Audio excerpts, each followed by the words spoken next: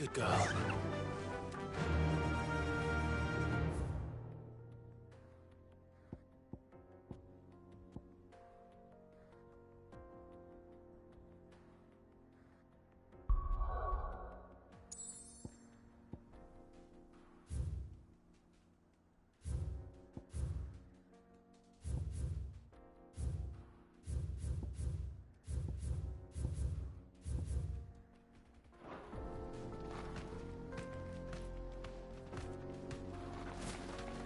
Come on, girl, the gate's open now, we can press on.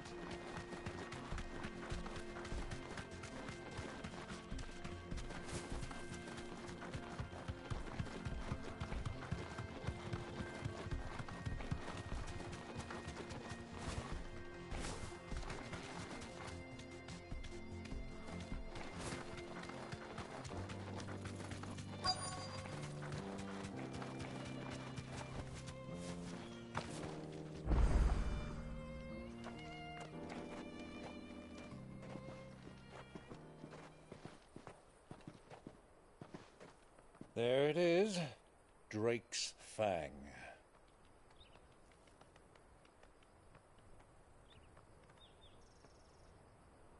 Kupka will be hiding inside. Along with goodness knows how many guards, all on highest alert. You'll need to keep your wits about you if you're to reach him. So be careful. I will, Uncle.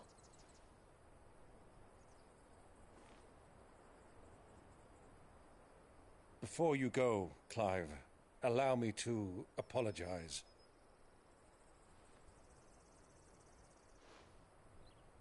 After what befell at Phoenix Gate and the crisis that followed in its wake, I fled. I retreated to my counting house and danced attendance upon the Vicereine in the hope it would bring me favor. I betrayed my nation to save my skin, like the coward I am. And I'm sorry. Uncle, please. It's not too late, Clive. Rosaria is yours by right, and there are those that would help you to take it back. Had I the courage of my brother, I might already have done so. But that ship has sailed. You, however... No.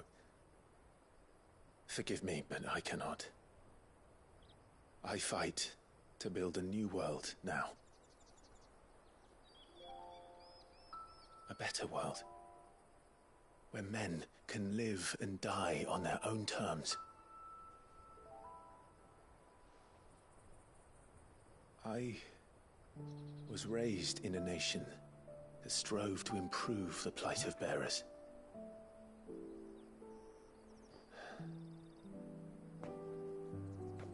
Only later did I realize that spark of freedom did not arise by chance, but was kindled by my father. You would see me follow in his footsteps. And that is exactly what I mean to do. Not by ruling Rosaria, but by extending his ideals to the whole of the Twins. Though every soul in the realm may judge my actions heresy, I am certain my cause is just. You really are just like him, you know?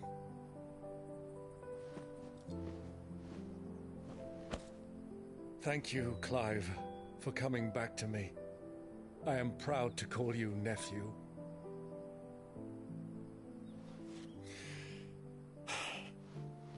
Well then, this is where we must part ways. Wish me luck in convincing my Canvarian friend to share his considerable talents. I mean to plunder his coffers and prove myself worthy of a place in your merry band. Till then, my boy. Till then, go safely, Uncle. And you, nephew. We have much to catch up on, you and I. I shall expect you to regale me with the tales of all your adventures when next we meet. You can regale me too, Torgal.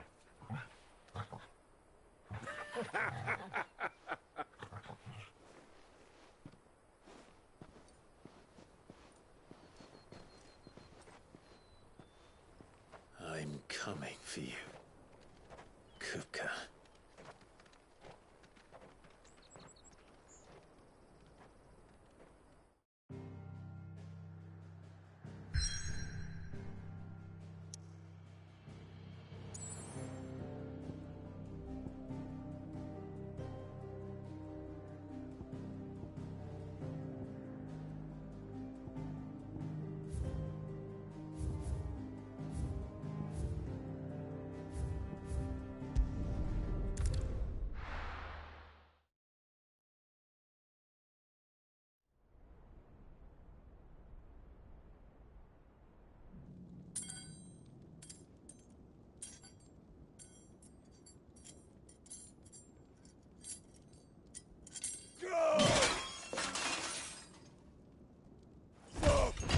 Fuck!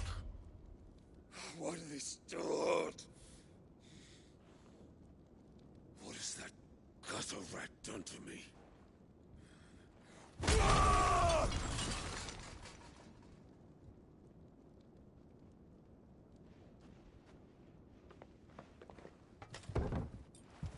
Out of my sight, witch!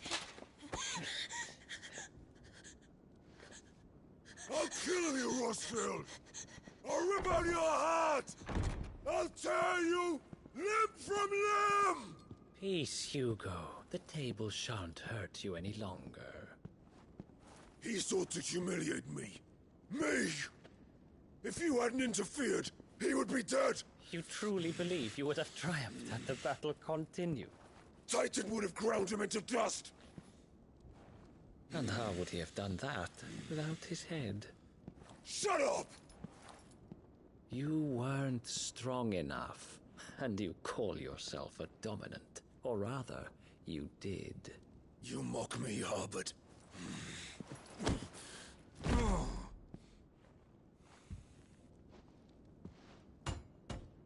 Do you see, Hugo? You are weak. Fuck! But so long as that fire burns within you, there is still hope. There may yet be a way for you to take your revenge. Tell me, what must I do? Please, I'll do anything. Just tell me.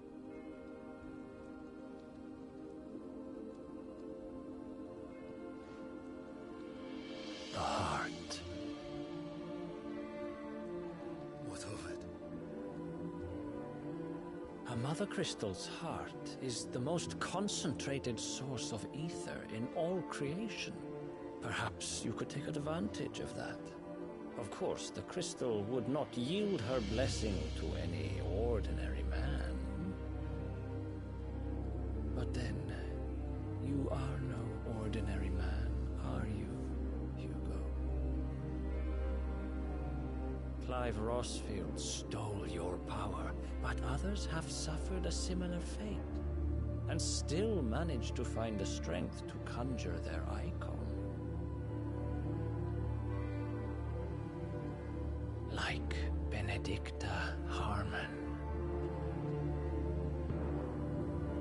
She too drank of the ether and gained a power beyond human understanding.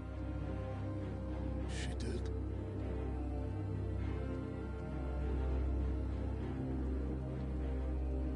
Benedicta.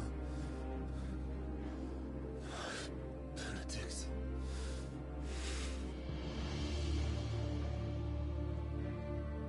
do it. My love. I'll avenge you.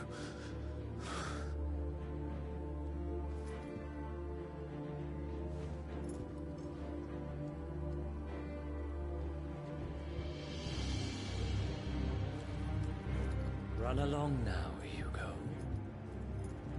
You need only follow the light.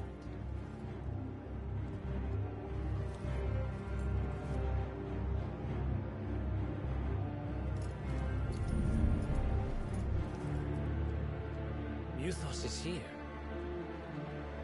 Very well, it shall be so. You may leave everything to me, Your Majesty.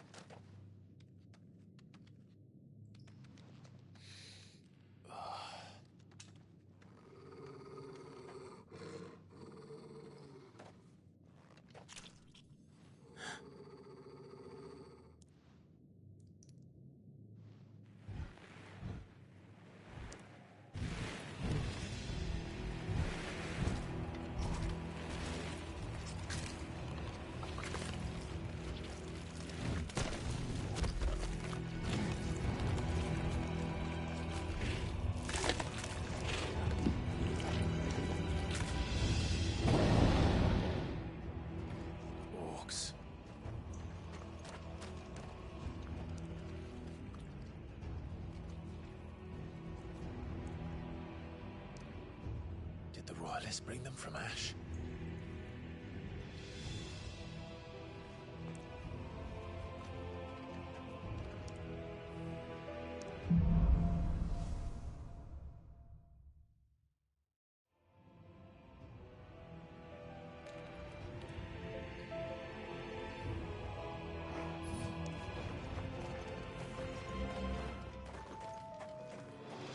Are the Beastmen part of the Waluda army now?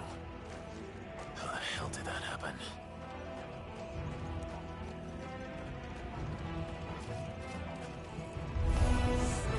They've spotted us. With me too.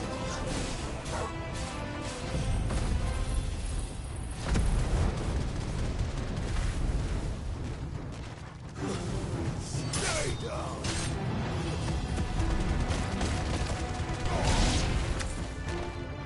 Help me, boy.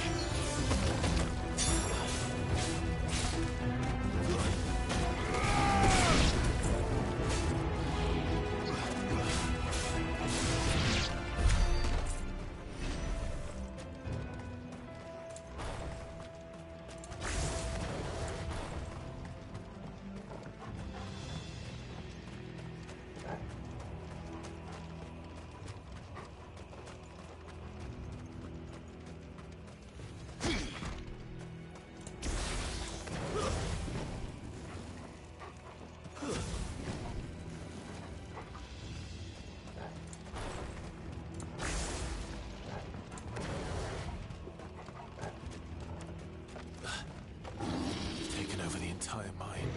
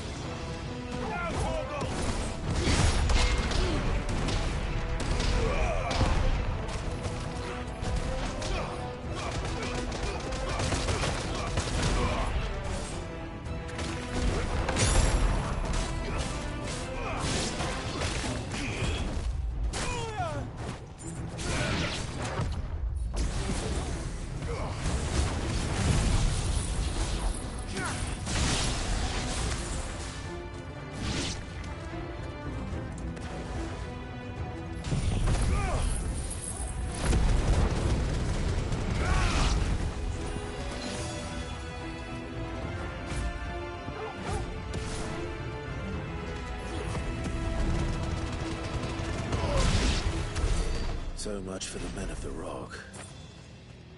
Dhalmekia's finest.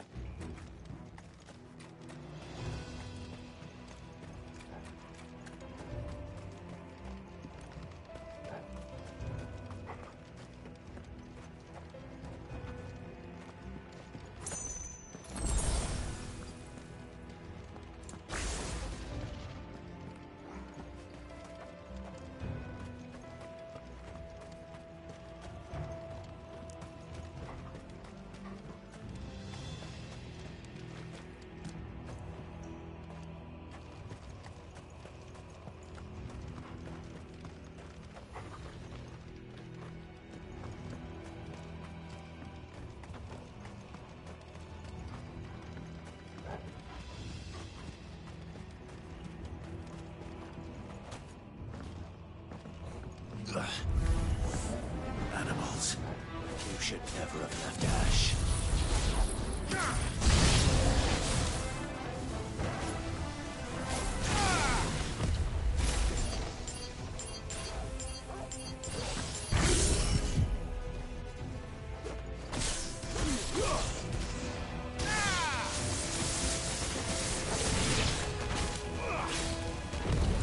Nice try.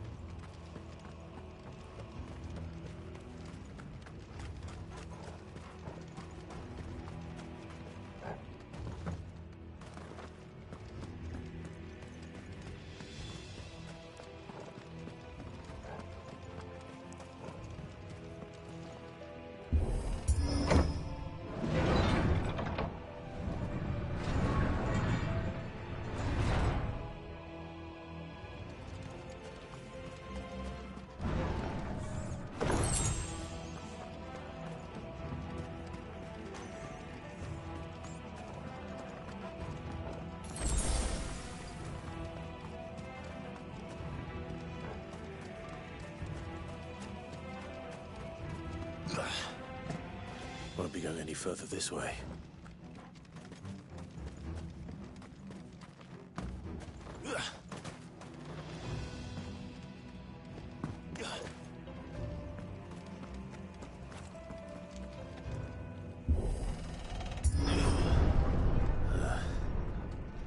Stairs. This must be the way out.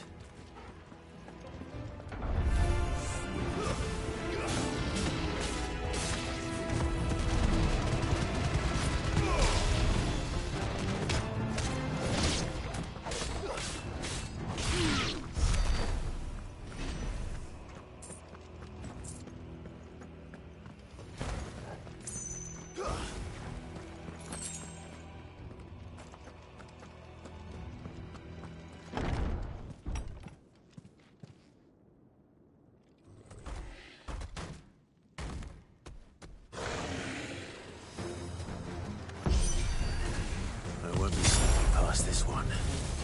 How did it get in here?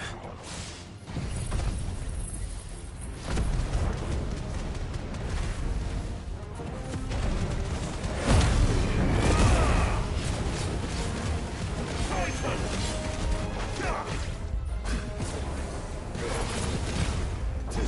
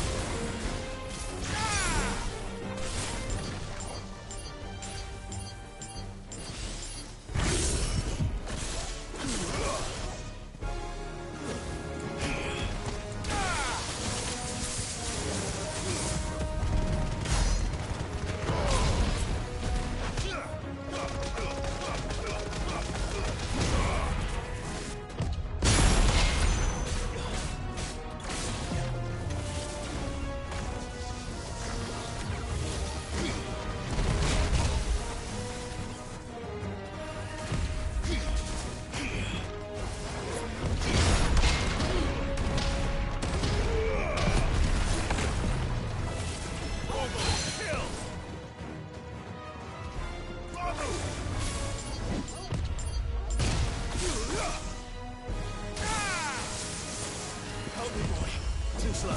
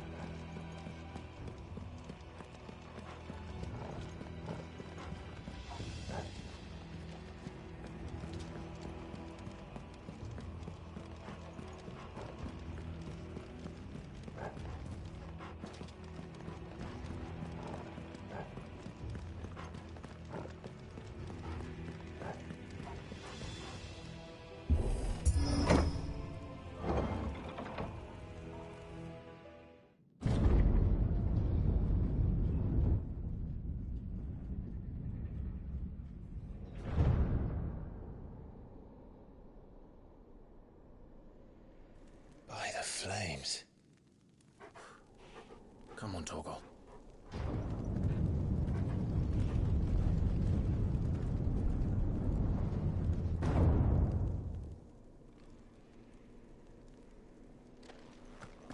Kupka never did do things by halves. As if taking the Mother Crystal for his own wasn't enough. He had to build his castle in it.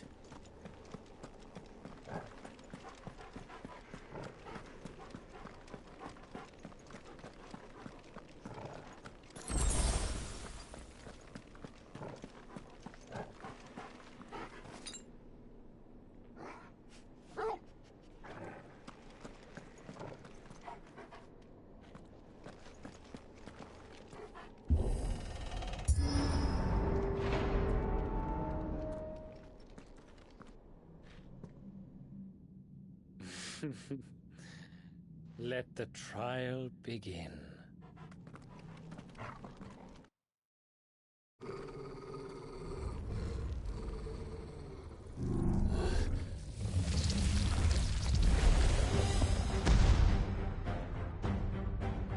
What the hell?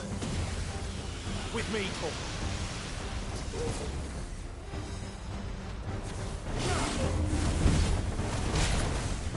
Torgal, kill!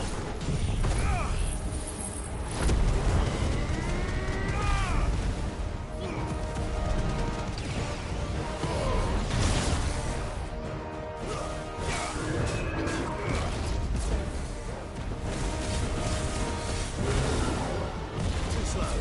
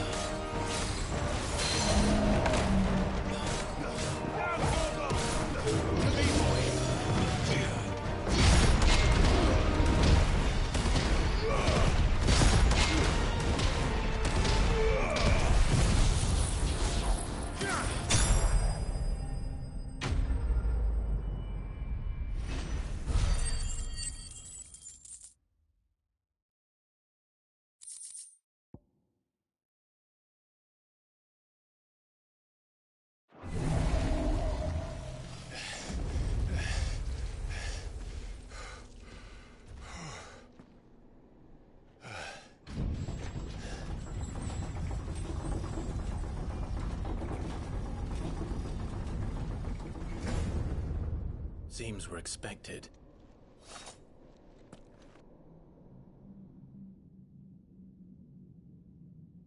So this is the power of Muthos.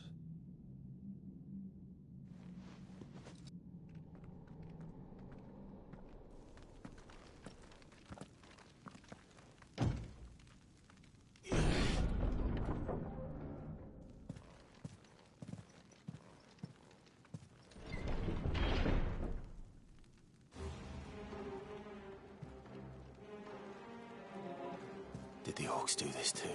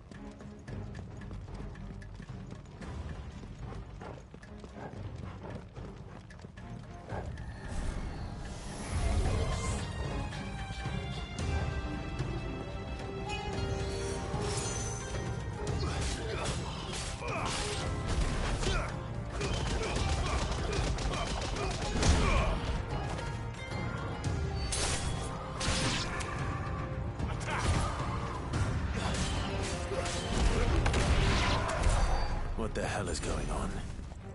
Are these things here for me? Or for him?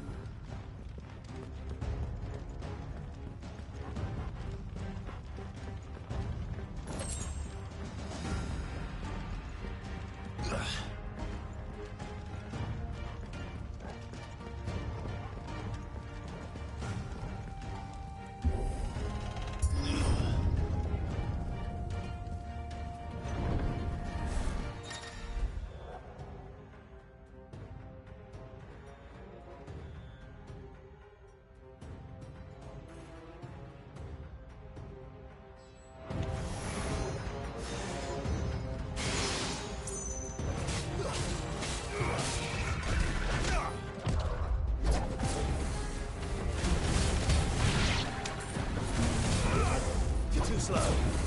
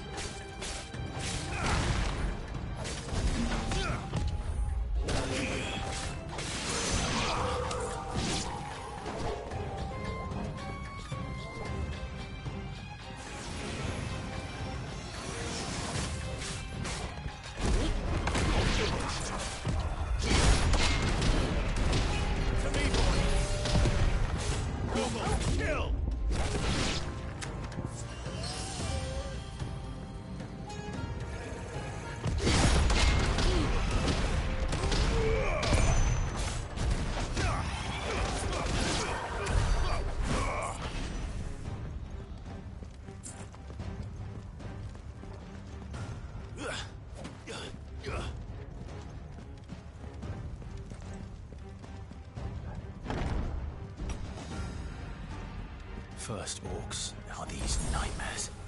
Is this your doing, Ultima?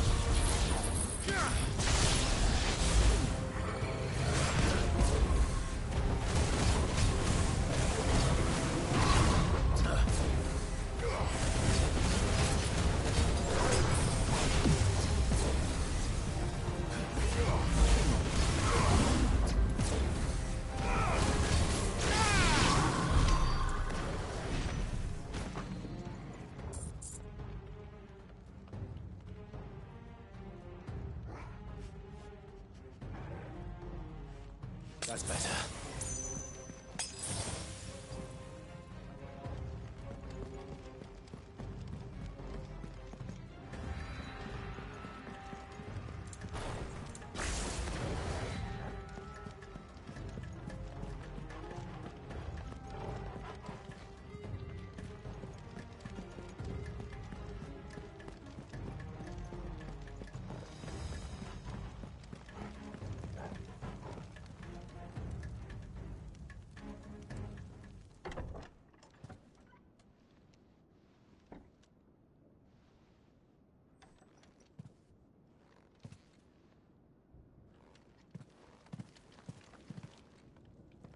You've been busy, Kupka.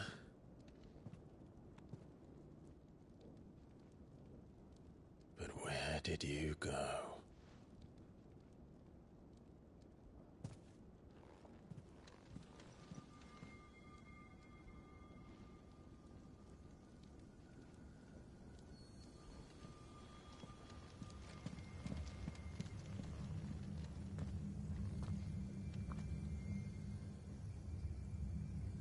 The heart.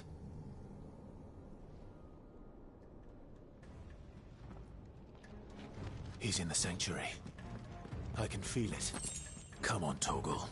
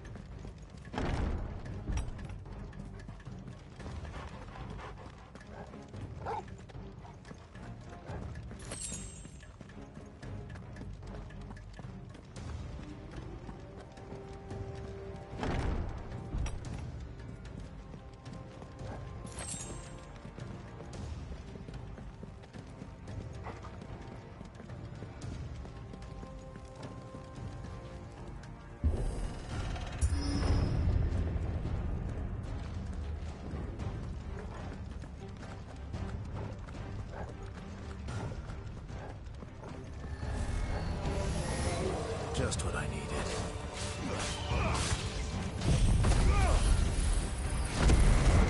All yours, Torgal. To me, boy.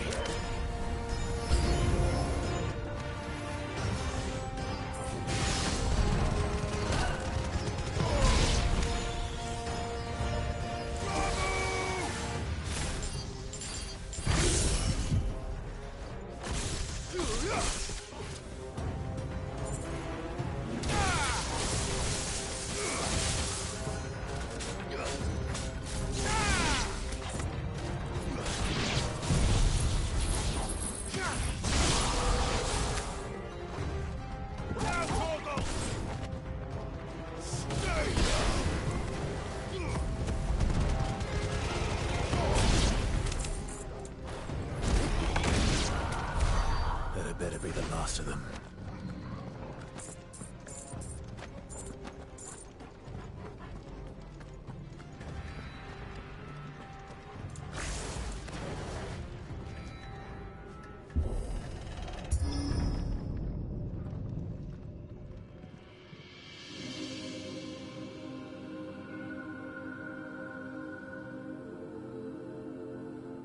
Benedicta, my everything. I've missed you so much. Kuka!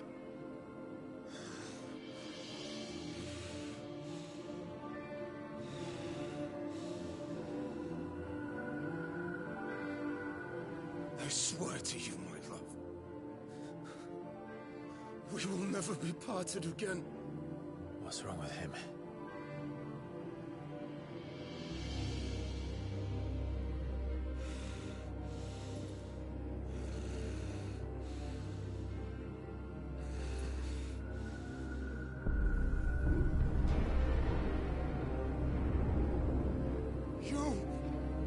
You got away from her!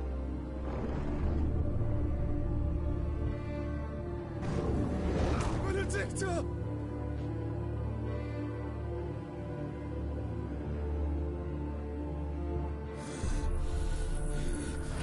I'll kill you, Roswell!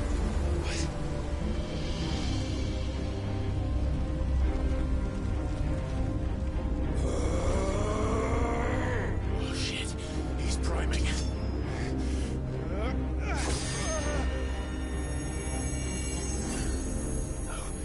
No,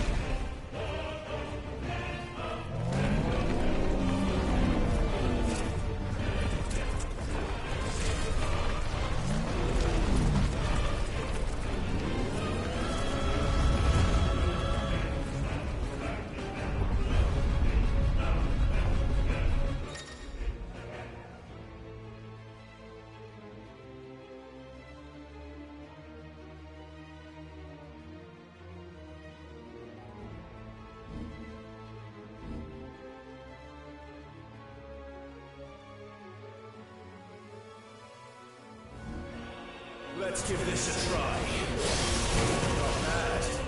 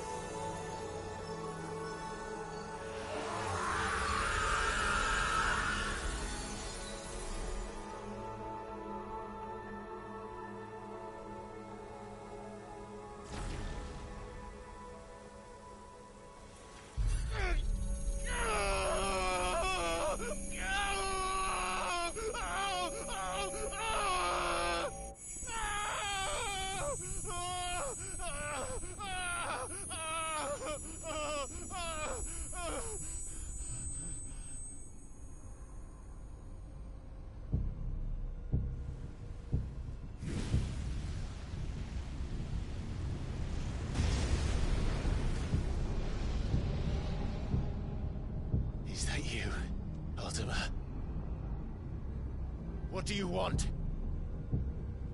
Your soul is tainted with worthless human will, yet your thirst for power remains undiminished. With every sip you take, you grow in strength, and soon you shall achieve perfection. I don't know what you're talking about. You will accept us, Mythos. It is inevitable.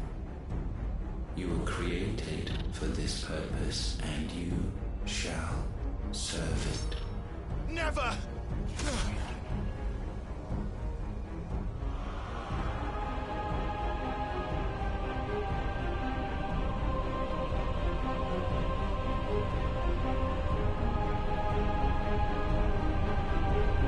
Fight it, Clive!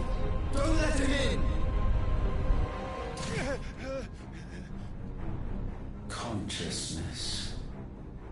We see now. Human will is so insubstantial it cannot exist in isolation. You mitigate its weakness by interweaving it with your consciousness. We believed we had merely to purge you of your will to claim our vessel.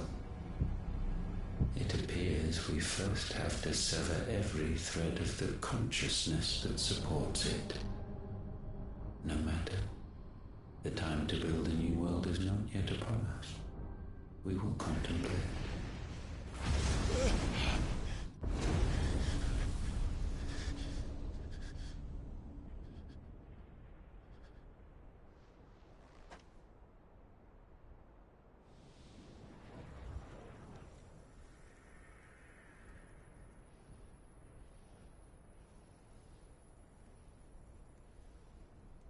Thank you, Joshua.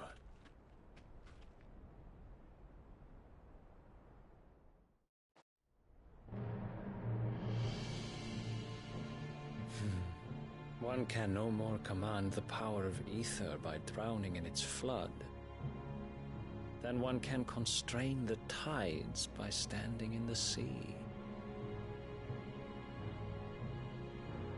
I had thought Hugo wiser than this, but it seems his head was full of rocks after all. Titan was strong. Your Majesty. But Mythos is stronger. For 5 years, that man lived only for revenge. Clinging fast to a fiction, even as it swept him into the abyss.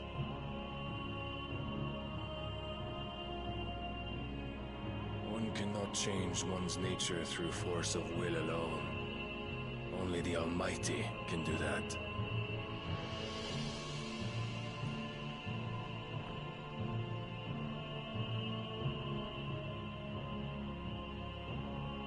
Hugo Kupka, the man who gave his life for a woman's head. A fool like all the rest.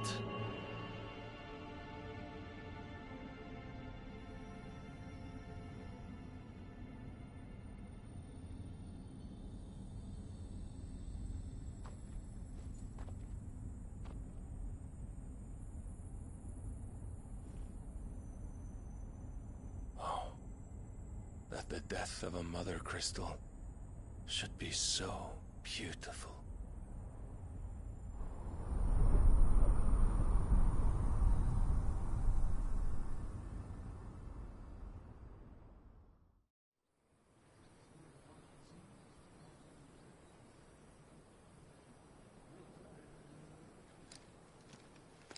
Some medicine, my lord?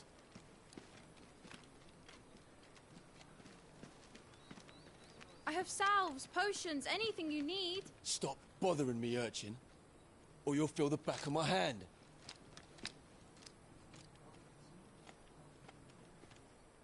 You must consider your health, my prince. If a show of force is needed to keep the Dalmex at bay, you may trust in your dragoons. I beg you to call on Bahamut only as a last resort. His strength comes at too great a cost. The Empire agreed to an armistice with the Republic, and yet the Emperor still plots its ruin. For now, the Dalmex suspect nothing, and as long as I can hold their gaze, war need not be inevitable.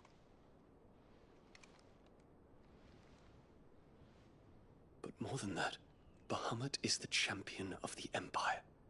When our people look to the heavens, the sight of him gives them hope.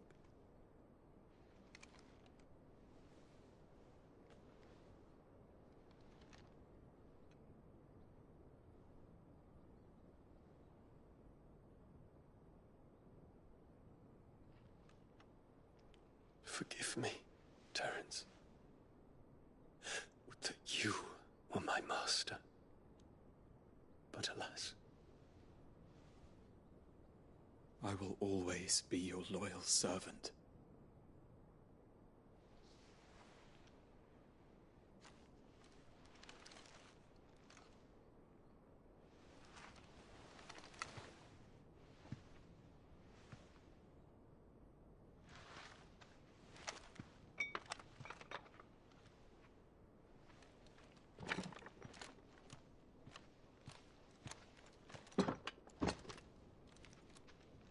Should the Council's brazen maneuvering prompt the Republic to tear up their own treaty and launch a new assault, our soldiers would advance to meet them, cutting across the Central Isles, but not in time to prevent their forces from breaching the southern defenses and storming Twinside. And so the capital would become a battlefield. Thousands of innocents would die. I cannot allow that to happen. There is one small mercy, at least. You will not be forced to do battle with Titan.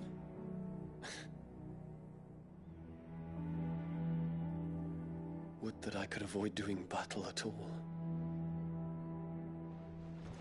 1,000 pardons, Your Highness.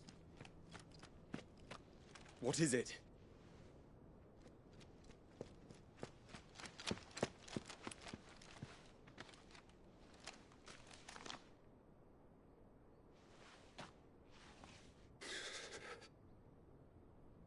Olivier has been made Emperor. What is the meaning of this? My father's orders. What were they? Quickly! Yes, Your Highness. His Radiance requests that Your Highness maintain position here and... Gah!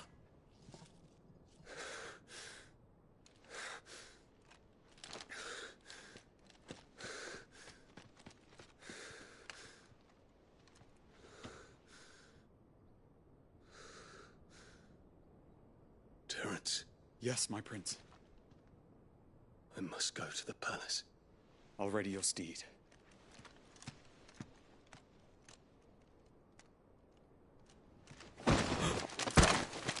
What is it now?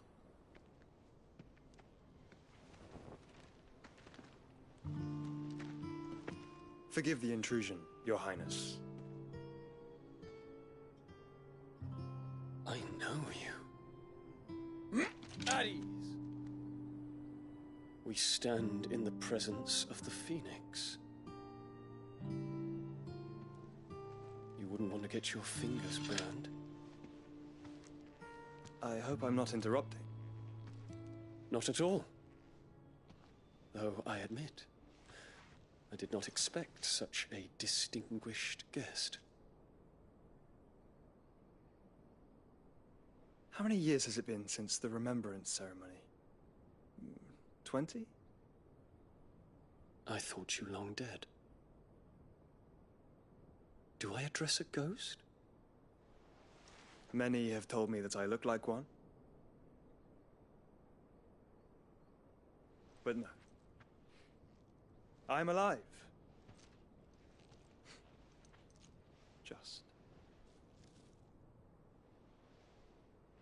Prince Dion of the House Lesage, I have a tale to tell you.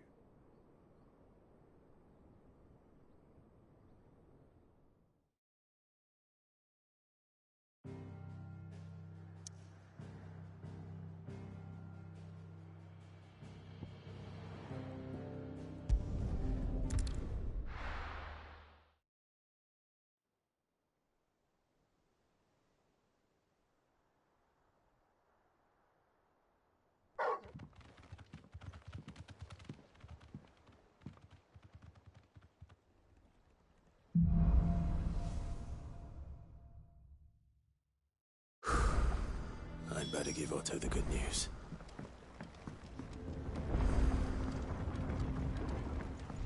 Welcome home, Sid.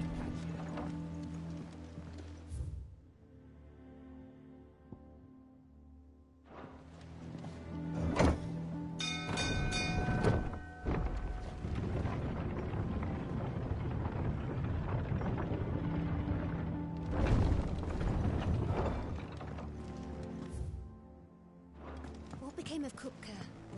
Why haven't we heard anything?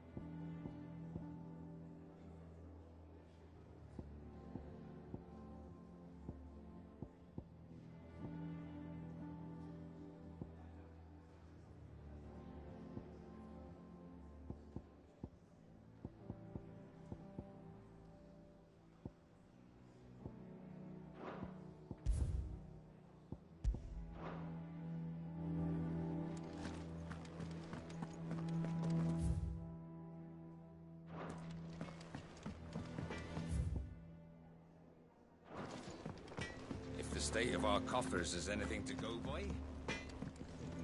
What do you need? A Sangfordian, do you?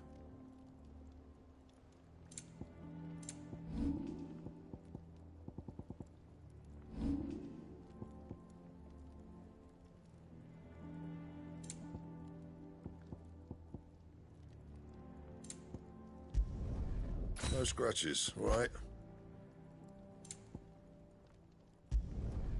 Not bad, if I do say so myself. No scratches, right? Not my best work, but it'll do. You can thank me later. Yeah, that should do you.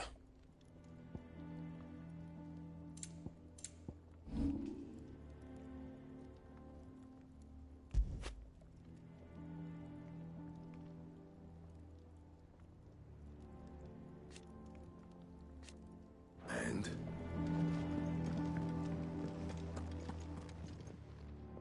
Is it business or pleasure? If you're gonna buy something, be quick about it.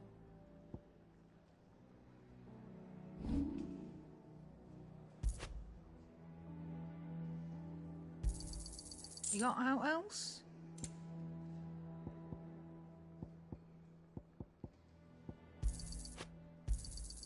I'll be thankful you got that much. I reckon I can find a buyer.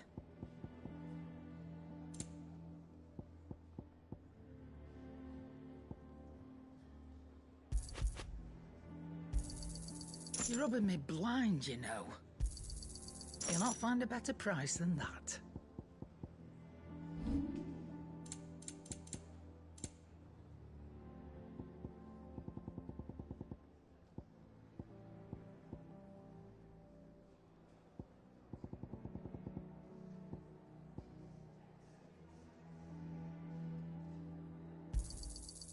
I reckon I can find a buyer.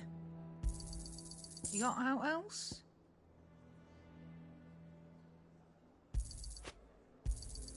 I'll be thankful you got that much.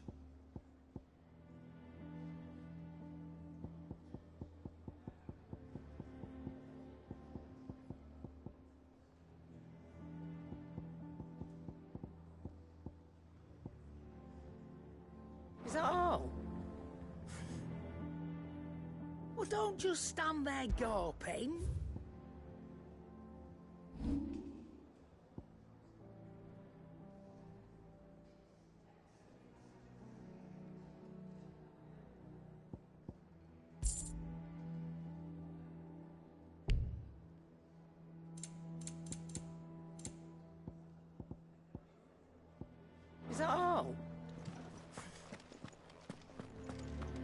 If the state of our coffers is anything to go by?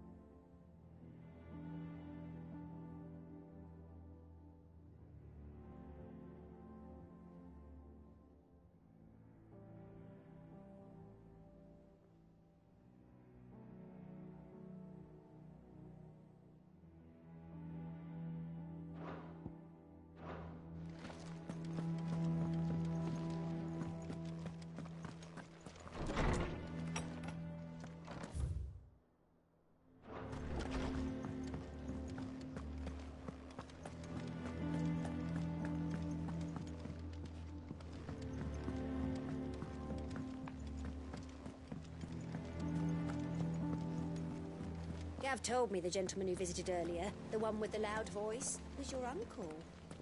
I did think there was a resemblance. Something in the eyes.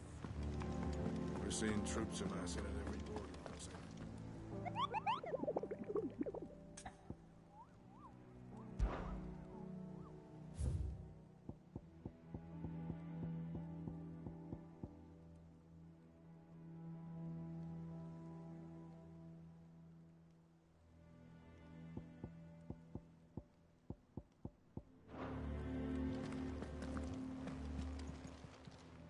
Welcome to the Patron's Whisper.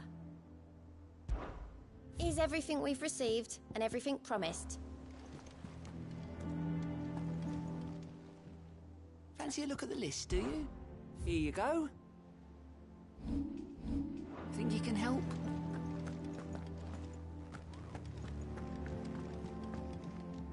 And how may I assist you today? How may I help you today? One must understand one's place in the world.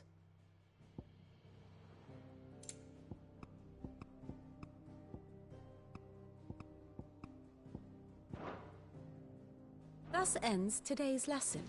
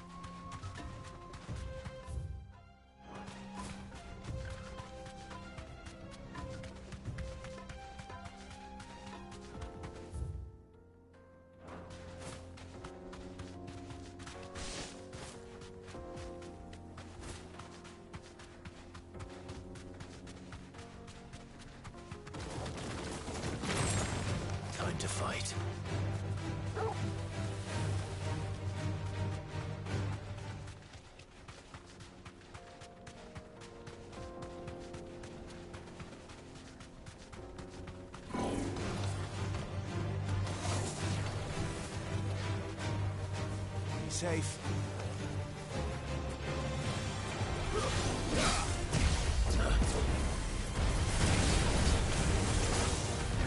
Nice try.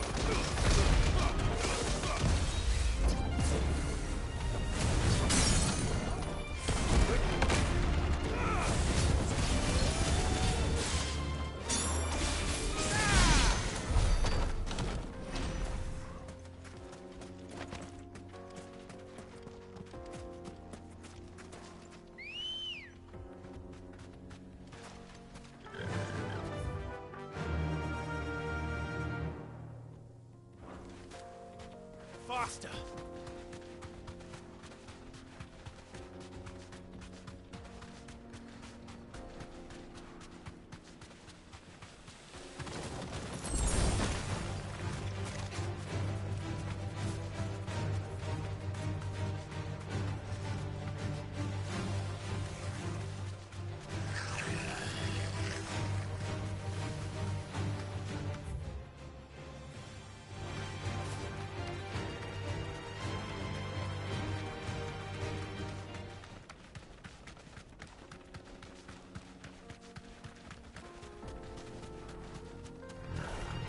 Mistakes.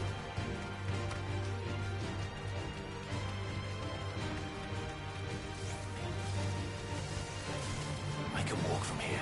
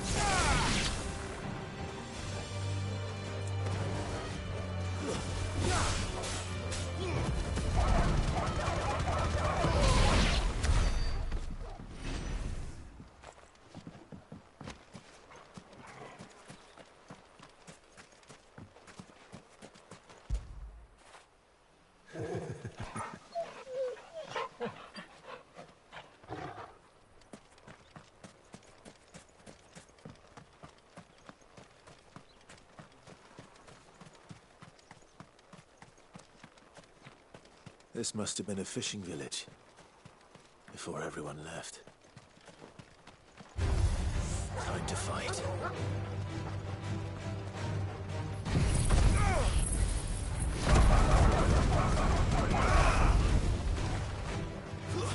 Stay down!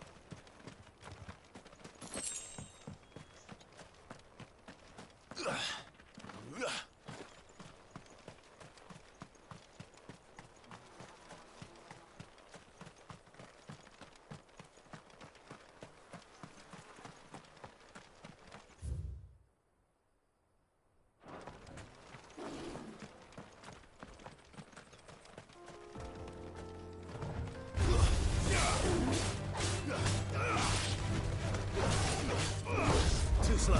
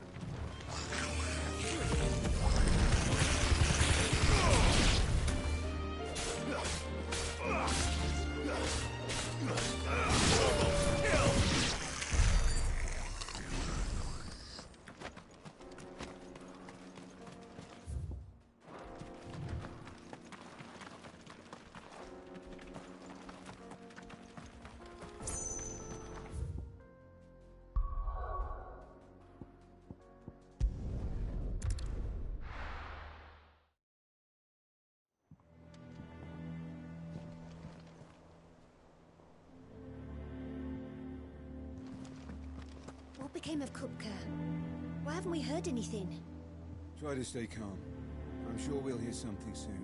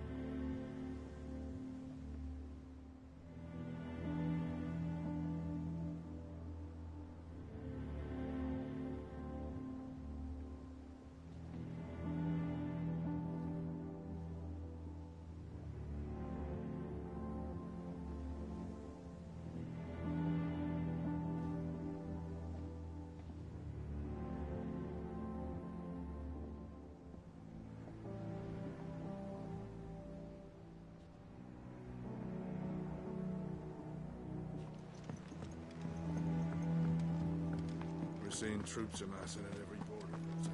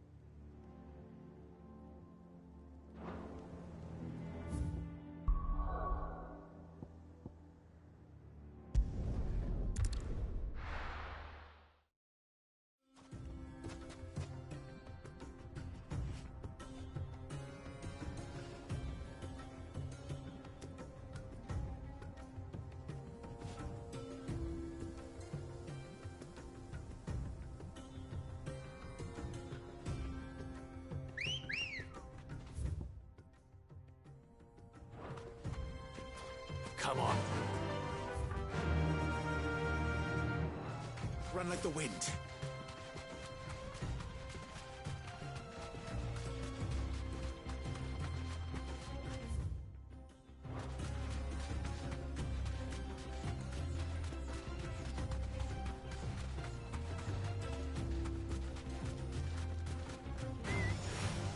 Damn vultures.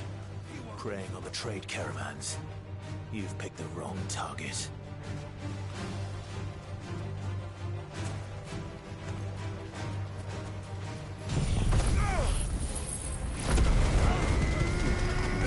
All yours, Torgal.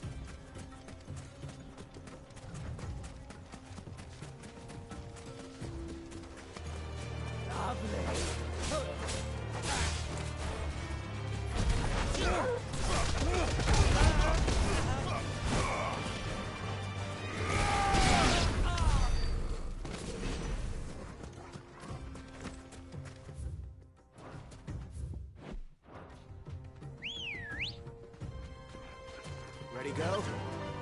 Fly, Ambrosia.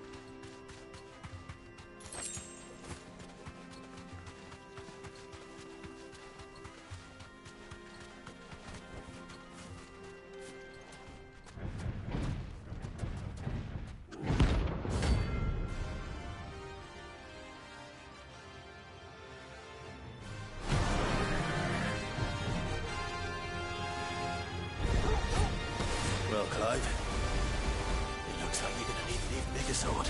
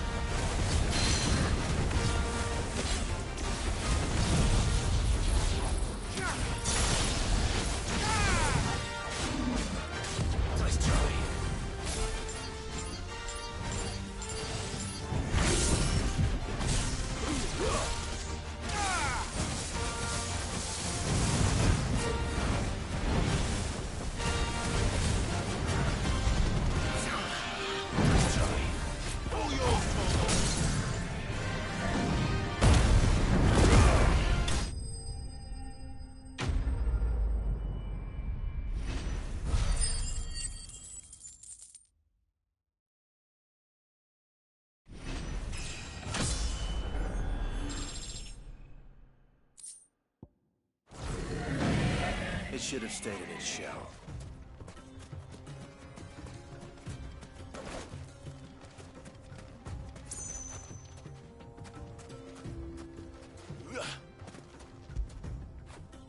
You were right, boy.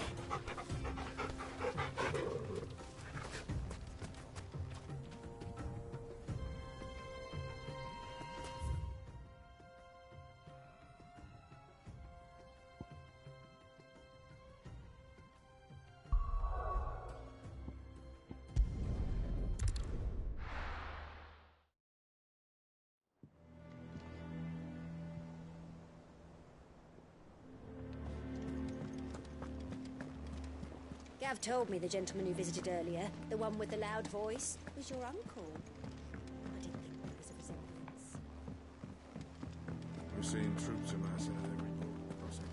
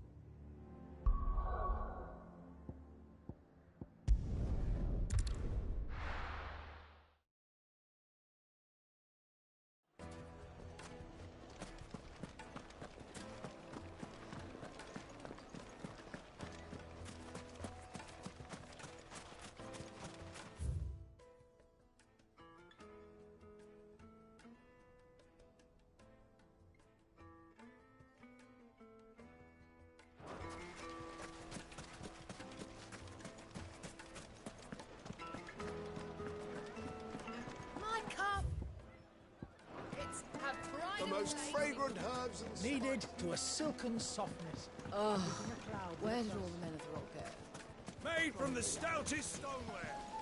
How about a hot bath?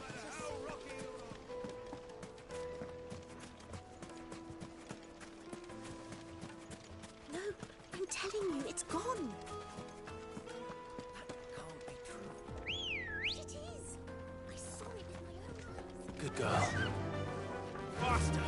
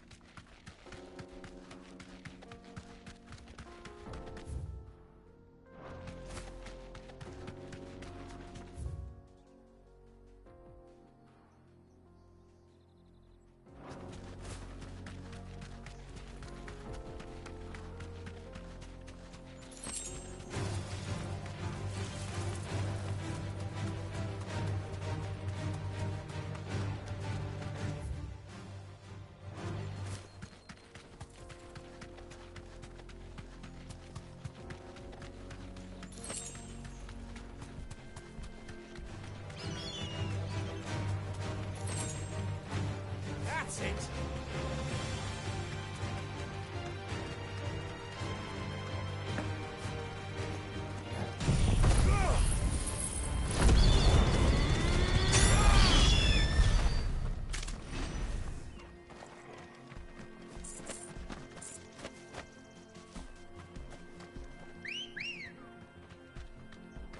Come on.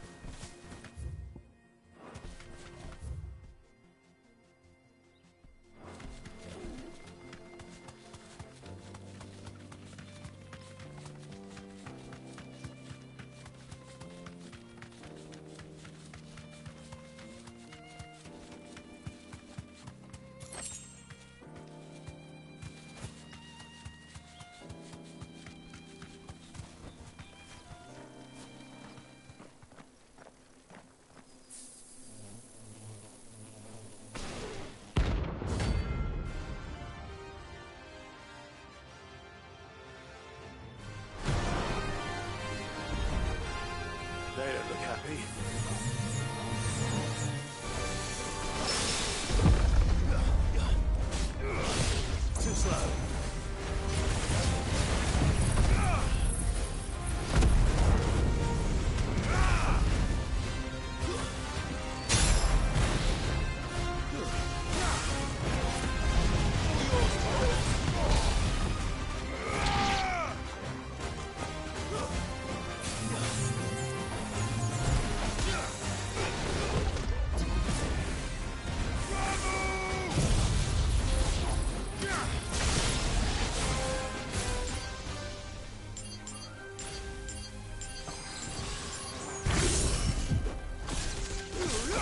Help me, boy.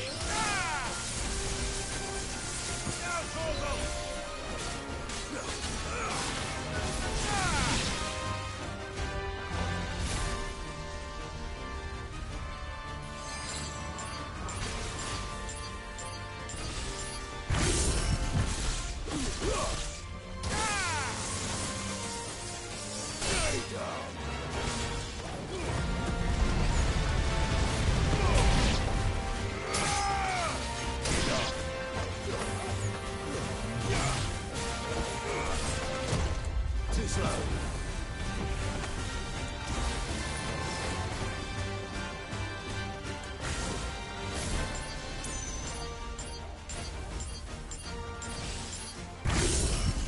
All yours, Torgal.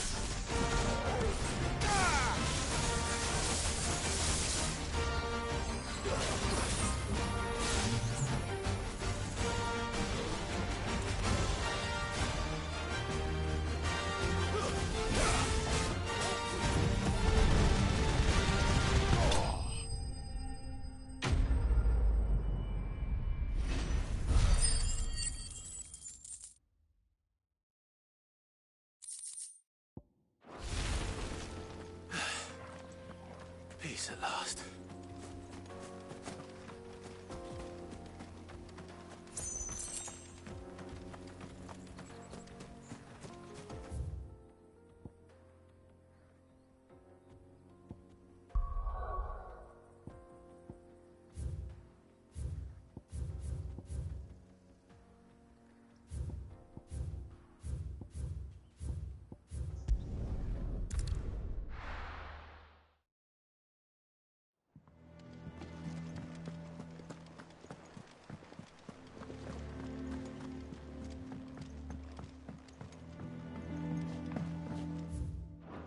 We're seeing troops amassing at every port crossing.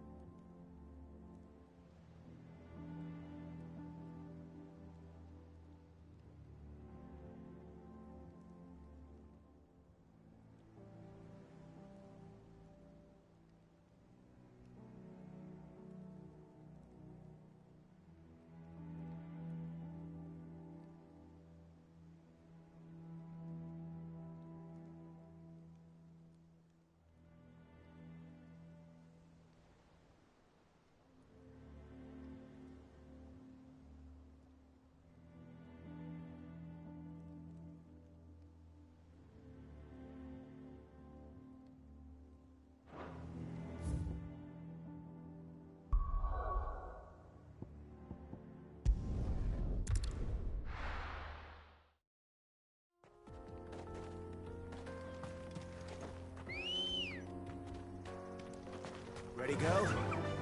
Run like the wind.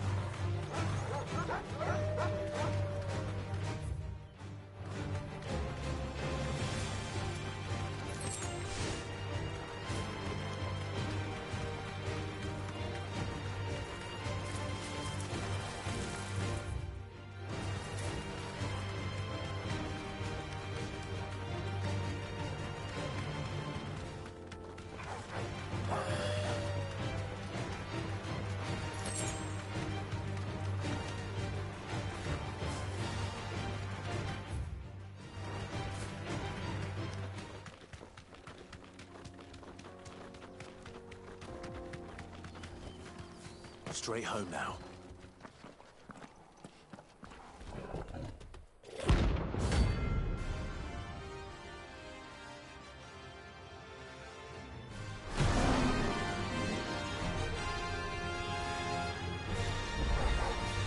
Playtime for the pack, is it? Let me introduce you to mine.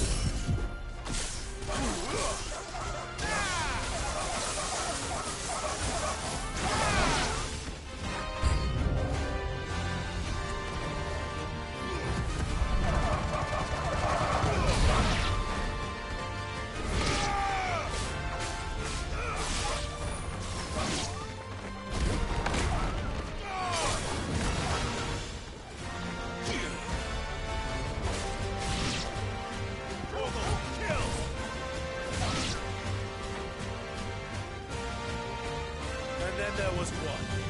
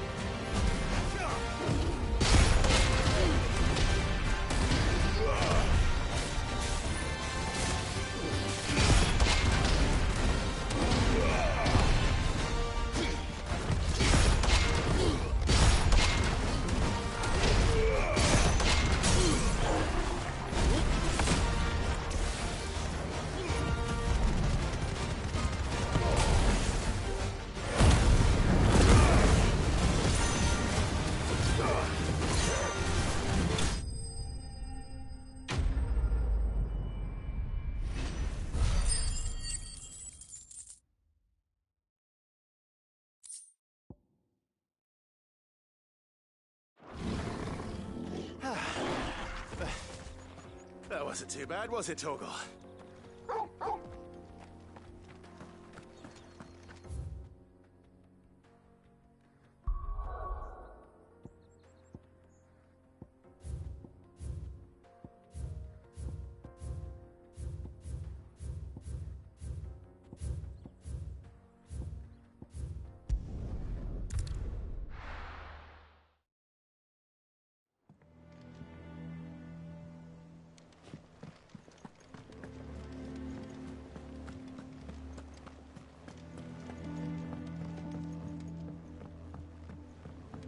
We're seeing troops amassing at every border.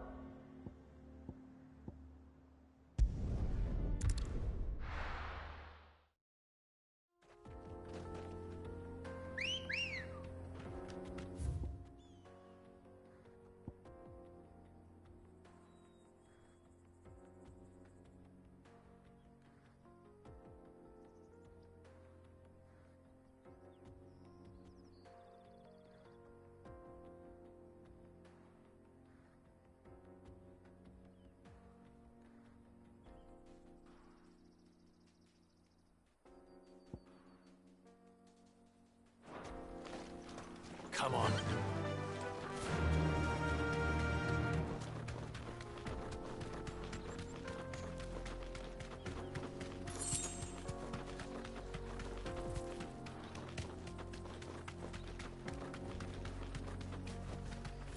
Straight home now.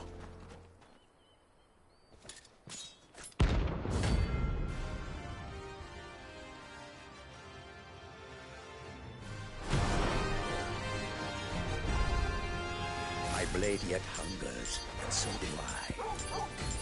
Come, let us feast on your flesh. Your feasting days are over.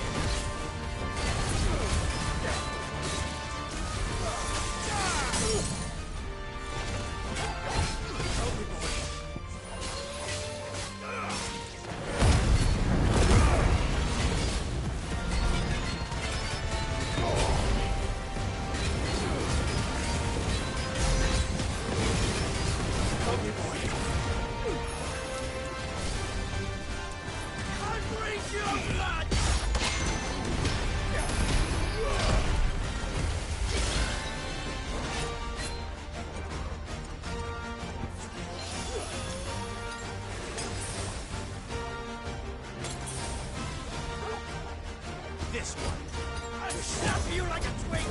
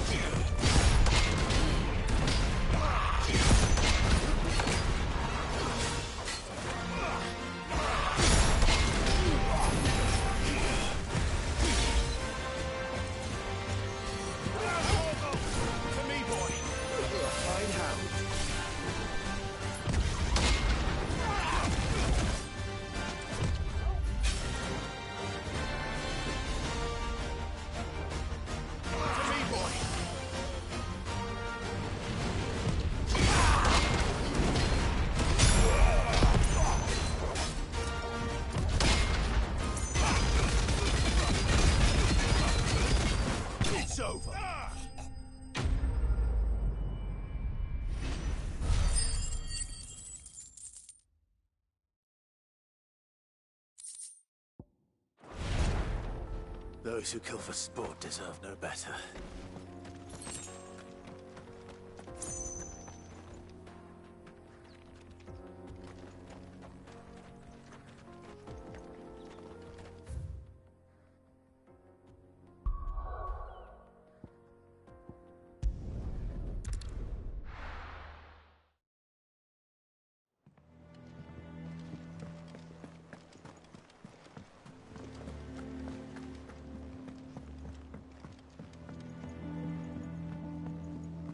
We're seeing troops amassing at every border.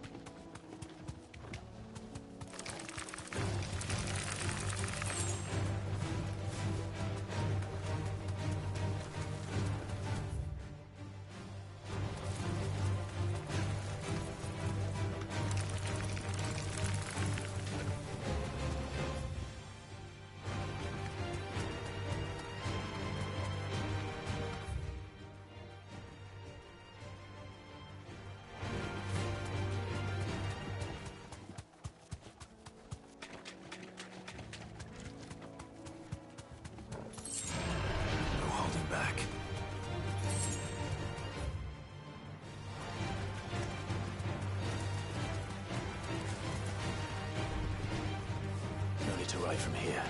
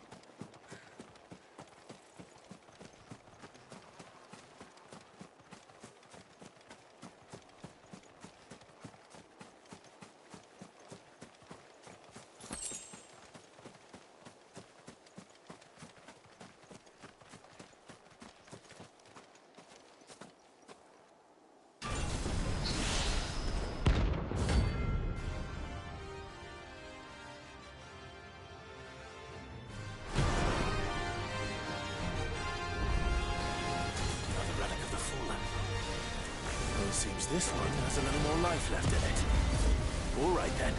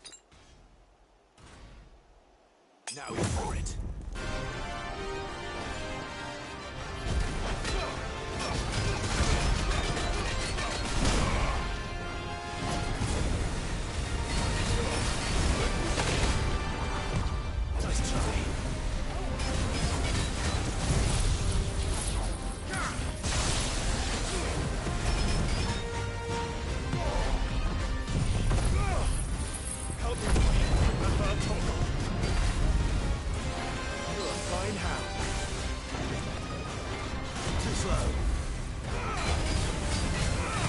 Nice try. Too slow.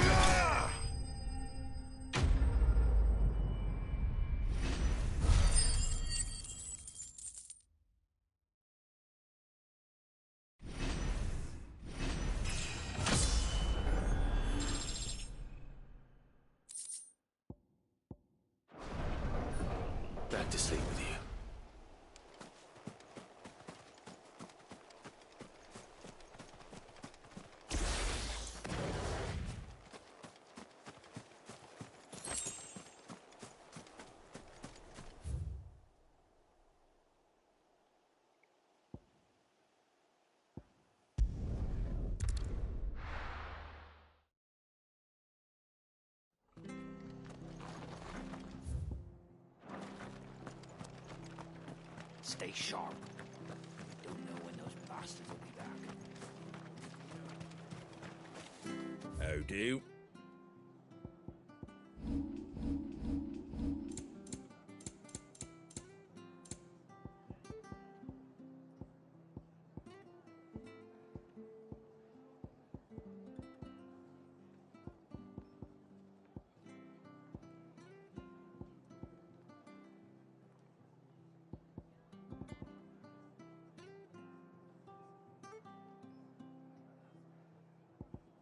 Very well.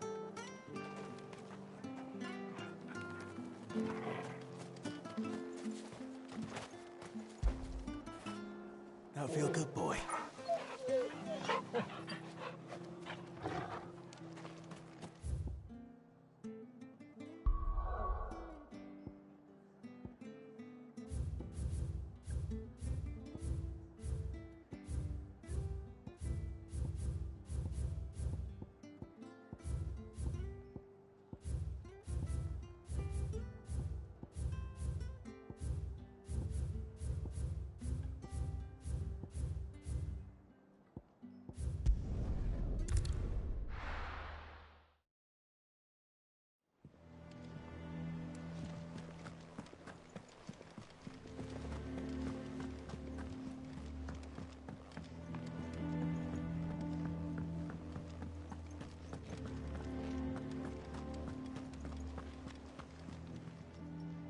How may I help you today, Clive? Your benefactors are a generous lot. All yours. All done? We're seeing troops amassing at every corner.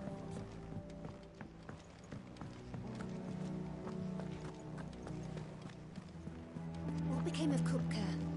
Why haven't we heard anything? Try to stay calm.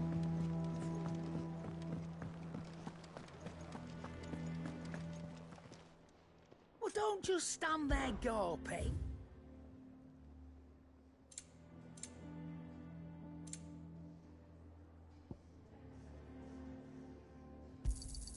It'd better all be here. You'll not find a better price than that. You're rubbing me blind, you know. Finished, are you?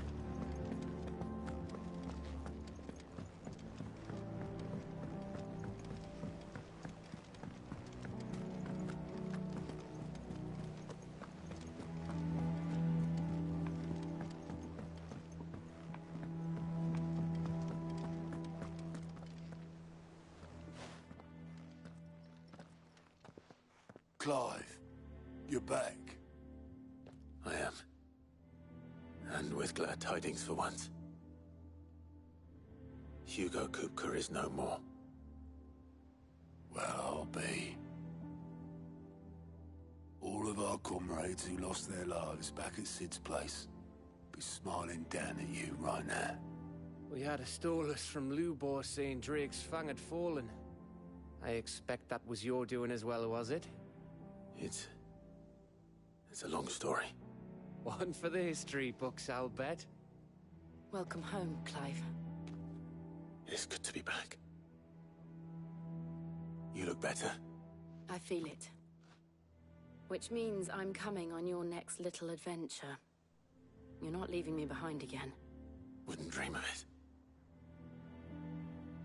Otto. Any word on the Royalist movements since I've been away? Shouldn't you be putting your feet up? If you really want to know, go and have a word with Vivian. Thank you. I will.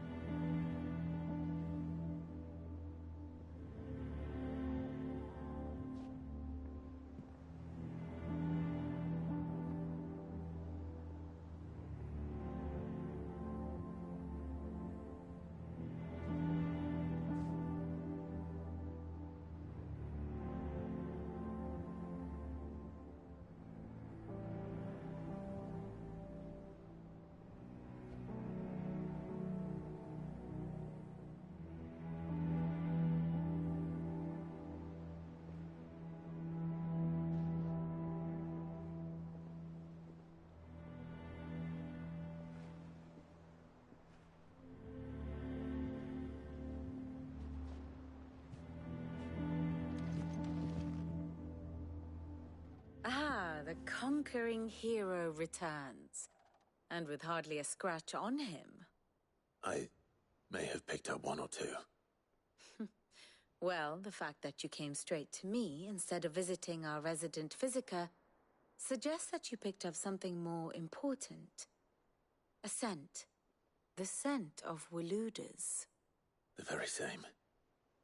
But whatever plans Kupka was hatching with the Royalists, he took them to his grave.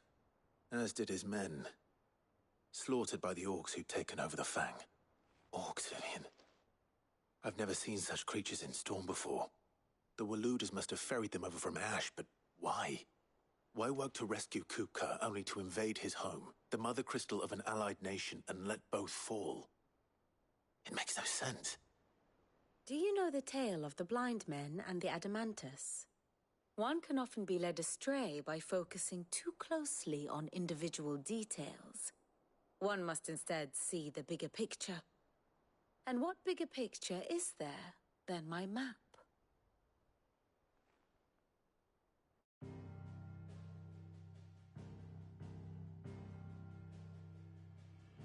The Kingdom of Waloed claims dominion over all of Ash. It is a nation forged by the bloody conquest of Barnabas Tharm, the dominant of Odin. The Canvarian War of Independence in 849. The Battle of the Twin Realms in 865. The Battle of Belinus Tor in 873.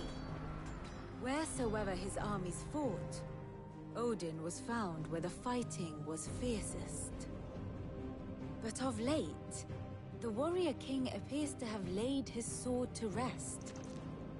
Battle rages for control of the crystalline dominion.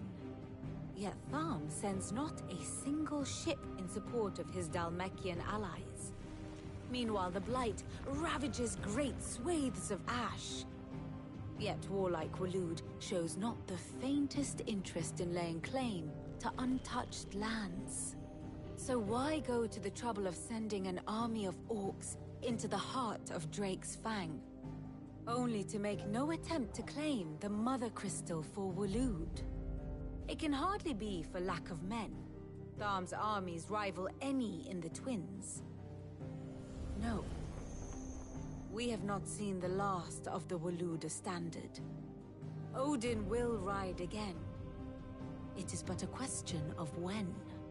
And on that day, who will be trampled underfoot?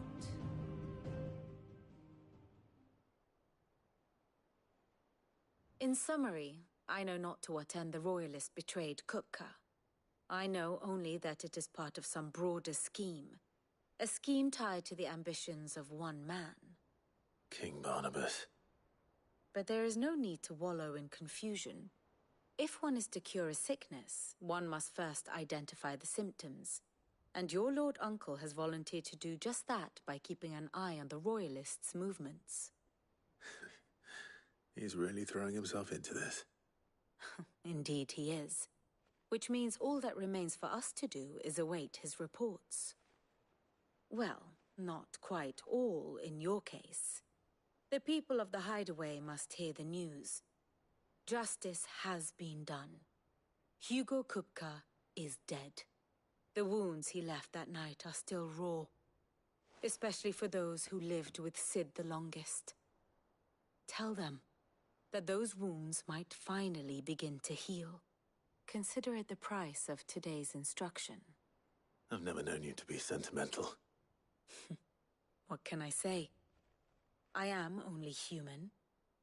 And we are, all of us, sentimental animals at heart. I suppose we are. Very well. I'll go and spread the word.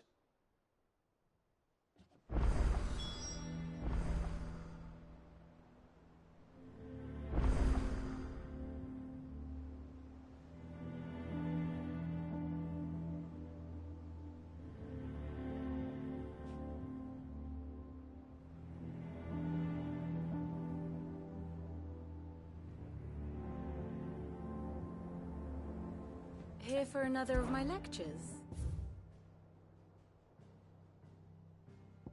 One must understand one's place in the world.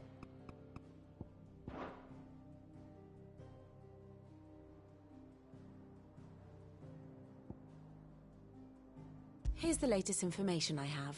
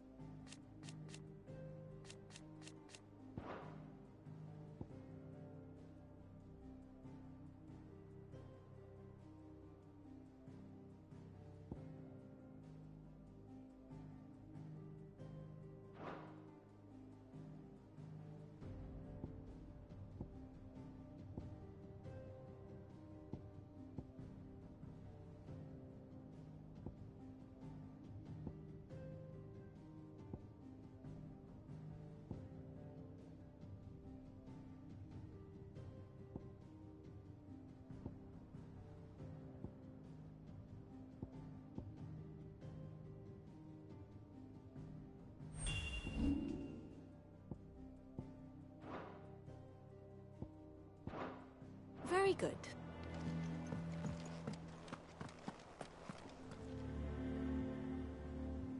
We're seeing troops amassing at every point.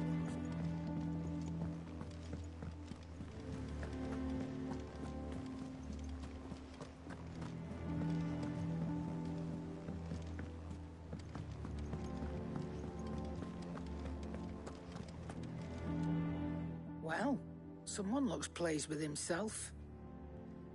It's true what I'm hearing, then. Nothing escapes you, Lady Karen. It's true.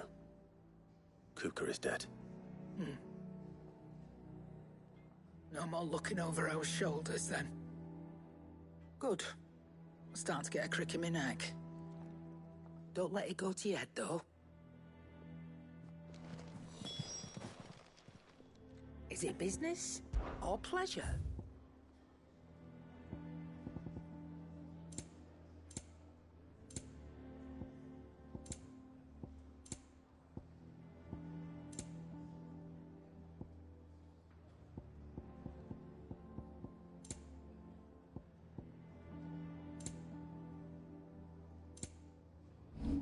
Is that all? Well, don't just stand there gawping.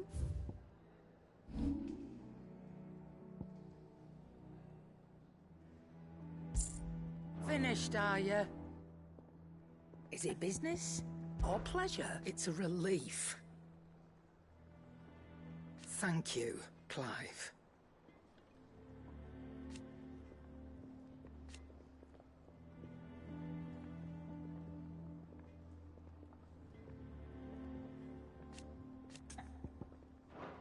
Nice to have a bit of good news for once. I don't say it often. But thank you, Clive.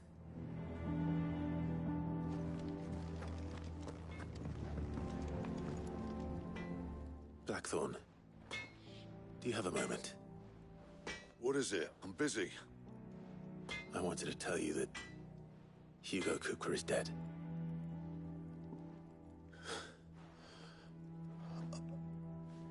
I can't tell you how long I've been waiting to hear those words. This is it then. And you begin to renew Sid. I'll try to live up to the name.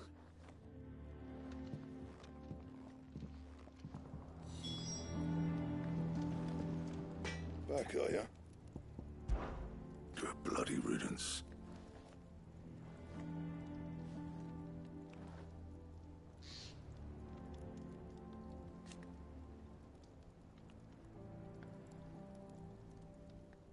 Mine included. So, what'll it be?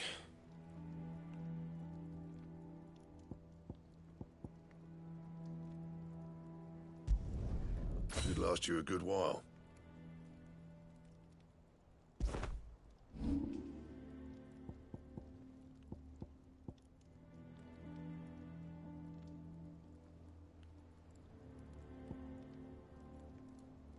And how am I meant to do that then?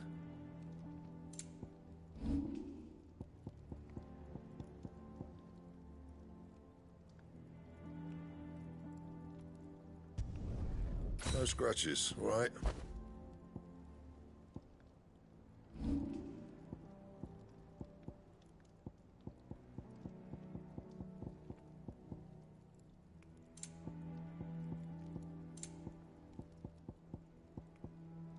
Don't waste my time.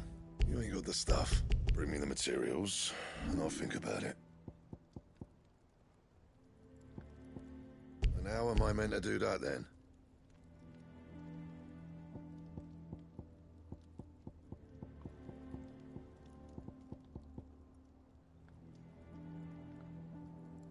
Don't waste my time. You ain't got the stuff. That it? Fine.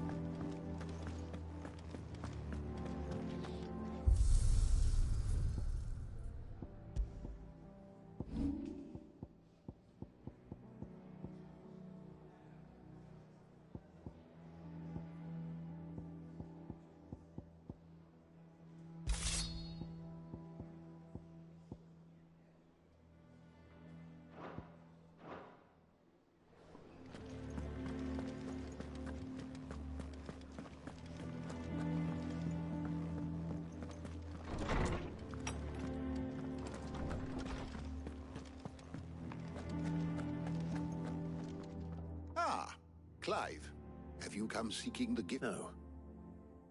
To share mine, actually. Hugo Kupka is dead. Oh, my. Look, he's crying. He is. The big baby. And with good reason, children. These are tears of joy. We must offer up a prayer to your parents that the heavens might weep with us. There shall be no lessons today, only thanksgiving and merrymaking. Go, put away your things. All right. Brilliant.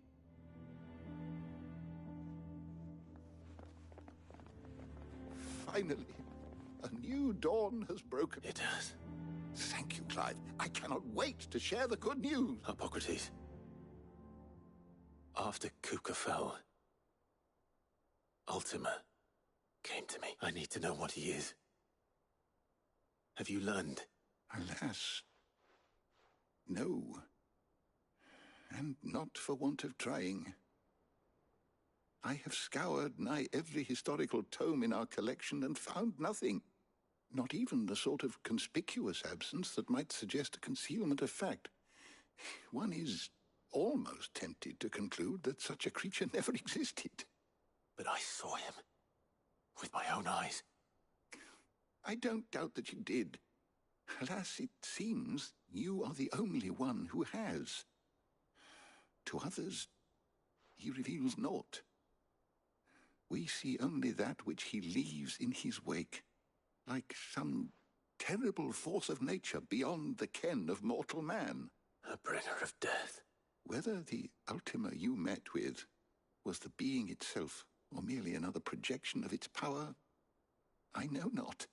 But until I do, my investigations shall continue. Thank you. It means a lot. Right. Let's see if Otto has anything else for me.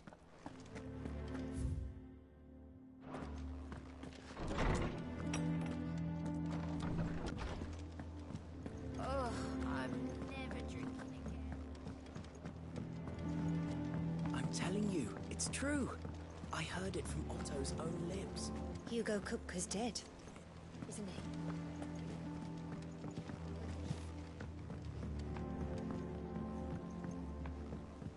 We're seeing troops amassing at every border crossing. You barely sat down since you came home. Vivian got you running errands or something? Just spreading the word.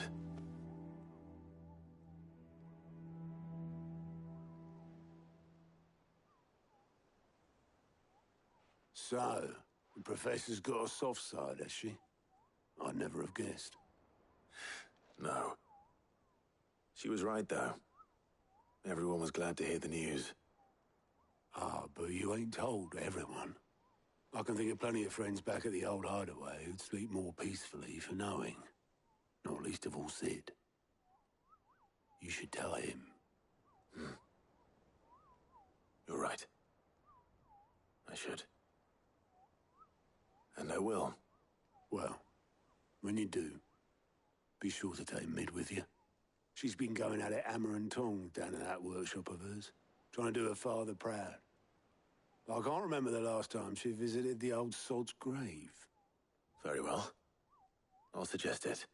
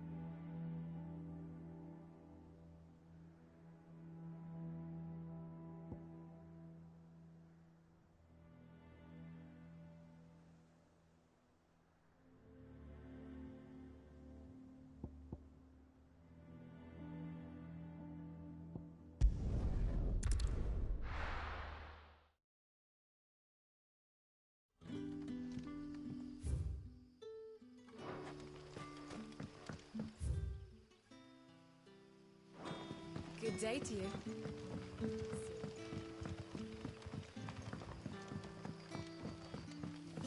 The crystals we get from the tail are all but worthless. We had to dig a new cellar. Ah, Clive. Your timing is exquisite, as always. I have a concern which you may be able to assist me with. Go on. There are whisperings afoot of shadowy figures having been sighted outside the village. Rustlings in the undergrowth, suspicious noises. My people fear that they are being watched. It may be no more than a surfeit of nerves, understandable in the current climate, or it may be the prelude to something altogether more dangerous. Given what I hope you'll forgive me calling your nose for trouble, I wondered if you might investigate.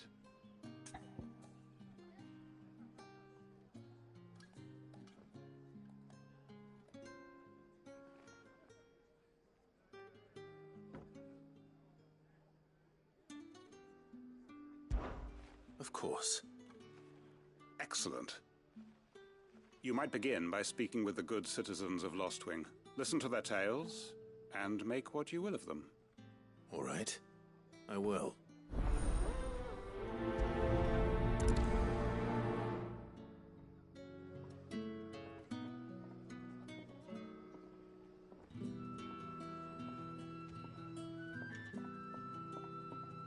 Hello, Sid.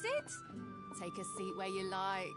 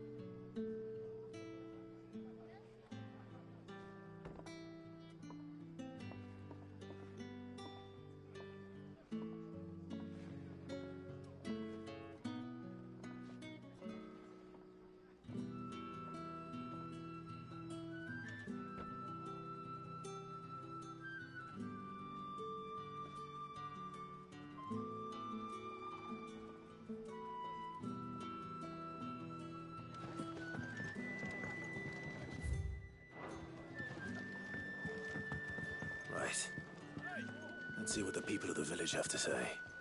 I better find out if this is just nerves, or something we need to take more seriously.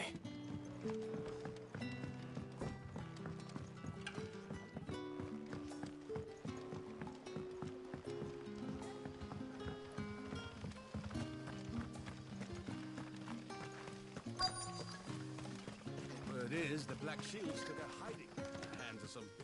Excuse me. Quentin mentioned strange figures having been sighted near the village. Have you seen anything? Nah, not me, Gov. I heard the rumours, though. I'm here most days, right next to the gate, and I ain't seen nothing out of the ordinary. Don't worry. Any shady characters try and slip into town this way, and I'll soon come running. And shouting, most likely. All right. Thank you.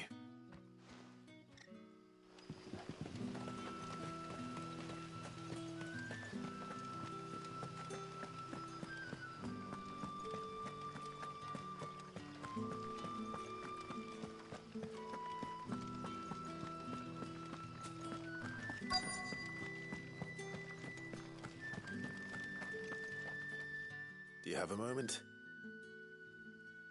There's talk of suspicious figures in the woods. Have you seen anything? No, but I've heard something. Sound of scraping metal, like someone sharpening a sword. Where was this? In Lorbert's Pass. Was out foraging for herbs when I heard it, screeching out from between the trees. Ran back here as quick as my legs would carry me. I see. I'll look into it. Thank you. Seems Lorbert's Pass is our best bet, then. What do you say, Torgal? Shall we go and investigate?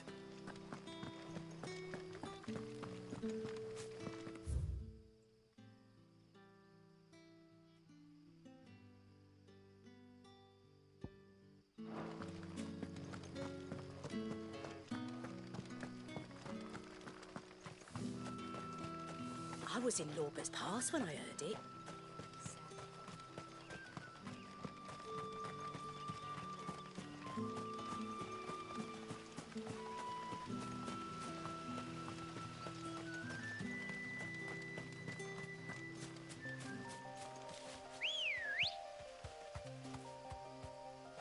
Good girl.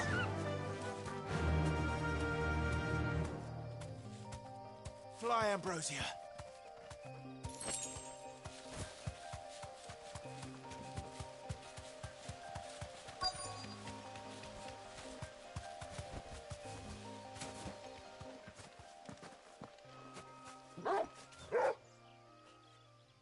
You there. Fuck! He's seen us. Get them before they escape!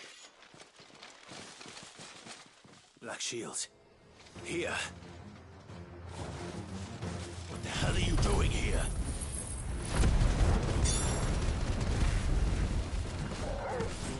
What is it to you?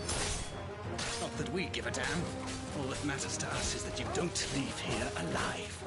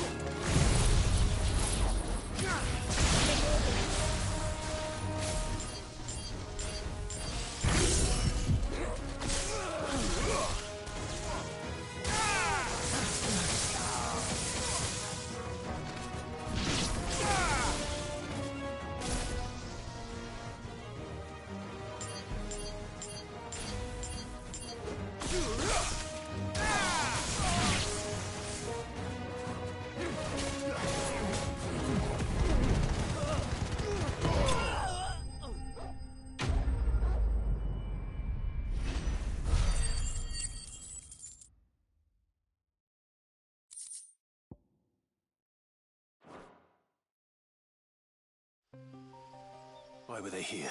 Were they planning an attack on Lostwing? I need to warn Quentin.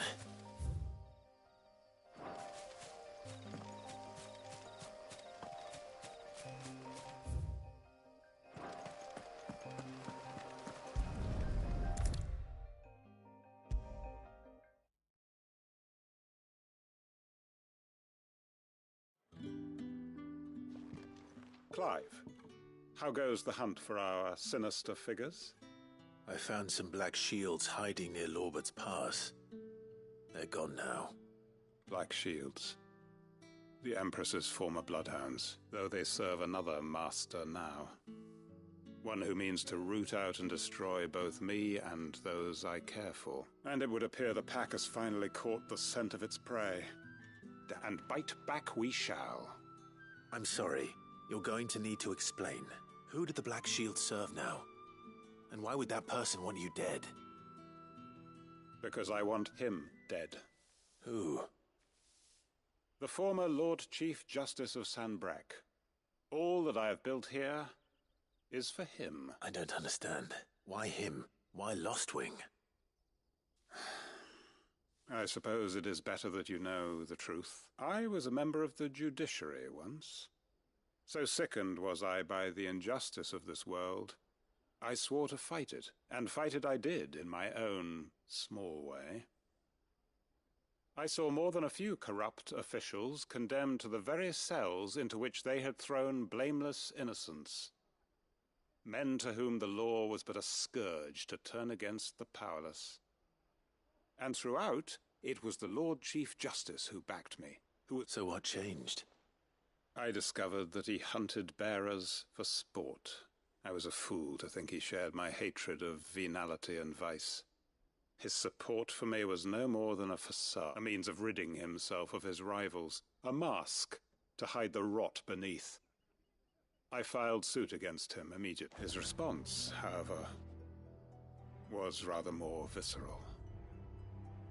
He had my entire family, and he faced no punishment whatsoever. The faith I had once held that any modicum of justice might be achieved through the courts. So I set about enacting my own. I tracked down every soul who served him, and slit their throats myself. But the man himself proved an altogether more difficult target. With money and power come protection. And so I saw that I would need an army of my own.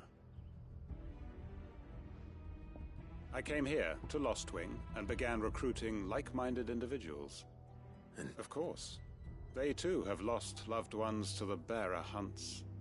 Seen faultless friends sent to the gallows to spare the guilty. All under the watchful eye of the Lord Chief Justice. Our wounds are the same. And our cause is the same. We are comrades. And our revenge is already in motion. We know where he hides, how numerous and well-trained his guard. What we did not know until now, however, was that his plans may already be in motion too. Quentin. Our time is short. He may move against us at any moment, unless we move against him first. My friends and comrades, it begins. Make ready for war.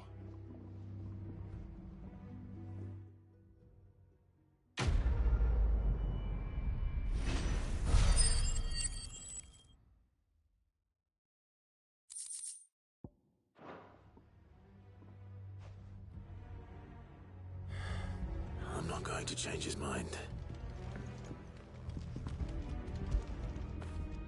After it.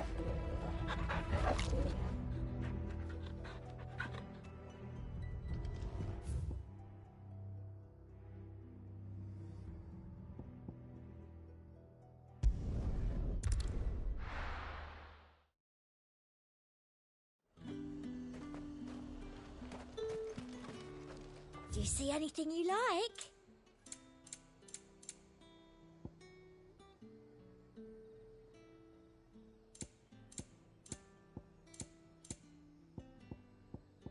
And a fine, fine day to you.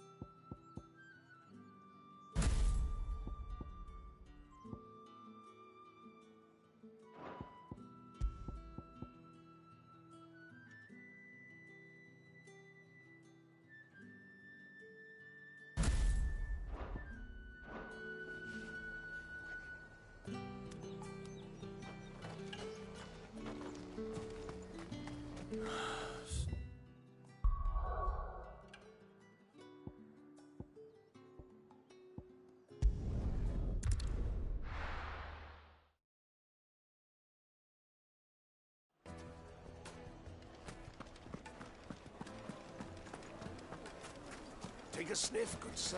Now you'll be known to man a shop. Gone, just like that. And without so much as a bar your leave. What's the matter? It's my apprentice. He up and vanished while my back was turned. I'd go and look for him myself, but I've got a bakery to run. A bakery that's now short one pair of hands. Loath though I am to rely on the kindness of strangers, I'm at a loss. Please, will you see if you can find him?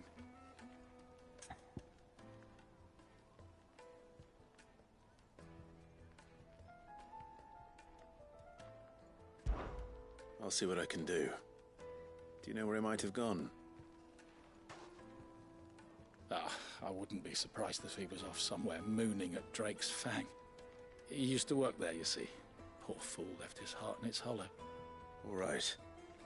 Then that's where I'll start.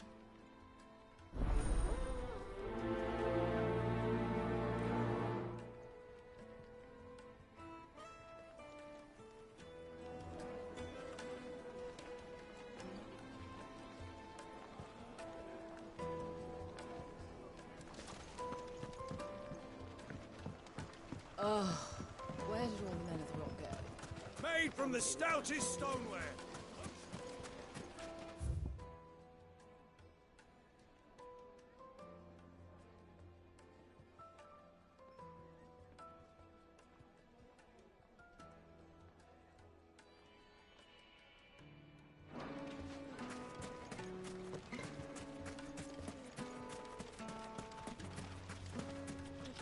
Good day, my lord.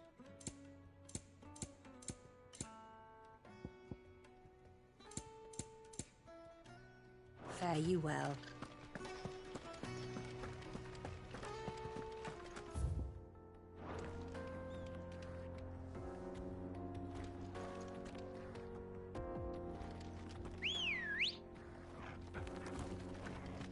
Good girl.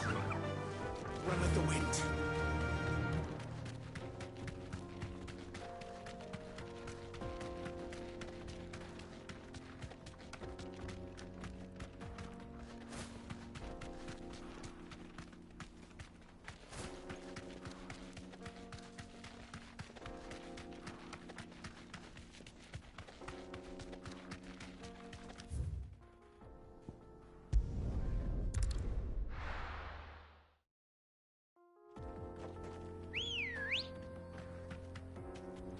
Let's go. Fly, Ambrosia.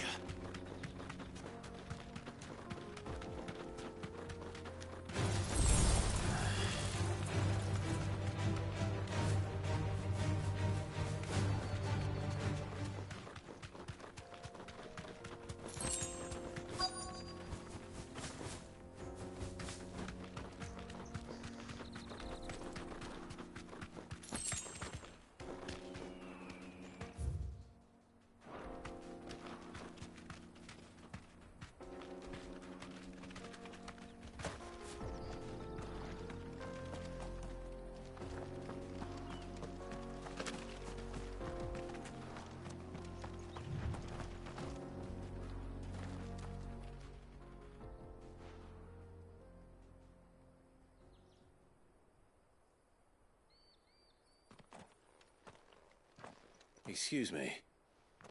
What do you want? The baker sent me to find you. I am a sorry, selfish sod, aren't I? It's certainly not a baker. Master must have ruled the day. Time was the sight of the Fang used to calm my nerves. But now look at her. I take it you missed the Mother Crystal. I hated her. But she was all I knew. Worked her mines for years. And when she shattered, part of me shattered. I had to trade my pickaxe for a rolling pin. But I'm no good at baking. She was the only thing that could fill the hole inside me. Oh, I loved her, damn it. But now she's gone. She's never coming back. What am I supposed to do? I ask her. How does a shell of a man learn to live again?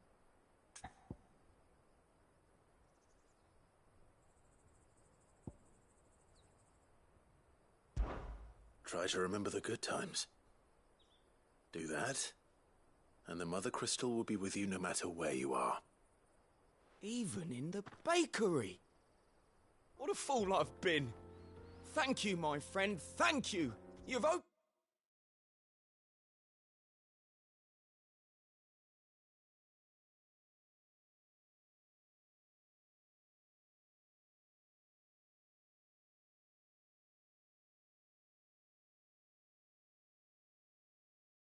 my eyes. I have to get back there right away. Farewell! Wait.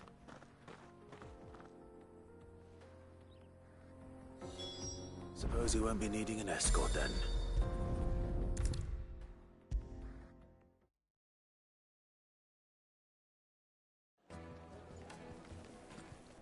Ah, there you are. The man who lit a fire under my wayward apprentice. Though I worry you might have stoked the flames a little too high. He damn near ran me down trying to get to my oven. Master, it's ready. Behold the Drake's Balm. A truly unique creation. I dare say it is. Just look at it. A perfect likeness of the Fang herself. Her steepled peaks, her fulsome spurs, her inviting hollow. True, my loaves collapse more often than not, but what's the Fang without her crater? Why, no Fang at all. And look, inside. She's filled to bursting with a bounty of beautiful crystals. Salt! Crystal! Master, I have found my purpose. I must use my work here to preserve the memory of the Fang. Well, if it tastes half as unique as it looks, I'd certainly say you're on to something. Not only is my apprentice back, but he's finally pulling his weight.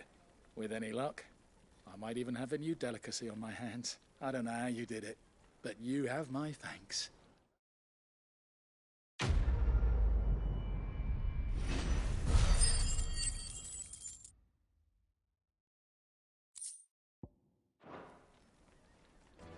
Light meat and dark.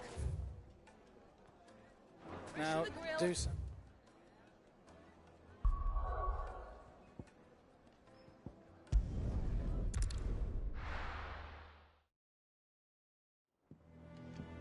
I'm telling you, it's true. I heard it from Otto's own lips.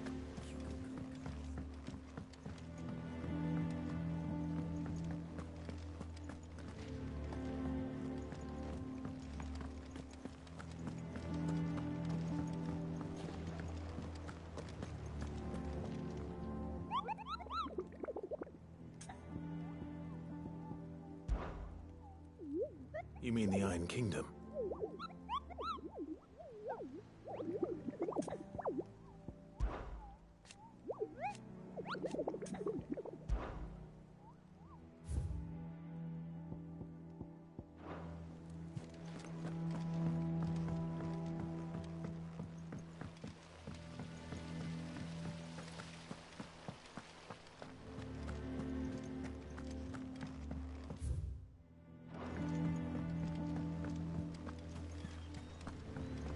Editors started reading books that don't have any...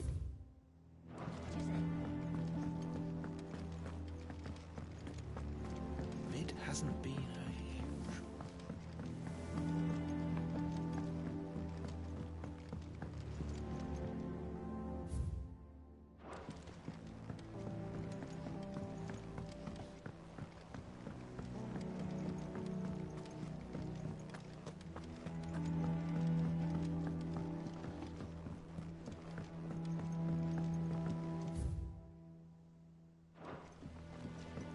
I have done it, Sid. I have learned all the letters. Every one.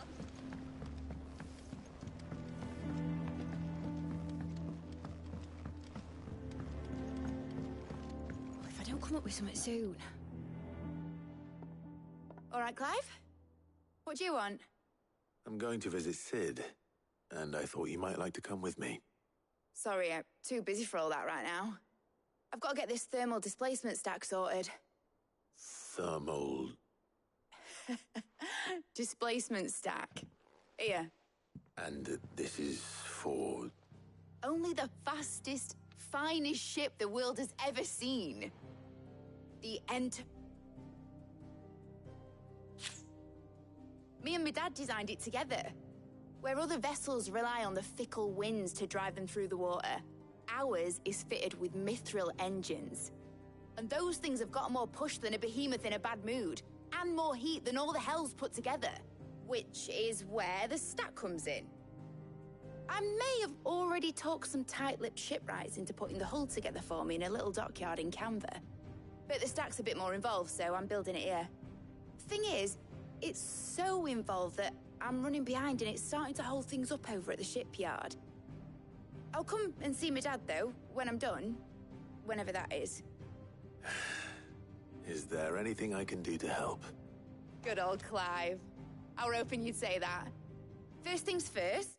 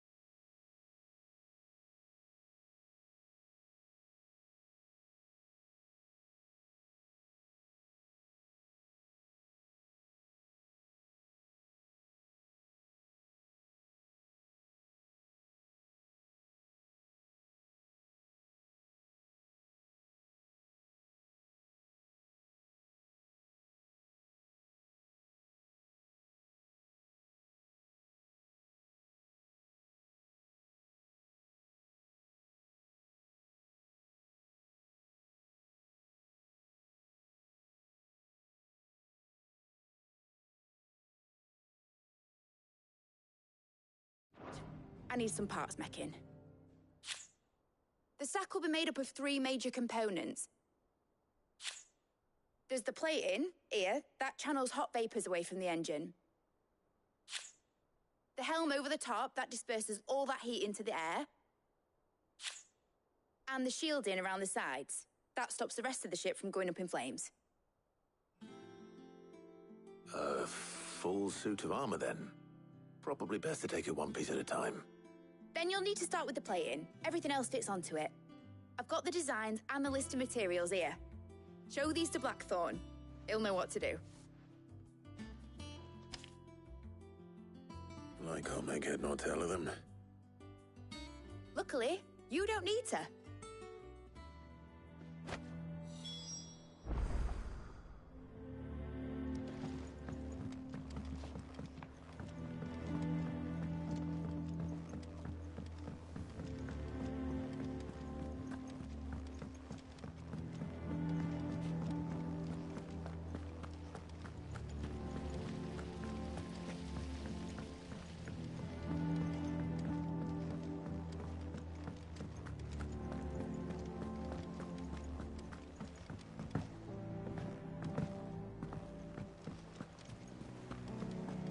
Hugo Kupka's dead, isn't he? We don't have to live in fear of him anymore.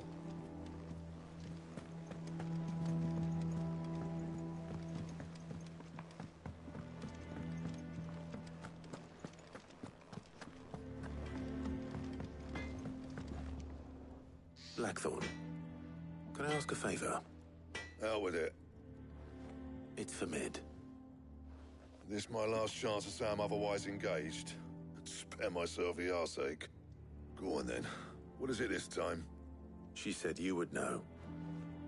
Here.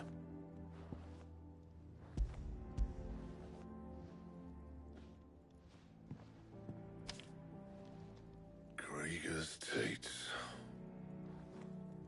Well, I don't know what the hell you'd want this for, but I can make it. Won't be easy, though.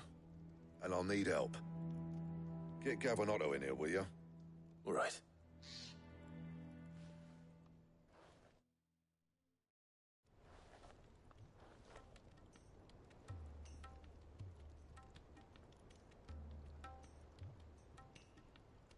So Mid's roped us all in here again, has she? Typical. Still, if that's what it takes to get her to visit Sid's grave, I'll do what I can. And, what is it we need to do, exactly? Take a look at this. That means, which is where you lot come in. I need materials, and I've got my work cut out already. You'll have to fetch them. Now, there's a special kind of sand I'm after that you can only find out in the Velcroy. Stardust, they call it. As for the rest of the stuff, my usual supply should have it in stock. It just needs buying and bringing back here. Well, we'll get it done quicker if we split up. One of us should probably give you an hand coat in the sand. And the other can go and get the rest from this supplier. Right then. Well, make your minds up who's going where, and we can get this over with.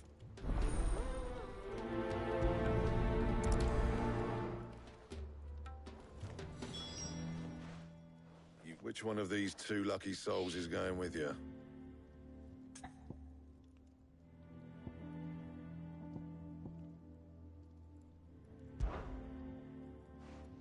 Gav, you're with me.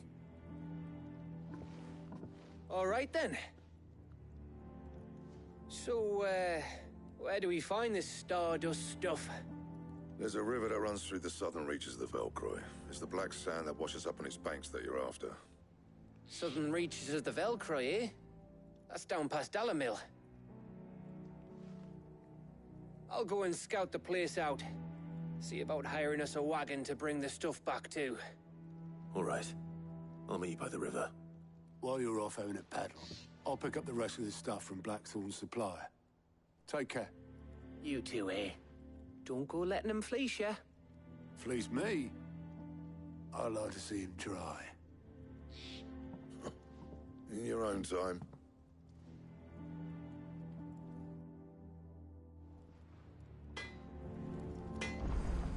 What do you need? I'm saying Fordian, do you?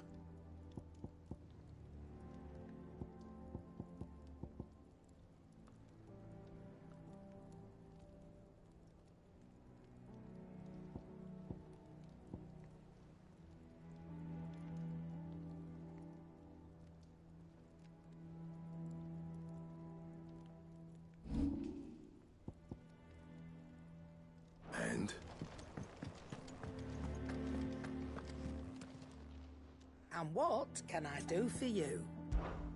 If you're gonna buy something, be quick about it.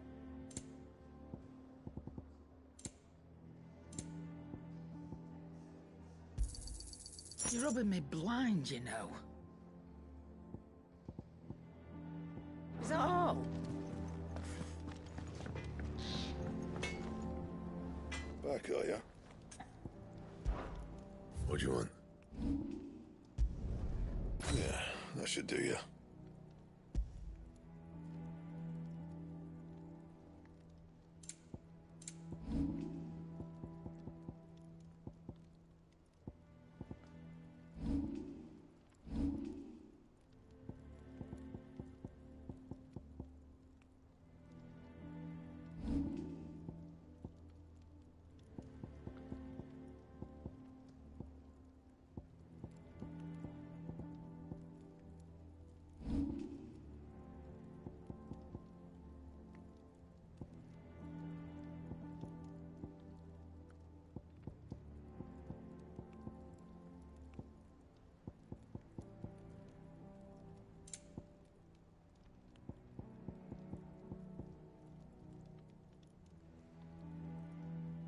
And?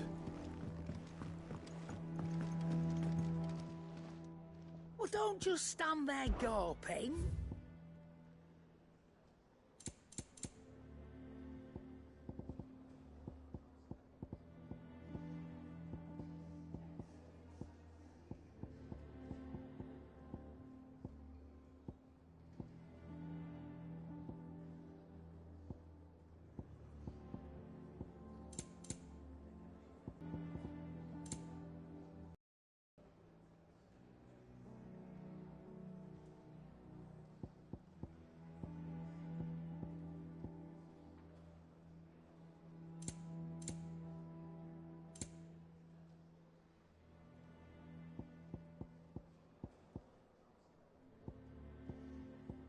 Come again. Or don't. I'm not much bothered either way. Sounds like this river we're looking for is south of the Dalamil Inn. I'll hire us a wagon and meet you there.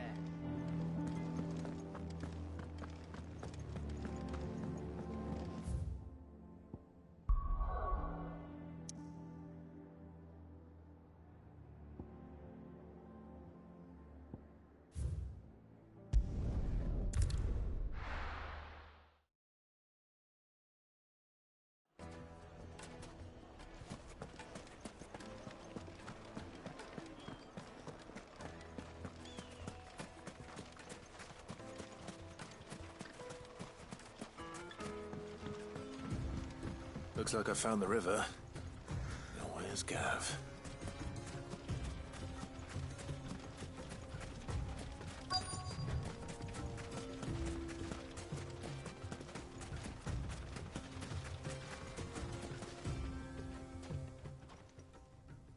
Sorry to keep you, Gav. Better late than never. I've had a quick scout about, and I reckon round here's our best bet if we want to grab as much of this Stardust stuff as we can. Don't know what Blackthorn's planning to do with it, though. I asked over in Dalamil, and they seem to think it was worthless. But if Stardust is what Blackthorn wants, Stardust is what he'll get. There's plenty of this stuff lying about, just begging to be bagged. Then let's get bagging, shall we? We shall. Race ya.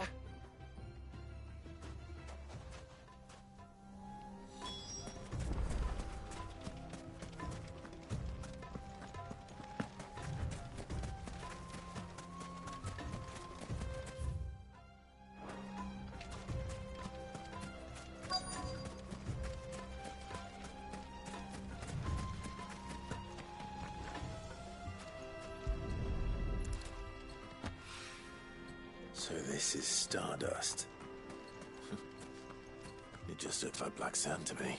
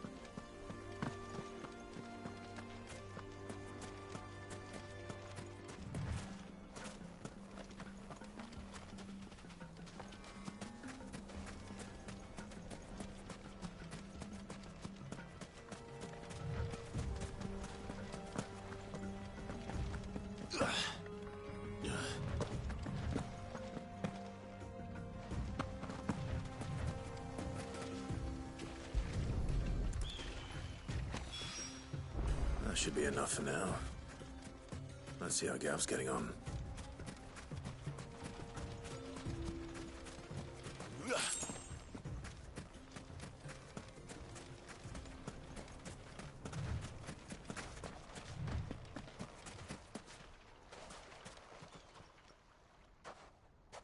You finished?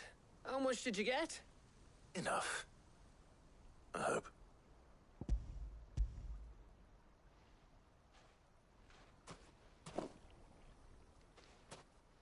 Oh, you win. That might even be enough for old Blackthorn. Hey, before we go, do you mind if we have a chat?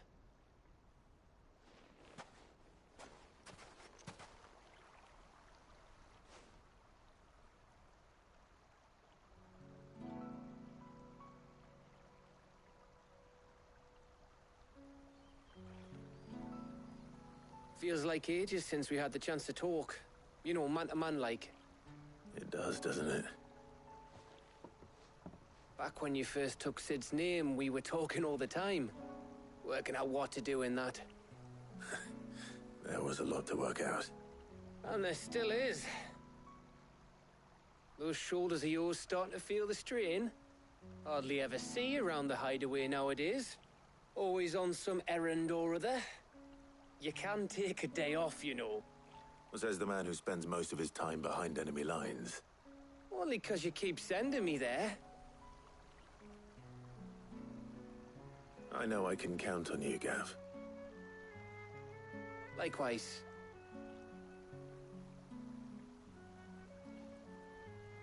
So you keep sending me wherever you need to, and I'll keep going.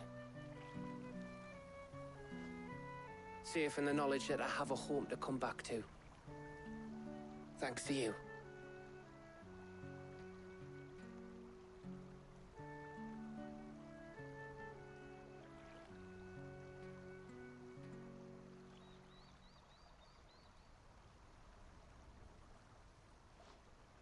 Right. That's enough soppy shite for one day. We'd better get this lot back to Blackthorn before he slings his hammer at someone. You go on ahead. And try to get some rest once you're there. Oh, I plan to. Believe you me. After Blackthorn gets what he needs, of course.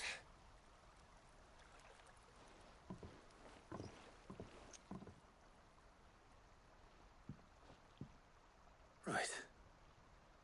Ready to go home, boy?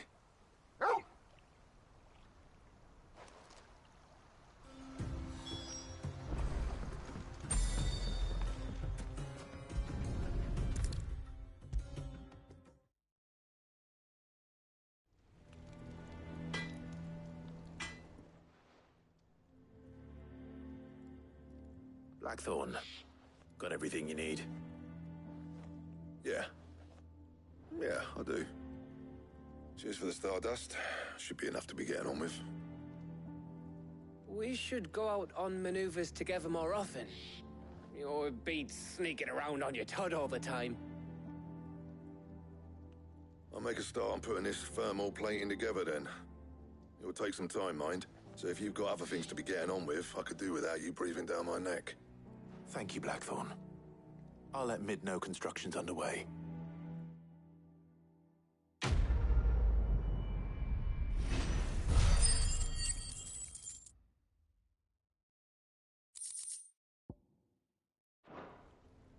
Suppose we'd better be getting back to work too. Give us a shout if you need anything.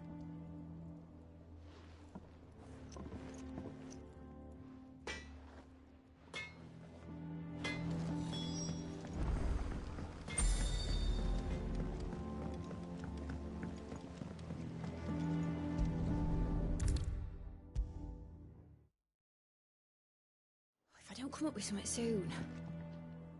You'll be pleased to hear that Blackthorn's started work on the plating. Excellent. 1 down, 2 to go. So, what's next? The helm, of course. For this, we'll be repurposing fallen scrap. Salvage from the ruins? I thought that material was all but impossible to work. Ah, but we don't have to. I'm sorry. Just so happens there's one particular ruin that's broken into exactly the right shape and size pieces for what we need. What's the name back there? I'll give you all details. What's her name? Right.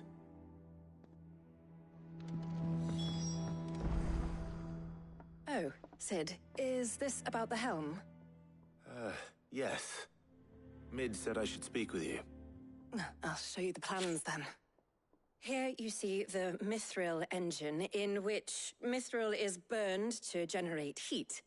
That heat is then harnessed to produce motive force. Excess heat is dealt with by means of the thermal displacement stack, which disperses it into the surrounding air. Now, were we to rely on thermal plating alone to achieve this effect, the rate of excess heat buildup would far exceed the displacement coefficient of the plating. In other words, the reactor would overheat and eventually explode. This is where the helm comes in. It connects to the plating, you see, and serves as a sort of thermal sink to absorb all that excess energy. Our experiments have shown that fallen ceramics are remarkably thermophilic. They can withstand and absorb levels of heat far above anything we are able to make today. And not only that, they're also waterproof and immune to rust, making them the perfect material for our protective hood. Why, if sea or rainwater were to enter the reactor proper, it would vaporize instantly. The forces produced would tear the ship from stern to... You can stop there. I understand. Mid said we might be able to use parts of a fallen ruin. Where would I find it? Ah, yes. It's in Lorbert's Pass, near Lostwing. The thing is, well, I probably should have arranged to have the pieces we need brought here sooner. You see, a certain unwanted visitor has taken up residence there. It's no longer a matter of just walking in and taking them. It's, going to be considerably more dangerous than that. I see. Then I suppose I'd better deal with this unwanted visitor for you.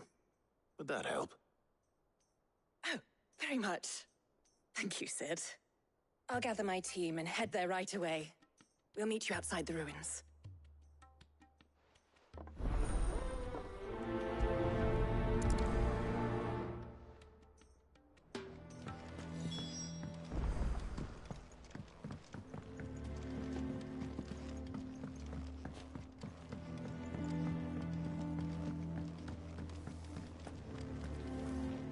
Mid might need some help tidying up.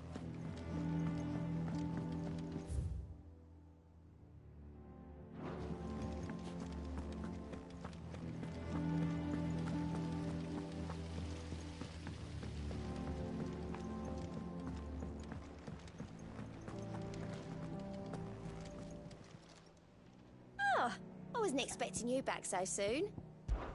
Kupka.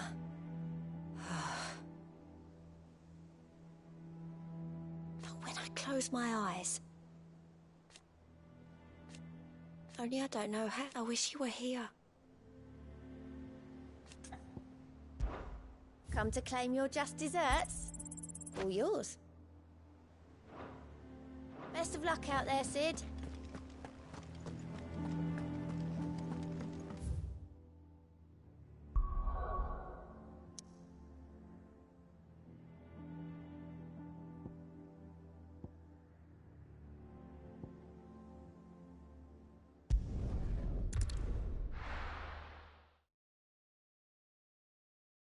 I'll be taking you all to a storehouse in the Bales. Leave anything you don't need behind.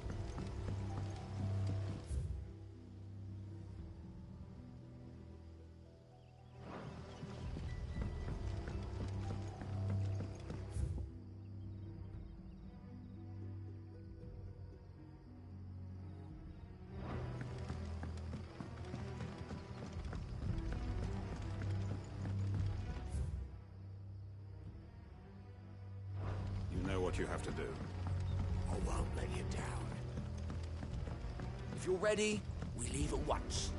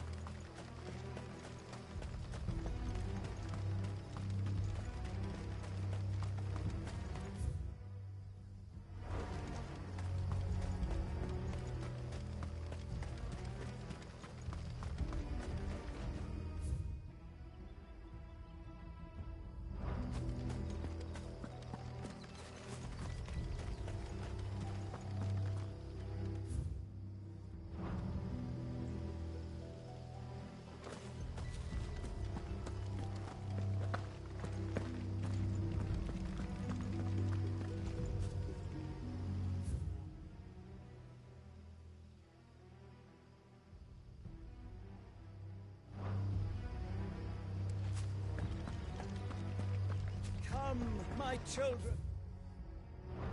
The reckoning.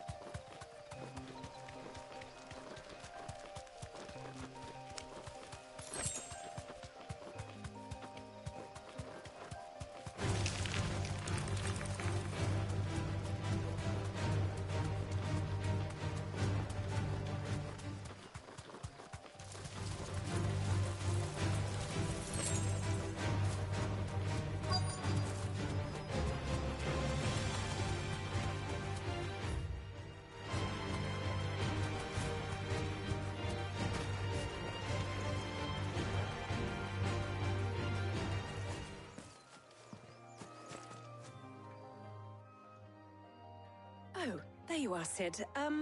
Thanks so much for coming. The, ruins are just over there, as is the creature I told you about, I'd imagine. Would you mind? Of course. I'll be right back.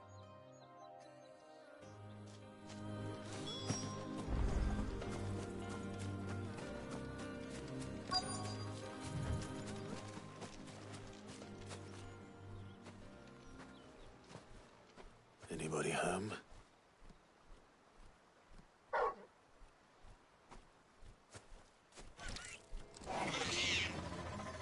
This must be our unwanted visitor. Time to go.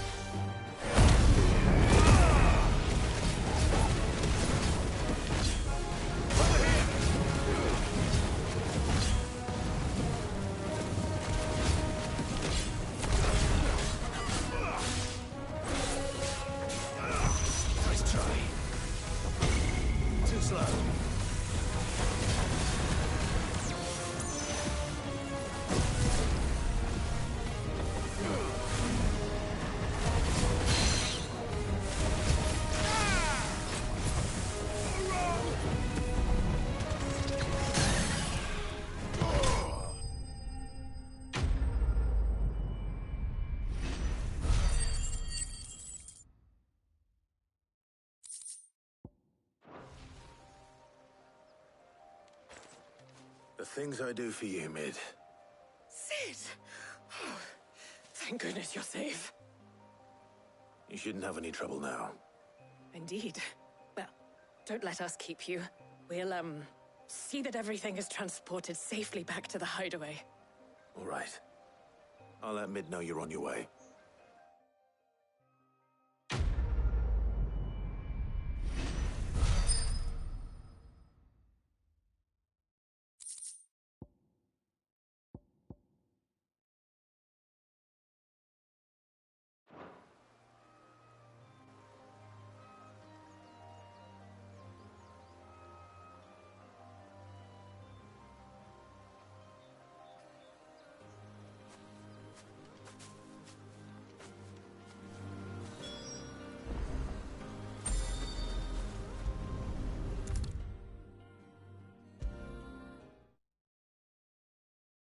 If I don't come up with something soon. Mid. Helena has recovered the material for the helm. She'll be along shortly. Excellent. Another job well done. And just one remaining. Right. Right, the shielding. This one's a bit of a bugger. How so? The plating's enough to stop the engines going pop, but those things will still be spitting out enough fire to set the rest of the ship ablaze. Which is why you need proper shielding. A prison for the dragon's breath that's blazing away inside. I thought a triple thick layer of tempered steel might do it. Or more of the stuff that the Fallen use, but they'd both be too heavy. The helm and the plating are bulky enough as it is. Add any more weight and the whole ship would be at the bottom of the briny before we'd even started. I need something light. But I've racked my brains and I just can't think what would do it. Well, if I were in need of obscure knowledge, I know whose counsel I would seek. Harpocrates. Tomes? Yeah, well, I'd thought of that, obviously. I've got all the details written down here. Can you take this to him, see what he makes of it? Right away.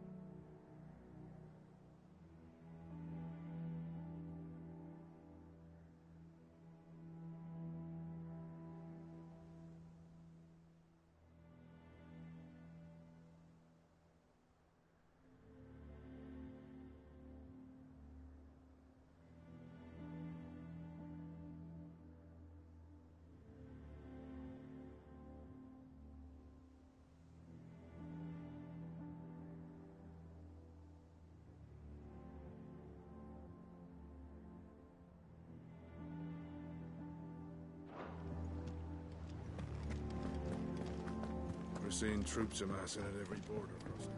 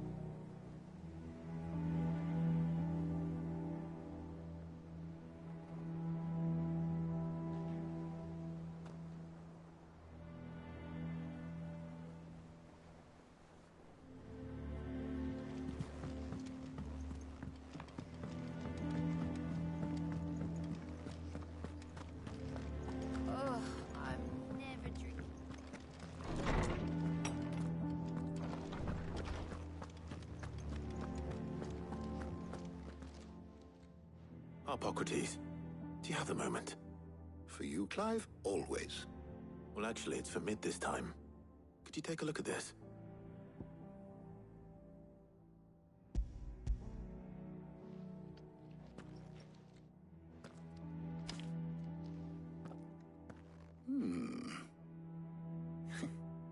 Shielding for a mithril engine. Whatever will that girl think of next? And what are these notes around the edges? She has some specific requirements for the materials. The shielding needs to be able to resist extreme heat on the inside, and yet remain cool enough on the outside not to set the ship alight, while also being light enough not to sink it, as you can imagine. She's struggling to find... I see. I wondered if you might know of a solution, or if you might be able to search the records for one. Perhaps it is not a different material she requires, but a different approach. What do you mean? Consider the lake we have made our home. Its blighted waters eat away far more quickly than fresh water or even brine, at timber and steel alike. And yet, we have made a home here from those very materials nonetheless. We have. But Bardolph must varnish every board twice over to keep it from rotting. And Obelus complains that without a constant supply of... pitch. I see. Early Gregorian histories speak of a preparation known as moondew. It is said to be able to resist even the most ferocious flames. Before the dragoons tamed the worms and wyverns of the realm, nobles would daub their castle walls with it in order to guard against dragonfire. So if we could recreate it... It might be applied to some material or other in order to provide the protection Mid requires. As to how best to apply it and to what material, perhaps Bardolph and Obelus might be of assistance. I shall speak to them and see what wisdom they might have to offer. If you would be so kind as to procure the necessary ingredients, I shall discuss the specifics of how it might be most effectively put to use with our two friends. The knowledge of the past may yet prove useful to we of the modern era. Thank you, Hippocrates. And since you're asking others to help you, perhaps I should too.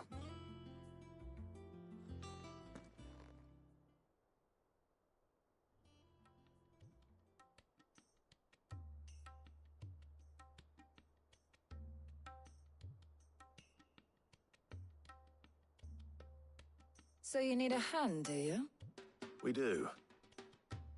I'll be heading to market for the ingredients we need. I could do with some help. And some company, too. The other can assist me in researching how best to prepare the shielding itself. Can we count on your aid? Always. Well, if Jill's game. Thank you. I am sure either of these fine young minds would prove indispensable in my research. I leave the decision as to who will go with whom in your capable hands, Clive.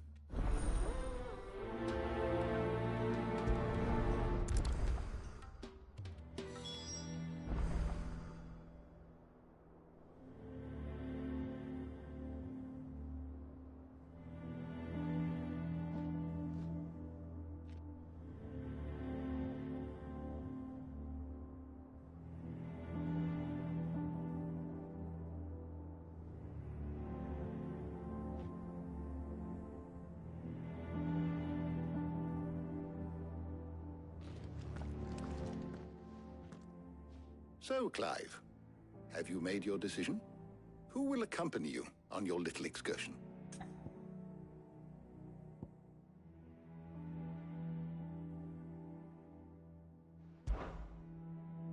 All right. So, what are we fetching? I have taken the liberty of preparing a list. Here. Garlic? Conch shells? Are you sure this is the right list? Looks like the ingredients for someone's supper. Though these items may seem mundane, they have potent effects that are rarely exploited, effects for which they were once highly prized. So much so, in fact, that they were harvested almost to extinction, hence moondews having fallen from favor. Now, of course, they can be obtained with ease. You should be able to find everything you need at the market in Northreach. Well, isn't that convenient? I was hoping to be able to make a trip over that way sometime soon. Need to speak to an old acquaintance. I'll meet you there. All right. Stay safe. See you later, Clive. Good luck with your research.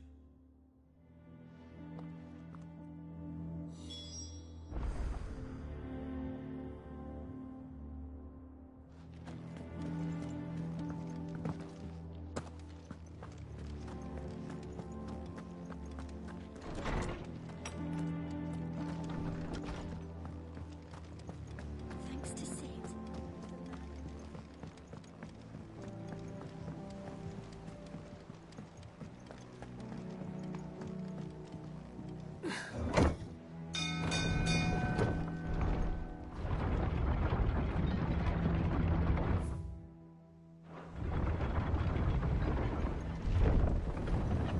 Welcome.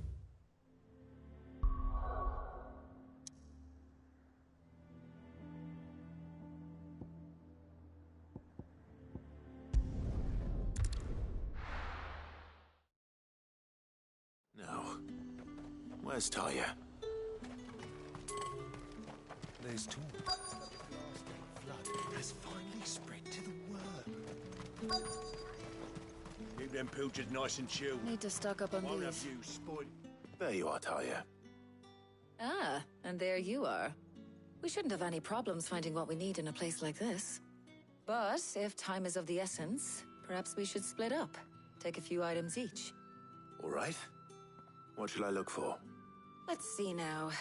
Why don't you take the garlic and the pepio nuts? Meet me by the gate when you've got them.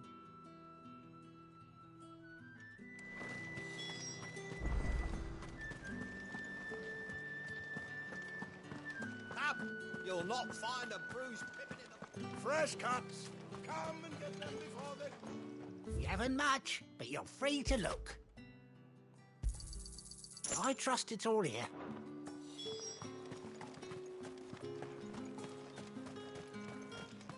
How the hell is anyone... What do you want? And? That should do it. Hopefully Talia's finished too.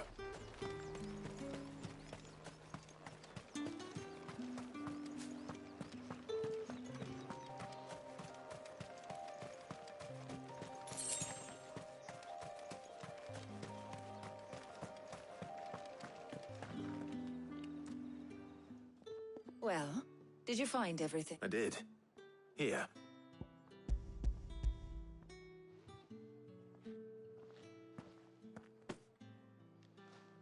Garlic and pepio nuts.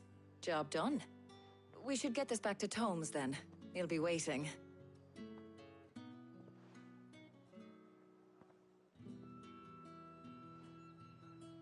But we're not in too much of a...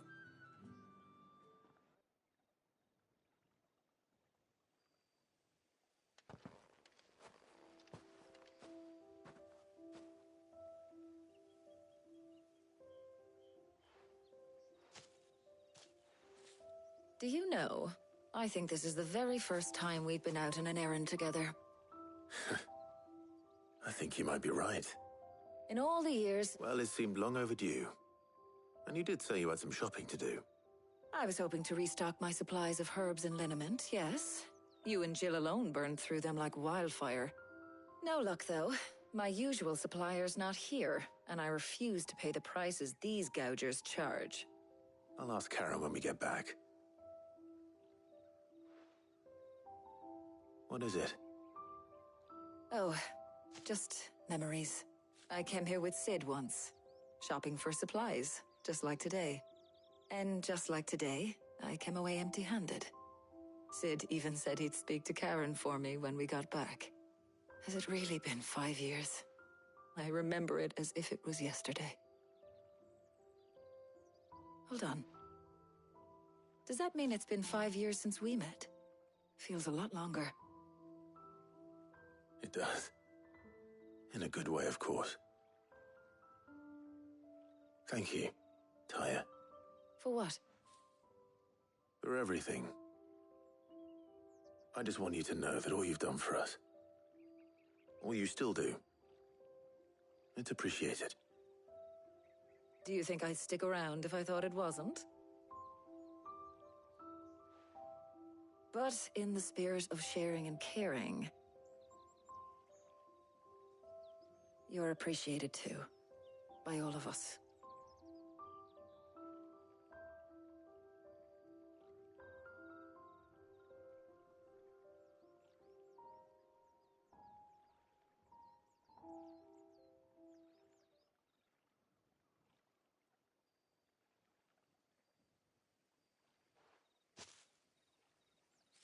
Well, I think we've tarried long enough. I ought to get these ingredients back to Tome so he can make up this concoction of his. I'll meet you back at the hideaway, all right? All right. And thanks again. I heard you the first time.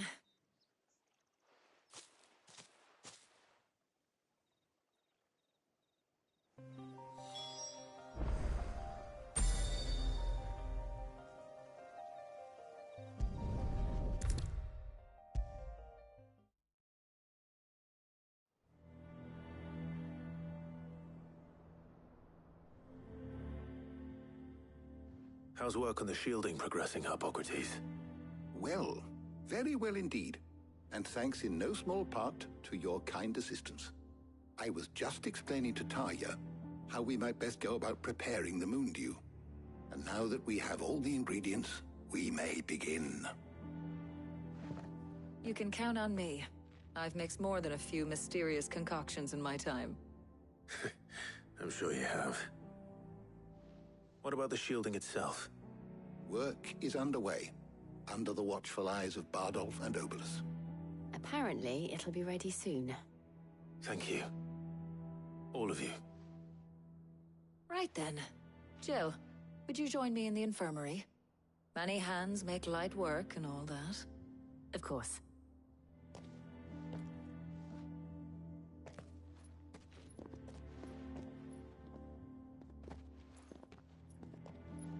Oh, and Clive. It was good to talk. We should do it again sometime. It appears our work here is almost at an end.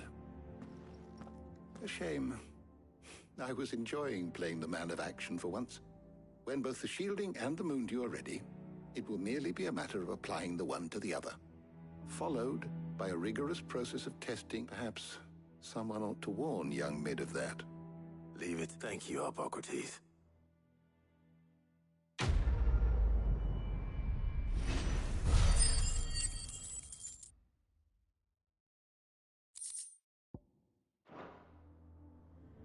Well, I'd better go and give Mid the good news then.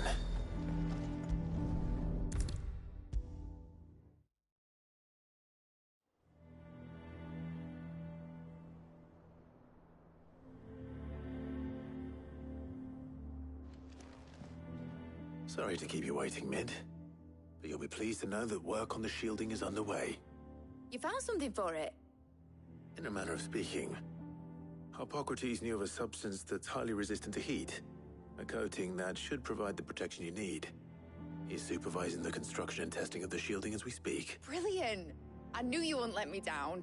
Don't thank me. I'm just the errand boy. Right then, better start working out how to bolt all these bits together.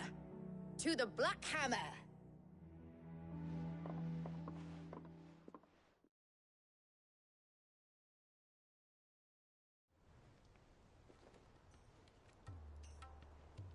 You know, when I got into the smithing game, I thought I'd be making swords and shields, not thermal bleeding didgeridoo-dahs. Displacement stacks. Same difference. Whatever you call it, I ain't putting it together in here. It's cramped enough as it is. Let's take this outside. Mid, you get all the parts lined up on the deck. I'll take care of the rest. On my way! Oh, and bring me the biggest hammer you can find. This is gonna require some precision walloping.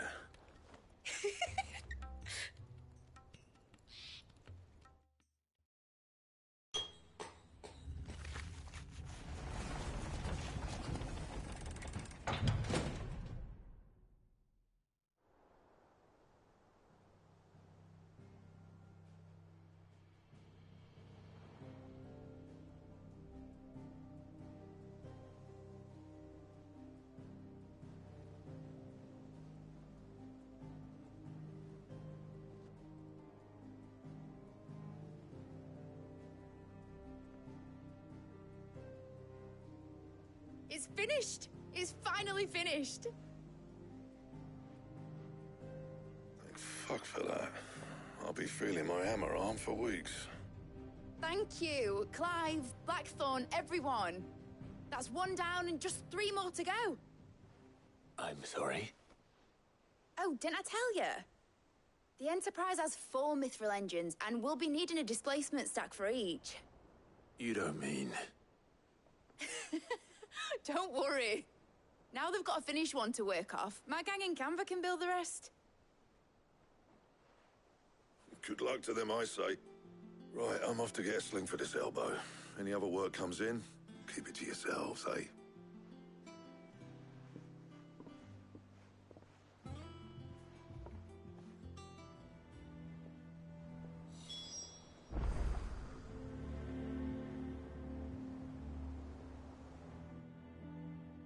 What's the matter? Nothing. Just daydreaming. Thinking about the Enterprise sailing off over the horizon to shores unknown. Searching for a land untouched by the Blight. Just like me and my dad planned. So if the worst came to the worst and every scrap of soil in the Twins turned black, we might still have a chance. That's what she was meant to be. You see, one last chance just in case we needed it. But now she's so close to being finished, I've realized I don't want her to be that. I don't want her to be just a lifeboat for us to cling to if things get desperate. I want people to sail aboard her by choice, not from the lack of it. In a world where we're not just trying to survive, but where we can actually live. I'm working on that. And I'll do everything I can to get you what you want. Don't you always? All right. My mind's made up. As soon as the Enterprise is fit to sail, I'm putting her under your command. Sod our plans, I'm trusting in yours. Are you sure about this? Something tells me it's what my dad would have wanted. He'd be proud of you. You were gonna visit his grave, weren't you? I was. And you can come too now that your little project is finished. Right. There's just one thing I need to finish up first. Won't be a mo. All right. I'll let Otto know you're coming. Meet us in the mess when you're ready. Aye, aye, Captain.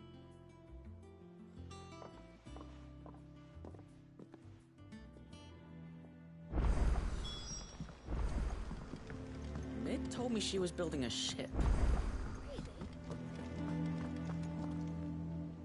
All right, Clive. Astrix. Mid finished sending half the Hideaway traipsing across the Twins, has she? I swear, that girl'd do anything to put off visiting her old dad's grave. No excuses now, though, eh? Not quite. She said there was one final thing she had to take care of. I'm sure she'll be finished soon enough. She said that? In those words? She did, yes. Clive? Were you born yesterday or something? There is no thing. She'll probably be halfway to Canva by now. Mid. I might still be able to catch her.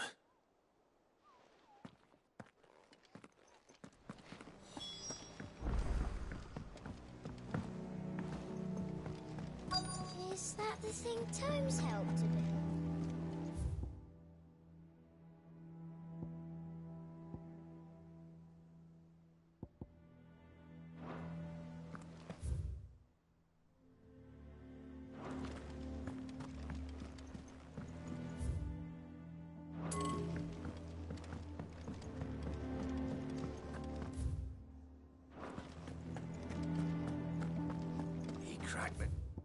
Crystal too? You're joking.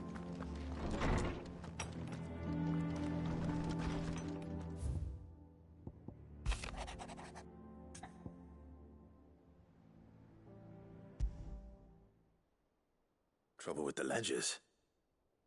Shouldn't he be asking Otto for help?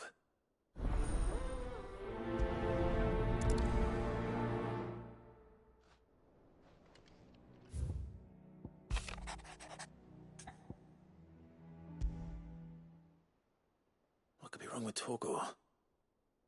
He seemed well enough when I last saw him.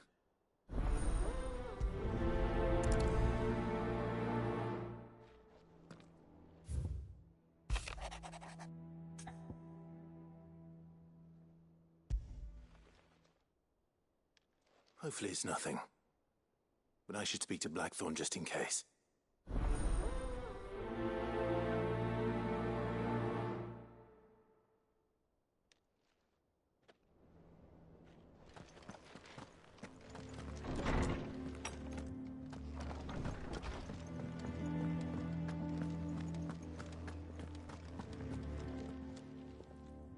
I got your note. You think something's wrong with Torgal? So you can read. But I didn't say I were wrong with him. I said something weren't right. He's not been eating me treats. He used to love cracking the bones from Molly's boiled brown, but now he won't so much as look at them. You've not been working him too hard, have you? No harder than usual. Is that it, boy? Do you need a rest? What was it you said he was? That's what the lawsman seems to think. Then maybe this all has something to do with what... I suppose things have been different since Rosalith. Perhaps Hippocrates knows something. Instead of everything, you mean? Perhaps.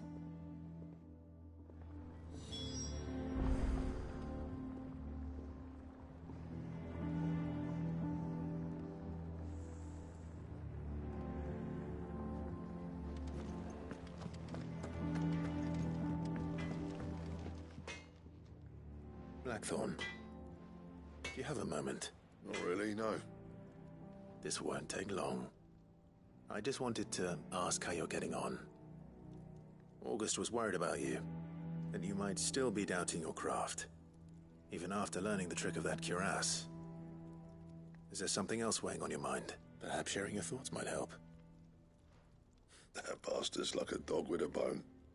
Still, he's got a keen eye, I'll give him that. He's just... well... Karen showed me something. And that was? A sword. An odd-looking thing with a single-edged blade. The metal itself wasn't anything to write home about, but fuck me. The edge on it. You could slice a man clean in two with a weapon like that, and he'd be halfway home before he even realized he'd been cut. So that's what's troubling you? No. Not troubling me exactly. More distracting. Can't stop thinking, how do you get an edge that sharp? It's driving me mad. And if you knew how to do it, we could arm the curse breakers with even better blades. That's about the size of it. I'll see what I can find out. Sharper swords are always welcome. We can't have our master blacksmith being distracted. You're a soft touch, you know that. But I can't say I'm not grateful for it. Good luck, eh? Thank you. Let's see what Karen knows about this sword.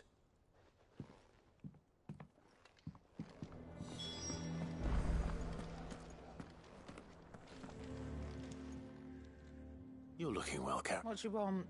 I want to know about the sword you showed Blackthorn. Single-edged and extremely sharp. Running around after him again, are you? I suppose I am, yes.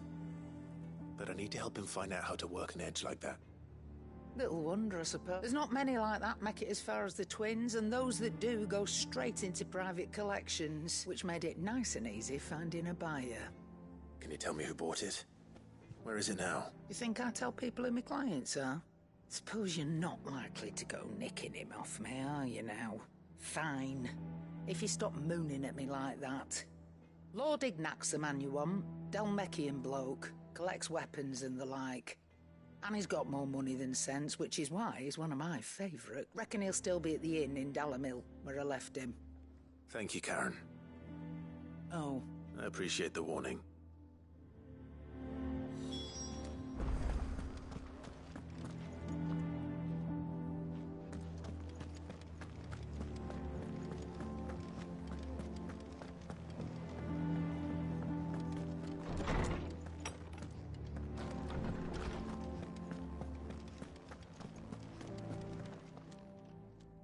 Lawsman. He isn't ill, is he? I don't think so. She says he's hardly been touching his bones of late, and she believes it. I rather think she might be right. Though not all canids are instinctively inclined to crack open bones for them, and I see no reason why a frost wolf should be any different. Accordingly, I suspect if we assume that his newfound it may well be that the bones Lady Karen is accustomed to providing are no longer sufficient. Frost wolves, after all, habitually prey upon far larger animals, whose bones may yield altogether different nutrients. As to where one might find a suitable substitute, some antelopes that graze the meadows of eastern Rosaria have been known to grow to a size more than... I don't recall ever seeing any that low. And little wonder. The oldest and largest such creatures rarely leave the safety of the highlands for fear of predators.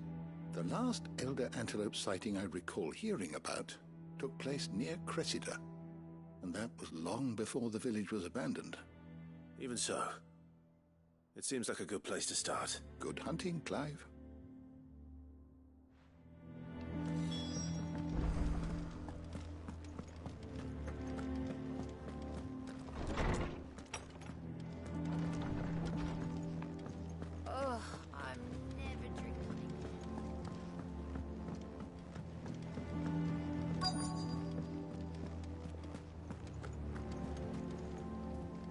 Hugo Kupka's dead, isn't he?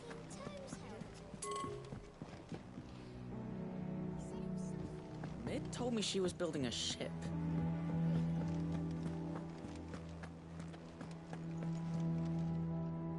Clive. That's why I'm here. Shh. I don't want to be listening. A little. Listen. I've some bad news. It turns out the hideaway may be slightly, and it's maybe... Sadly, that square turned out to be more of a... I can straighten it out, I swear, but it's going to take some time. I'm going to need help keeping it from... Bit late for that, I'd say. There you are! So let me get this straight. You forget to pay our lenders what they're due, and then you get Clive to come to you. And I will dig you out of the hole. You've the man in charge of the place you've been cheerfully trying to bankrupt. And you thought this was a cunning plan. Why? Well, who needs paying? Oh, just Martha. And the dame. And, well, Lady... We owe 3 of our most trusted friends 5 million gil. Each. 5 million... each. They lent us the bulk of the money we used to rebuild the hideaway, you see, and, well, I must have made some sort of oversight.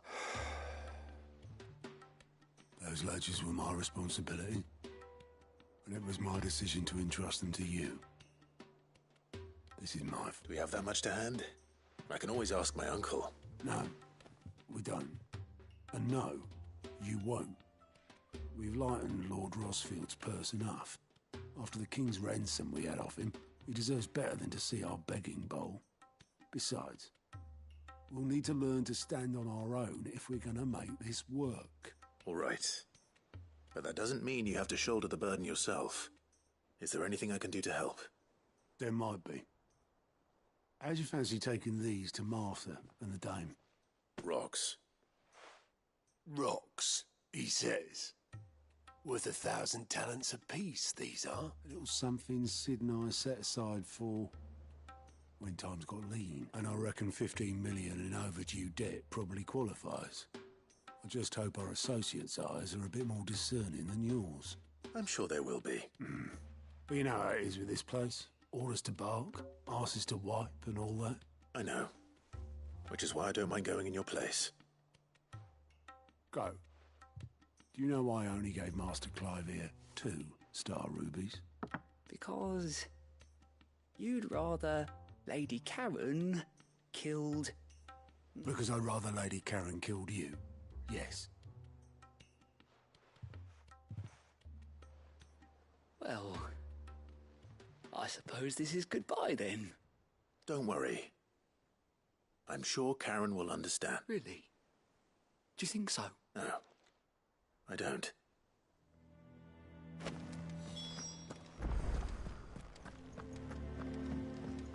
Mid told me she was building a...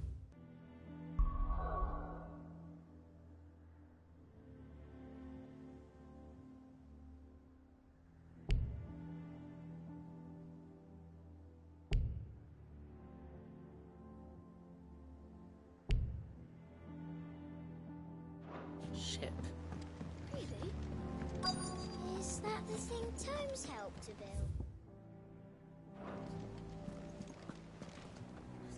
Obolus, have you seen Mid? Yep. In a boat, going that way. Then I'm too late. You in a hurry and all, are ya? Oh, I offered to take her across, but she wouldn't wait. Just paid for a dinghy and rowed off. Oars going like the clappers. Got some life in her, but anyway, I was on my way up to see you, as it happens. Got a letter for you. Urgent, by the sound of it. One of your uncle's men said I was to hand it to you in person, post-bleeding haste. And you're it. Thank you, Obolus. Don't mention it.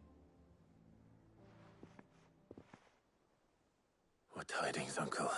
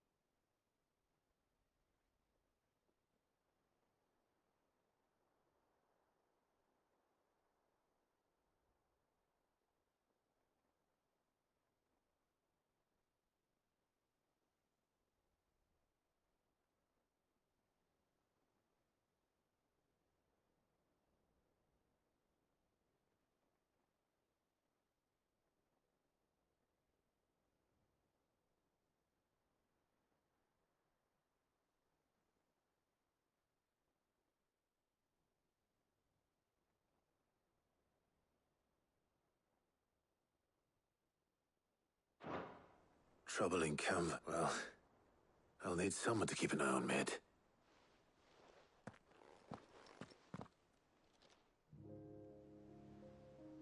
So what? Mid got us to do all the dirty work and then just sailed off into the sunset? It, seems that way. But next time you plan on visiting Sid, you might want to tie her to something before you suggest it. Ah, don't be so hard on her. Got to admit, the dirty work was kind of fun. Everyone pitching in, all that bollocks. Just like when we built this place. You're right. Anyway, we all set to head to the old hideaway. I could do with getting to Canva pretty sharpish. Wouldn't do to keep Lord Rosfield of the Seven High Houses waiting now, would it? Not after he asked for me personally. You can count on me. Just be sure to give Sid and the others my regards. All right. Oh, by the way, Jill will be joining us too. She's got some things to take care of, but she'll meet us there.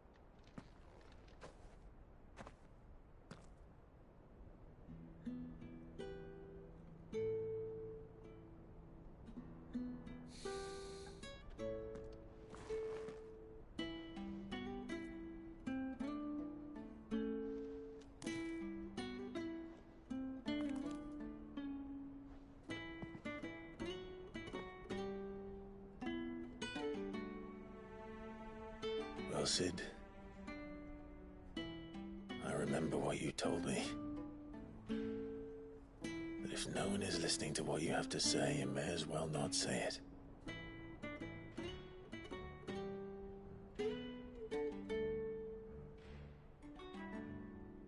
But I will say this, old friend. Hugo Kuka is gone. His shadow looms over us no longer. It's a pity the Phoenix can't be in two places at once. If he'd have been with us, maybe he could have done something for the lost. Not even the Phoenix can bring people back from the dead.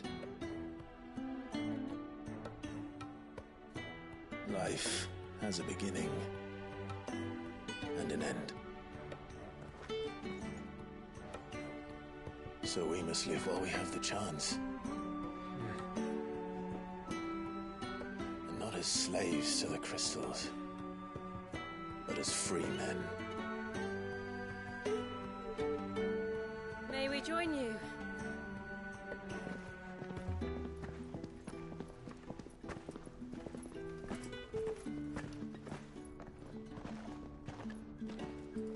Lady Karen, what a pleasant surprise.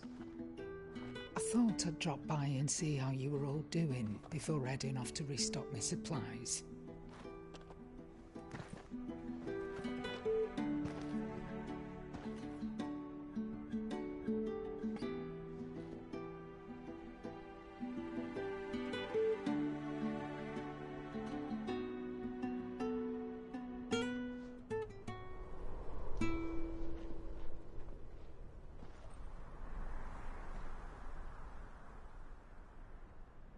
It wasn't the most scenic view back then, but it were never as bad as this. I know. The Blight marches on. And soon, there will be no escaping sights like these.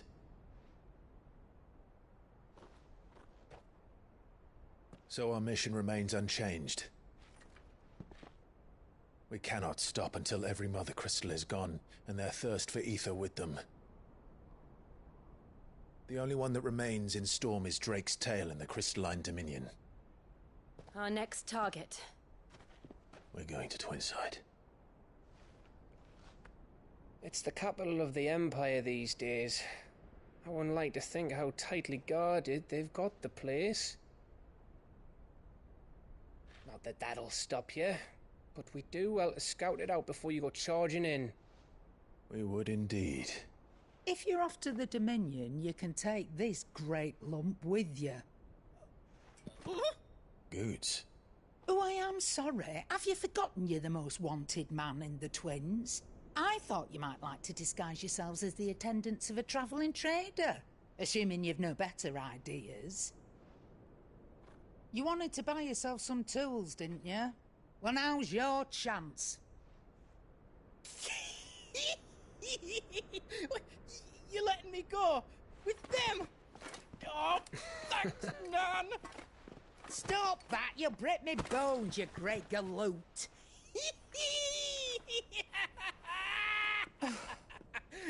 There's a caravan that runs back and forth between the Dominion and the Bocklad markets. It's managed by the Merchants Guild. Just show them Goots' traders pass and you'll be on your way. It'll be a damn sight less risky than footing it the length of the Crystal Road. That's for sure. Thank you, Karen. And glad to have you with us, Goots. Okay then. I'll get me things and I'll meet yous there. See yous down in Bocklad. Get off! Me poor fingers! Jill, you're with me. Understood. And Gav?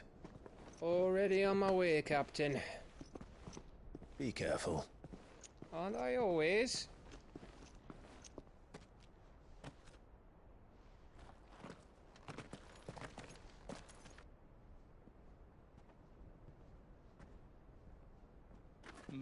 Do you see that, Sid?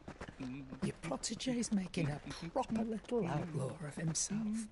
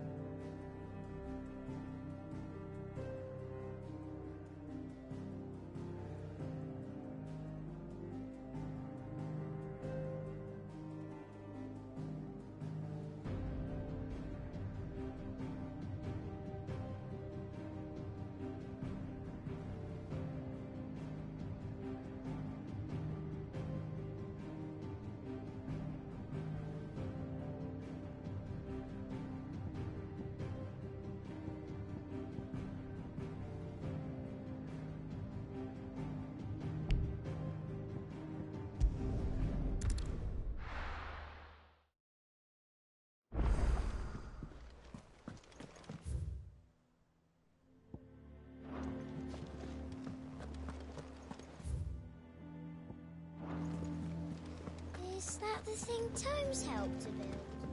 Mid told me she was building a ship. And how may I assist you today?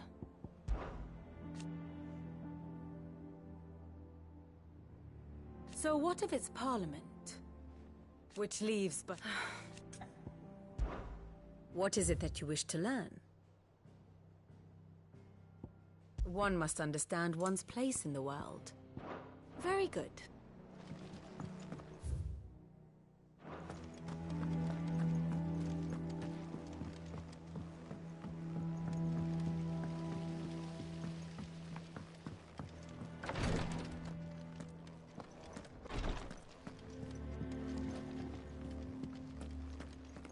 It was good of you to help Mid. And it made a nice change for me as well. There's only so many boils a girl can lose before she gets... When it comes to boyish charm, Goops has an indomitable rival in Gav. One is the sweet little babe in arms to be cooed over. The other, the naughty little...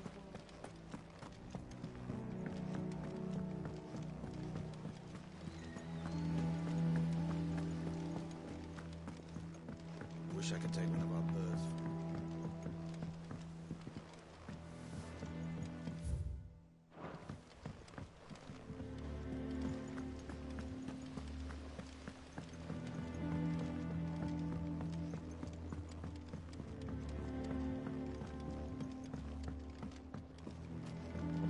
Well...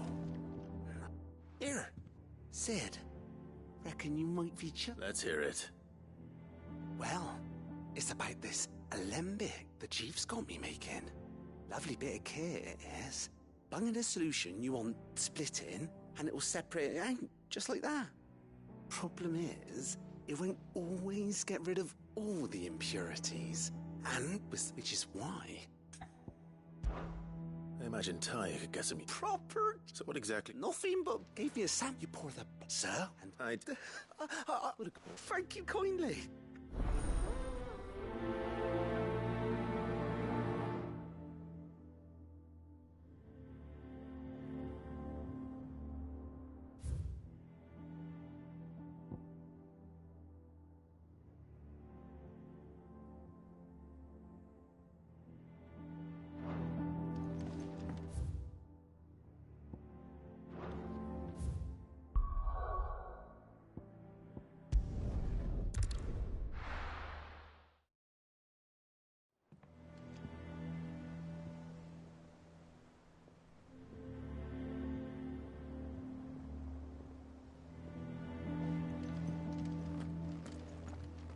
We need to find a way into Drake's tail.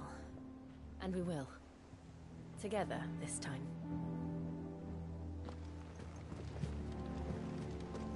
Is that the thing Tomes helped to build? Yeah. Hugo Kupka's dead, isn't he?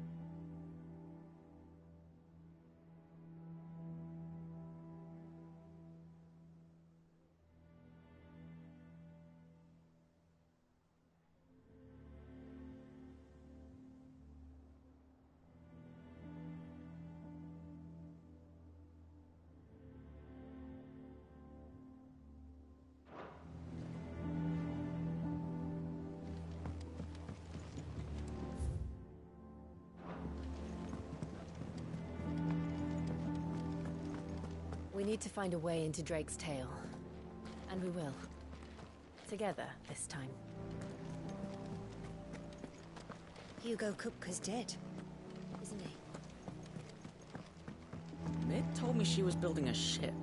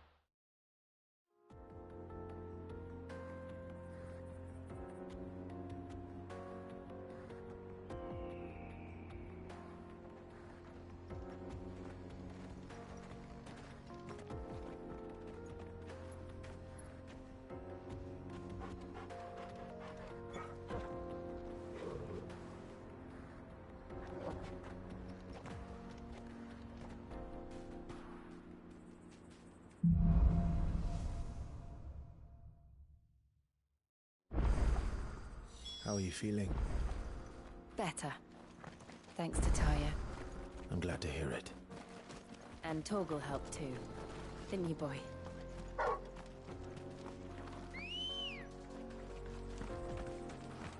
Ready, go? Yeah!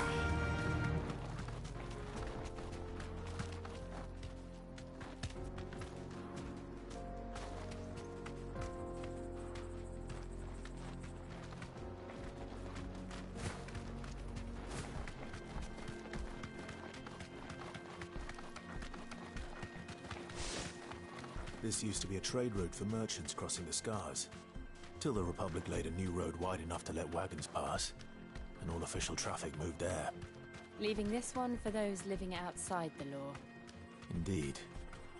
I doubt we'll be the only outlaws on the trail today.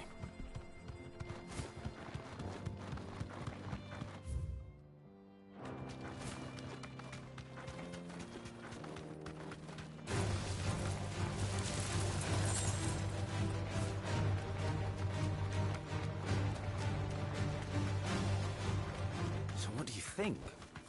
Thanks, we'd Cal. be lucky to make it out alive. Really? It's as bad as that? Oh, aye. There's trouble up ahead. And too much of it for us. I take it there's danger on the road. Oh, what about this fearsome-looking fellow? You think he'd be equal to the task? Oh, no doubt. Assuming he's willing to hear us out. Well met, friend. My brother and I have been tasked with finding a merchant's missing cart. You seen it by any chance? How does a merchant misplace his cart? Oh, the man's a coward. When he thought goblins might come a-snarling, he ran, leaving his livelihood abandoned in the pass. He sent the two of us to fetch it, but it's gone. Now, I'm not much of a thinker, but I know the work of thieves when I see it. My brother's right on all accounts. And by my estimation, the bastards are lying in wait just down the road. We may have seen our share of action, true, but we've not got the skill in arms to boldly brave an ambush. You, however, have the look of a man who needn't fear a band of backwater ruffians. What do you say? Will you help us out? Chances are they'll come for you either way. But if you promise to lend us a hand, at least you'll pocket a reward for your troubles.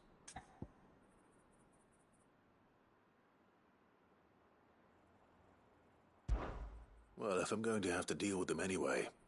You've clearly got a fine head on those broad shoulders. We're lucky you came along. Now, hoping to make a heavy purse in Boklad, our merchant friend loaded his cart with as much as it would carry. Reckon he won't be forking over the rest of our fee if we don't find those goods.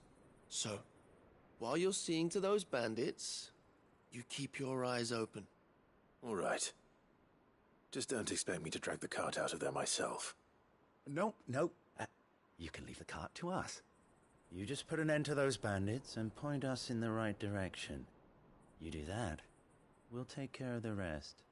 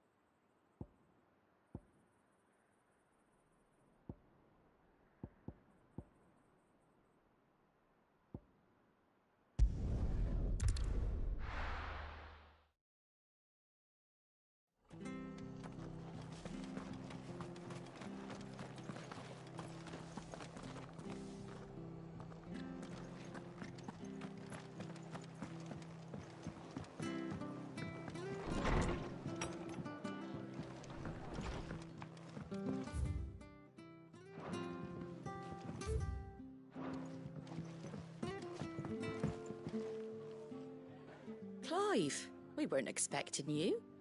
I wasn't expecting to be here.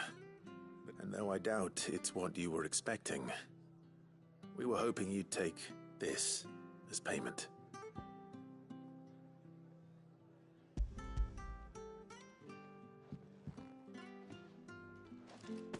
A star ruby?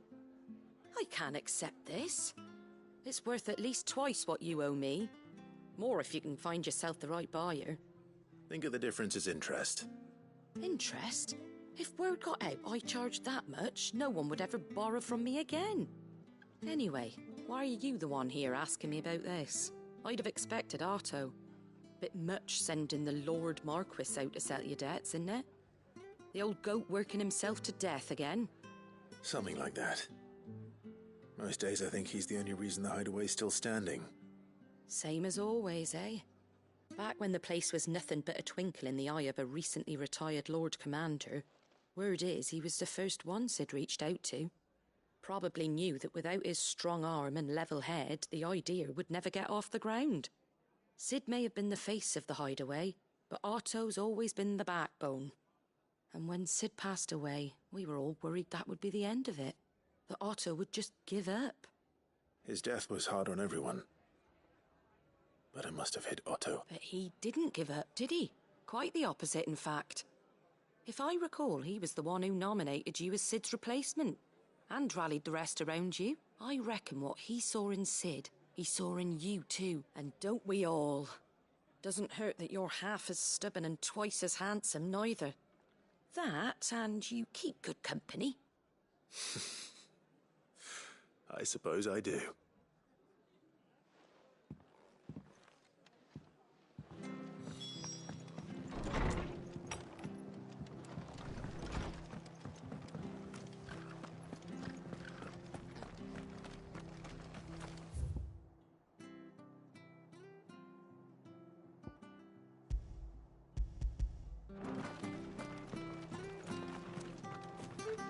She had him.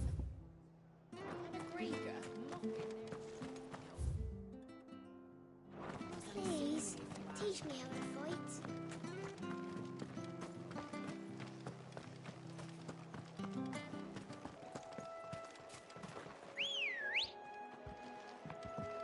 Let's go.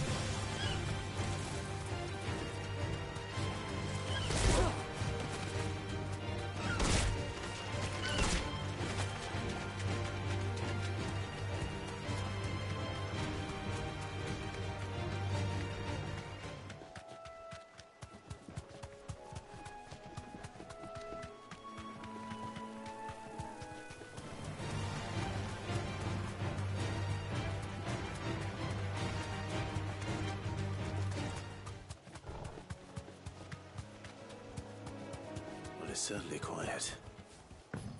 If I were a giant antelope, it would seem like just the place.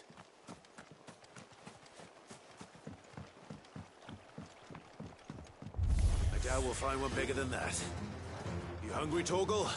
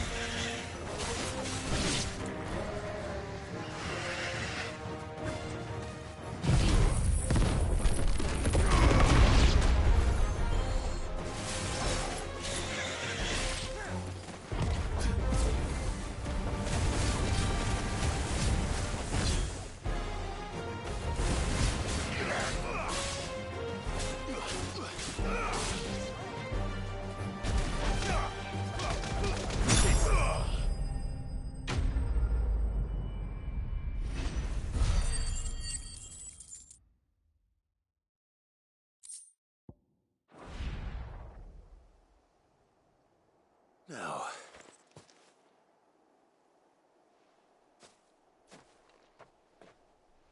will it be enough, I wonder?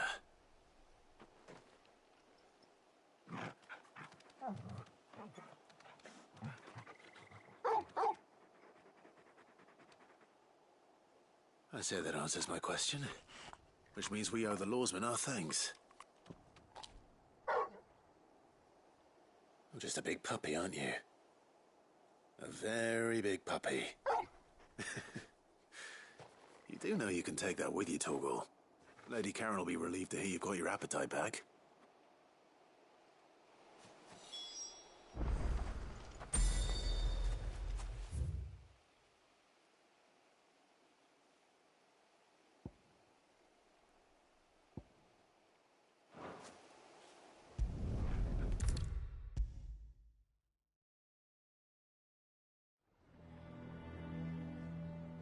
I noticed. You can...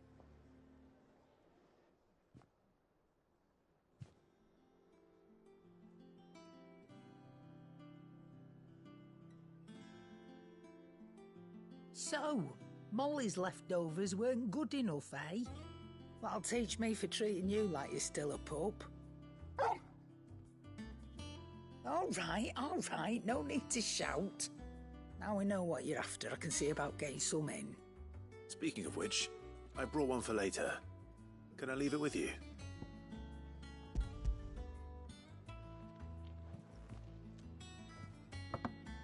You can, eh?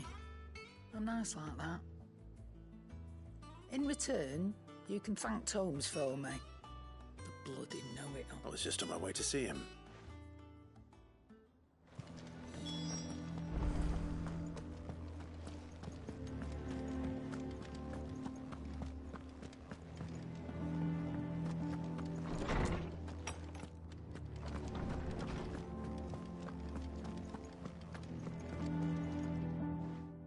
Clark, were you able to look? We were indeed, Lawsman. You pointed us in exactly... Very good. Lady Karen sends her thanks, by the way, for your part in solving the mystery. Ah. But that reminds me. After your last visit, I found myself pondering Torgal's talent. Do you recall our conversation concerning Lady Jill's role in Torgal's transformation? About how she somehow woke the power within him? Precisely that.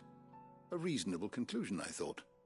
But one which raised certain questions in my mind. The Fenrir of legend served Shiva and Shiva alone, and while the powers attributed to him are certainly impressive, the records imply they are somewhat different in nature to those you described Torgal as having used. What are you suggesting? That Torgal may be the beneficiary of more than one Icon's power. Consider that in addition to Lady Jill, he has served as a loyal companion to you, your brother, and even the late Cid. In short, the Icons hitherto near at hand, or should I say at paw, have been diverse and plenty, and that number has only grown as the realm's dominance have fallen to your sword. One can but speculate as to how all of this has affected Torgal. He has seemed more fierce of late. And if I am not mistaken, he will grow fiercer still. We are fortunate indeed to be able to count him amongst our allies and not our adversaries. Oh, he's more than an ally. He's a friend.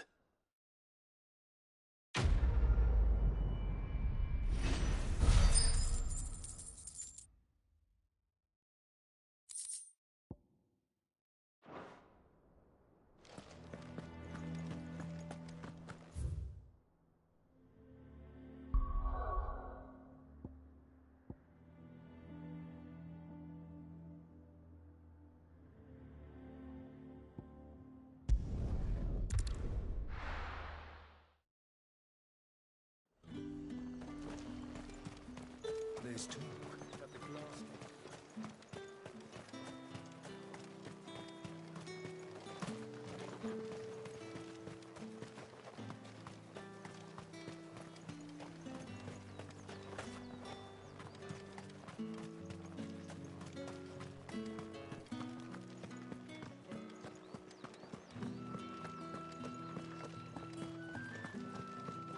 Did you hear? The gates to heaven. I want to see you. It's all right. What am I going to do without Sweetwater and Oil of Talc? Milady, I come bearing gifts. Gifts?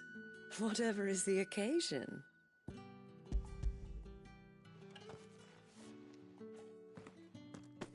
Oh my. Clive, you really have outdone yourself. Otto asked me to give it to you. To settle the Hideaway's debt with the Veil. And to compensate you for the time it took us to do so. You disappoint me, Clive. I thought you might finally be warming to me. Tell Otto he can keep his baubles. I tried to tell him as much the first time around. The man owes me nothing, nor does the Hideaway. My contribution to the restoration effort was made freely and willingly.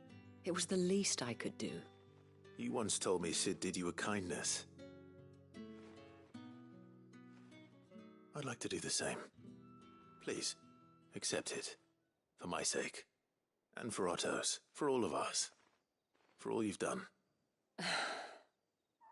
It is rather fetching, isn't it? Very well. Otto is lucky to have you, Clive. I doubt anything could ever replace his son. But you and the others at the Hideaway are the closest thing he has to family. Otto had a son. Long ago, yes. Sid told me Otto lost him when he was just a boy, and blamed himself for not being able to stop it. I don't know how it happened, whether there was anything he could have done, but it was clear that it weighed heavily on him. I didn't know. How could you have? I doubt anyone did, besides Sid. I've never met a man more keen to bear his sorrows in stoic silence. An ill habit, given that both have always been surrounded by friends desperate to help them. I'm beginning to see that. Goat will want to know the stones were delivered. If he's still with us. Give my regards to Otto, and tell him I do so miss his visits.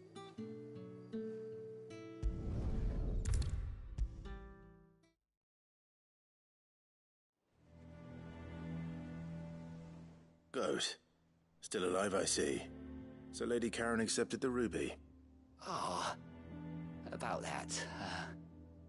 I tried my best, but she was just too stubborn to take it. She threw it right back in my face, in fact, and told me I could stick my stupid stone where the sun don't shine. Karen refused payment. I hope it wasn't something I said. I'm sure you were as tactful as ever. Let me see what I can do. Oh, wonderful. I hope you have better luck than I did.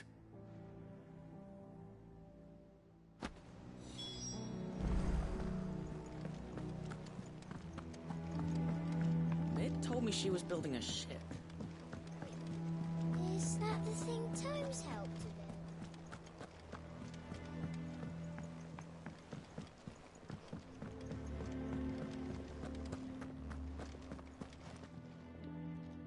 Lady Karen, Goad tells me you weren't happy with our offer. Would you prefer the debt was repaid in coin? What debt? I don't recall lending any of you lot me hard-earned gil. I may have tossed a talent or two in the Hideaway's coffers, but those were donations. And you can hardly call it charity if you go asking for it back. Of course not. But one good turn deserves another. And our circumstances have changed. Surely you wouldn't shun the gratitude of a pauper who happened to have become a prince. Oh, so you're a prince now, are you? Fine. But I'm selling it and taking what I'm owed, then you're getting the rest whether you like it or not.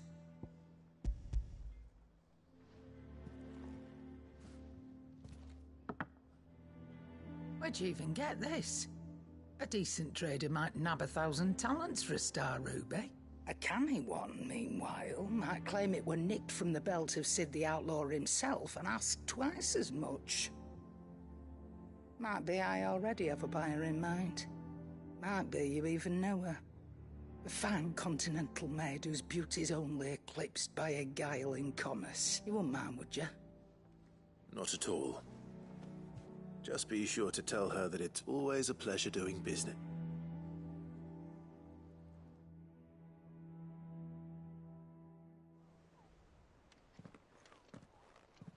I hear you ended up delivering all 3 stones. Thanks to this lump. I sometimes wonder what I pay you for. Speaking of which, I still haven't been paid last month's wages. Oh, so you remember what's owed to you then? Get your ass behind that disc of yours and don't get up before those ledgers are square. Right away.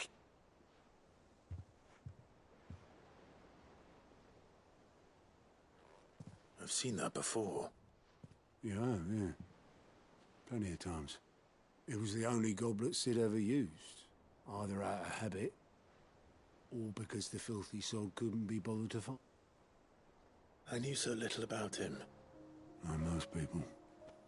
Martha and the Dame both seem to have fond memories of him. I bet they... How long did you know Sid before he died? 20 summers, give or take. Back in the day, I was a purser on a trade ship, which is where I met him. We set up drinking island rum till the morning bell dragged me back to my duties. Quit my post not long after that, on account of making a fine maiden's belly fat. But me and Sid stayed close, promising we'd one day sail the seas again.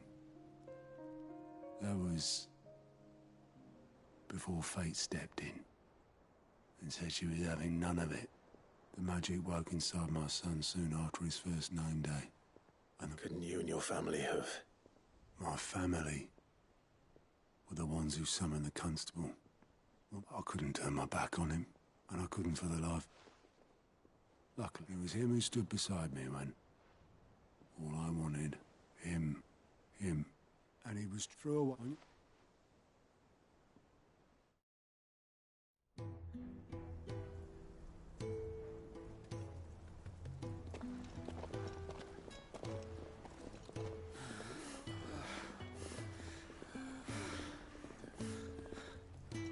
He was always too clever for his own good, was Sid. Saw the world for what it really was, while the rest of us were content to go along with the lie we were shown. And it can't have been easy, bearing that burden alone.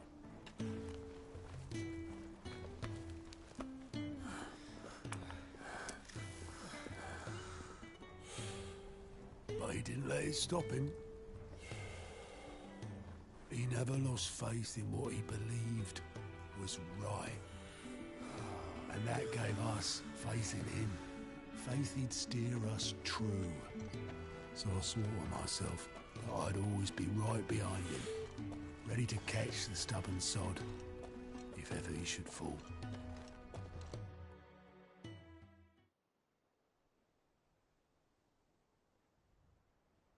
But I couldn't even do that.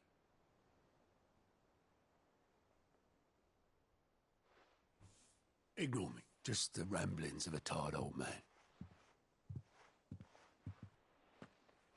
Leave that lot. I'll tidy it up in a bit.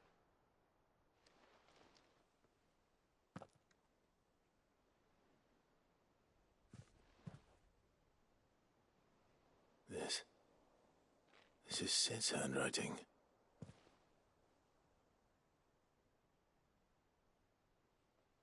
Dear Otto. I may be drunk, but I wanted you to know this place would be fucked without you. Love you, you grumpy old sod.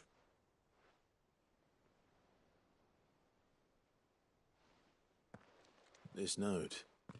Hmm? What about it? Sid was right. Without you, we'd all be lost.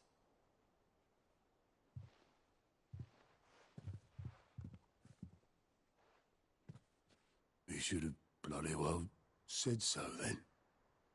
Just once. Before he went. But then, why would he? Him, or anyone? I'd only have told him to piss off.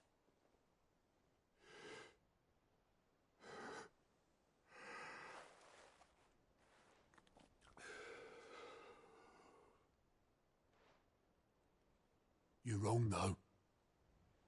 Both of you. It was never just me keeping the hideaway afloat. It was all of us. I just shoved people in the right direction. I barely seem to be able to do that anymore.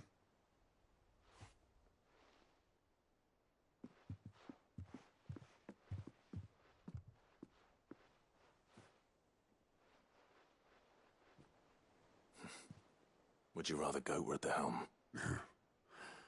Well, maybe I've got a few more years left in me. I'm going to hold you to that, Otto. Before you go,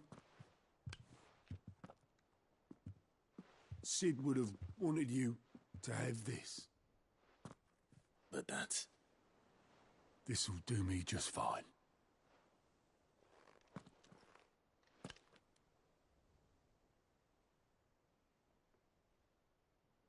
Thanks for the ray of sunshine. I'll see if I can't pay you back. Already have.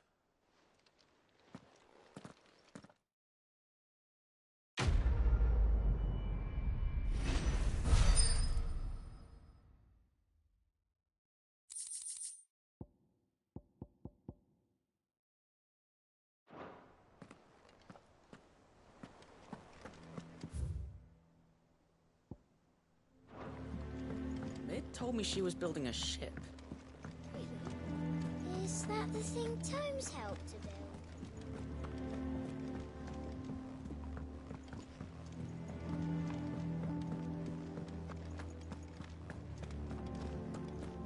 He cracked the crystal too? You're joking.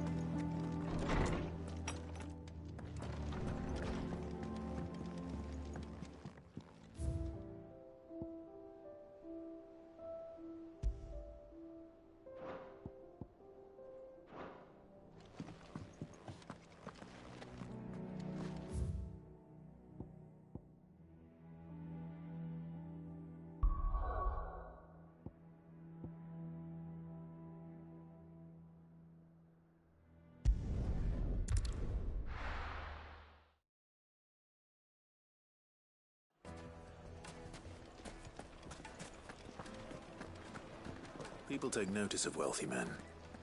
Shouldn't be too hard to track down Karen's collector. They're saying Drake's Fang is gone. The whole Mother Crystal gone. What are we gonna do? Yeah. Calm yourself. Before, I don't think they were all found. Some of them are still living. My reputation will be ruined! Ruined! Calm yourself, Lord Ignac, I beg of you, before you do yourself a mischief. Pardon the intrusion, but... Out! Get out! I paid for these rooms so I wouldn't be disturbed. Leave me be! please, allow me to apologize. His lordship is going through a difficult time, and he's never been fond of guests arriving unannounced. Radim! Get rid of the filthy oaf this instant! Very good, Lord Ignac. Would you mind stepping outside for a moment?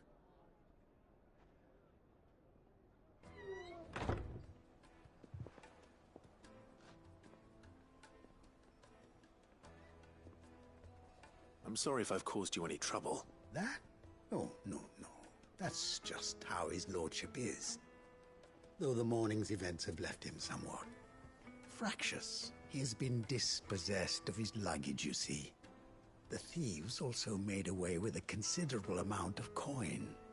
Coin the innkeeper will soon be keen to I don't suppose a certain blade was among the stolen items.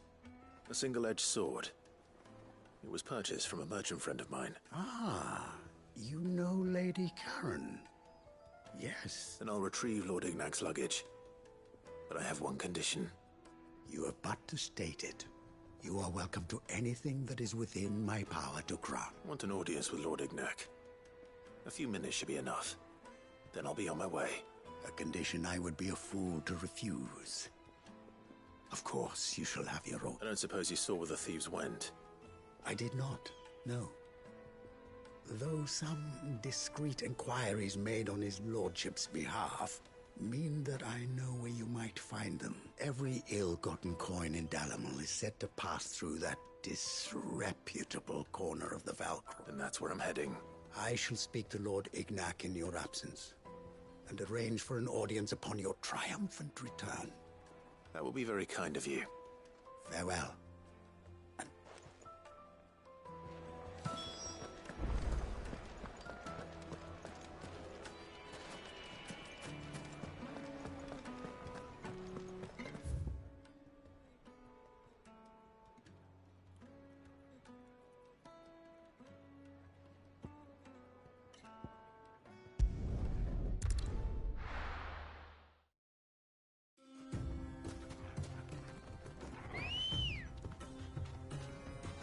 Good girl. Fly, Ambrosia.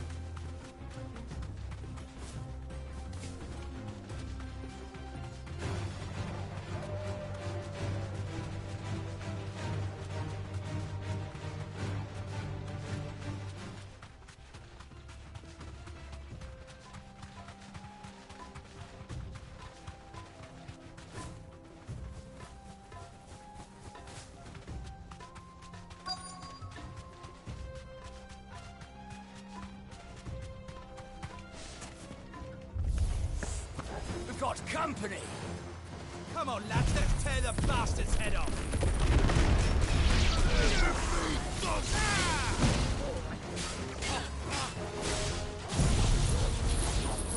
All yours!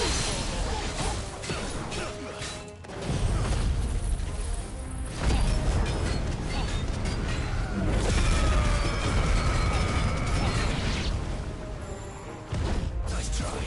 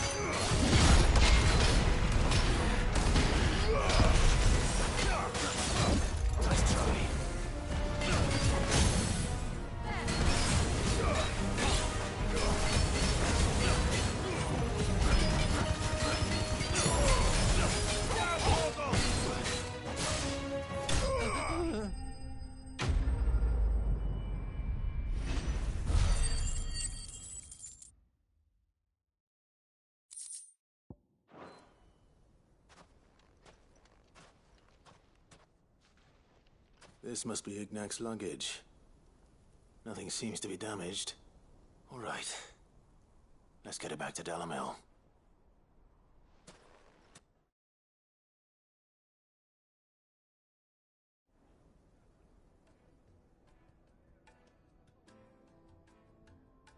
I hear I have you to thank for the return of my effects. What shall I call you, my good man? Wyvern. Glad to make your acquaintance. A formidable name indeed. Well, Wyvern, I appear to be in your debt. Redeem here tells me you wished for an audience. Is that all? A few moments of your time should suffice, yes. You're a peculiar fellow, Wyvern. All right, speak. Master Wyvern was wondering if you could tell him about a certain single-edged sword you recently acquired. Oh, a true work of art, that one. Karen drove me hard on the price, but I would have sold her Radim here to get my hands on that sword. It was made in the Outer Isles, far beyond the Twin, and is used exclusively by the practitioners of a unique school of swordsmanship. They believe no combat should ever exceed a single strike, and hone their blades to such perfection. Each sword is made for that one perfect stroke, and for that stroke only. They crack upon a second blow. There's a brutal sort of beauty to it, really. But how do they hone such an edge? Why, they use a whetstone, of course. Whetstones, rather. A whole array of them, ranging from the coarse to the fine. 10,000 licks with the sharpening stone, then 10,000 more. But it is the final stone which lends the blade its legendary sharpness. A mineral quite foreign to this great realm of... And that is the key. The secret ingredient. Wyvern, it occurs to me that my little lecture is hardly equal to services rendered. Take this, together with my regards. The very stone of which I spoke, far rarer among collectors than even the blade itself, and a far more fitting payment. Thank you. Pardon the intrusion, my lordship. However, it is long past time we prepared ourselves to depart. So it is. I am locked in bitter competition with a rival collector of curiosities. I am one step ahead of the unscrupulous scoundrel, but he is hard at my heels. And there are many other collectors out there. Too many to count, but only one do I consider my nemesis. Lord Byron Rosfield. And is a perennial thorn in my side. I can imagine. Farewell, Wyvern. May our paths cross again. Radim, we mustn't dawdle.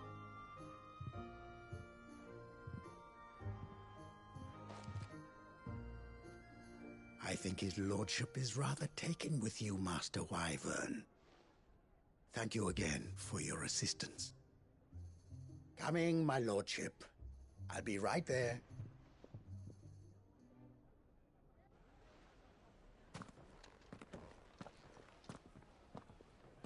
Trust Uncle Byron to find such an interesting rival. Now, let's see what Blackthorn makes of this whetstone, shall we?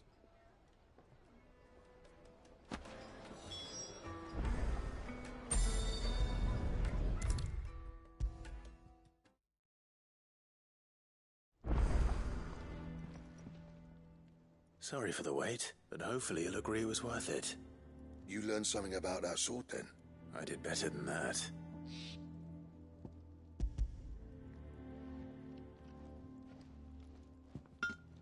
A whetstone? Yes. But not one you'll find anywhere in Valisthea.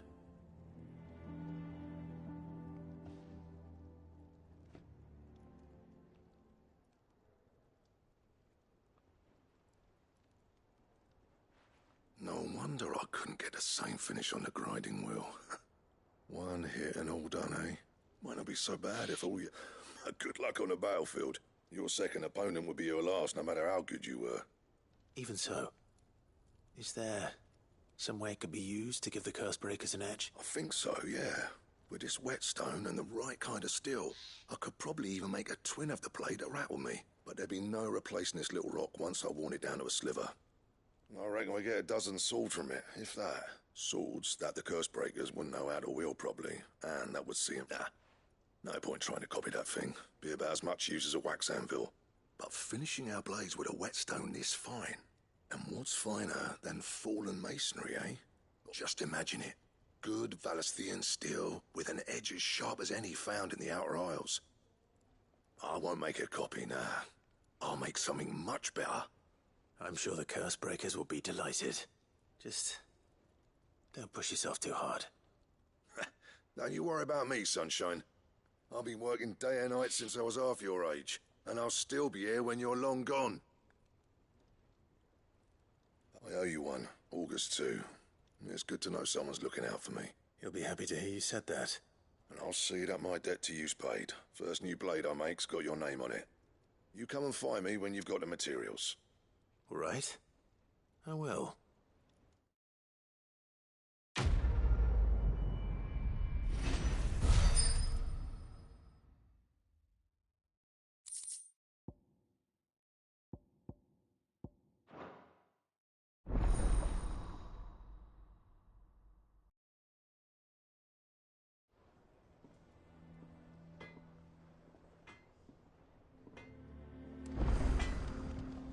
Back, are ya? So, what'll it be?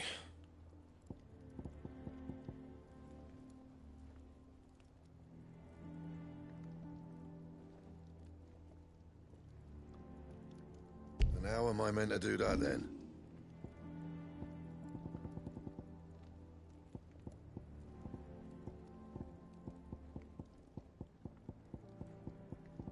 And?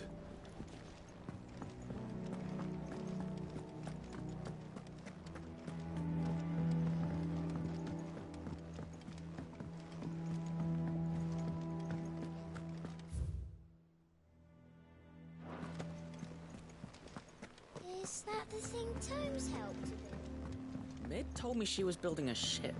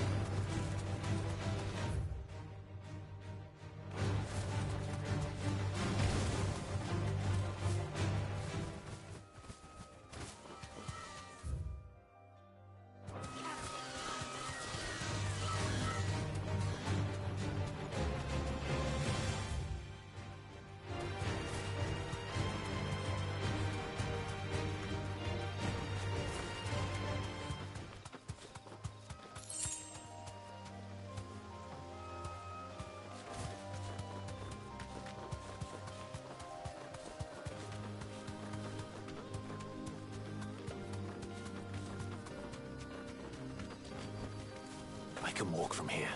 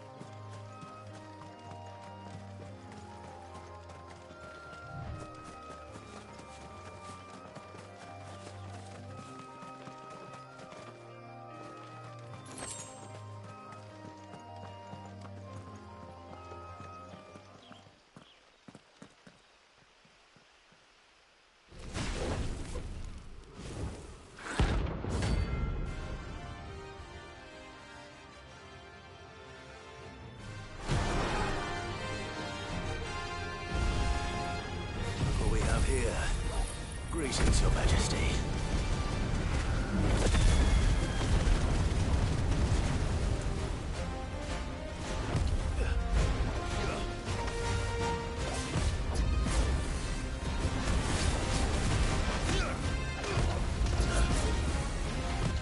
Nice try. Too slow.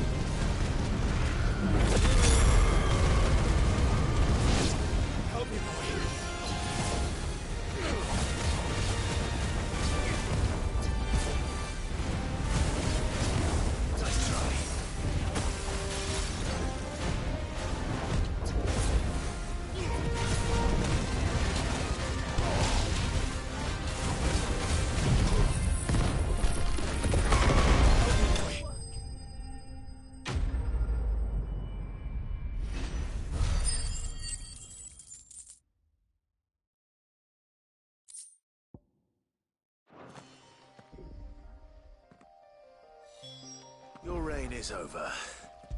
Now to collect the ash. This looks like the stuff. Let's see if there's any more.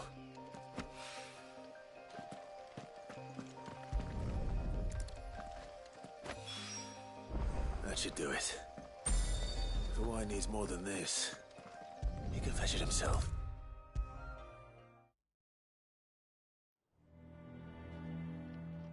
All right, there's. How's that hunt for the... I have it here.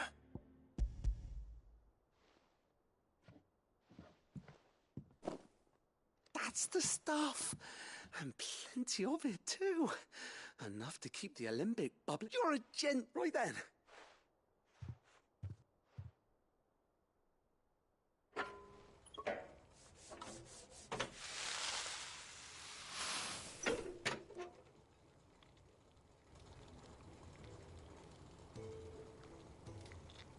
There we have it. The Telemon Alembic. And it works just like the chief said it would. Very impressive. Says the man who cut down a burning boulder. Speaking of which, I still haven't returned the favor. There's no need. The good it will do for the hideaway is reward enough. Don't be silly. Why don't you let me take a look at that bag of yours? The one you keep your potions in. Reckon I could work some magic on that, huh? What kind of magic? Well, we happen to have isolated a substance in our test run of the Alembic that I reckon will make even the toughest leather supple as anything. Thought we might use it to breathe new life into old boots and the like. Save the hideaway a few gil. But I reckon if we slap a bit on your bag, it'll loosen it up enough for you to squeeze in a bottle or two more. Well, it can't hurt to try, I suppose. That's the spirit. Leave it with me. I'll only be a mo.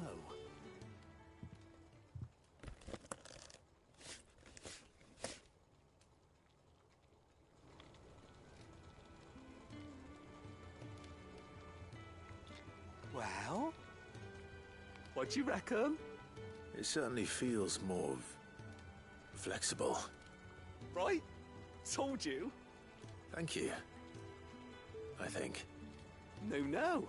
Thank you for supporting Mid and the rest of us in our... And I'm telling you, there's plenty more where that came from.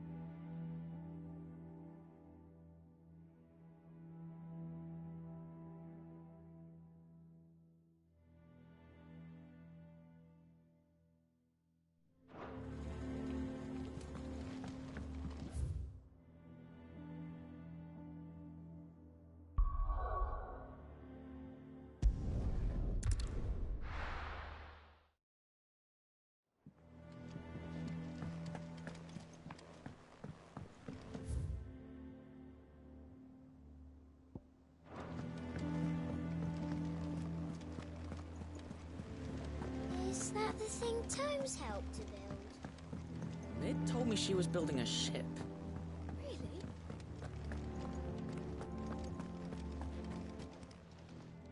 How may I help you today, Clive? Here you are. Come again. I may have more for you.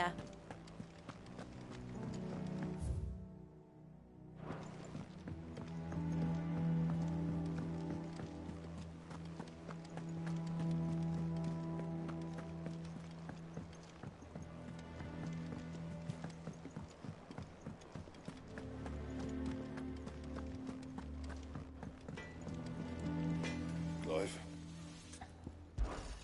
What do you want?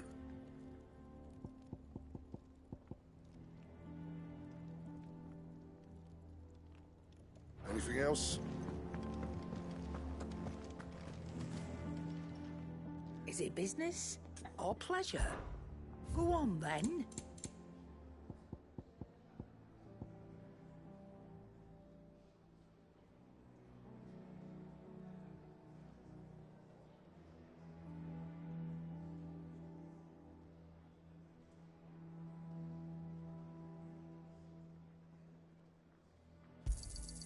It'd better all be here. What do you need? What do you want?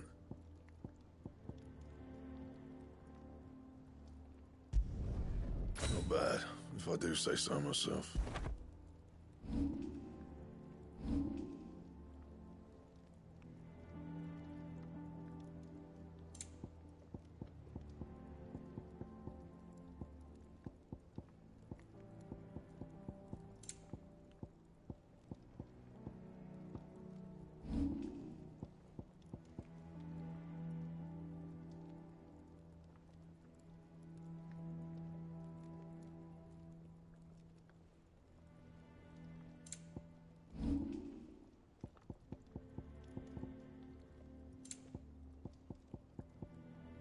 Don't waste my time.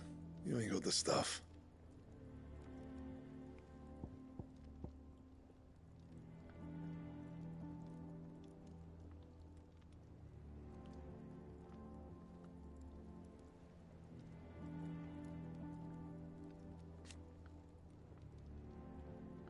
And?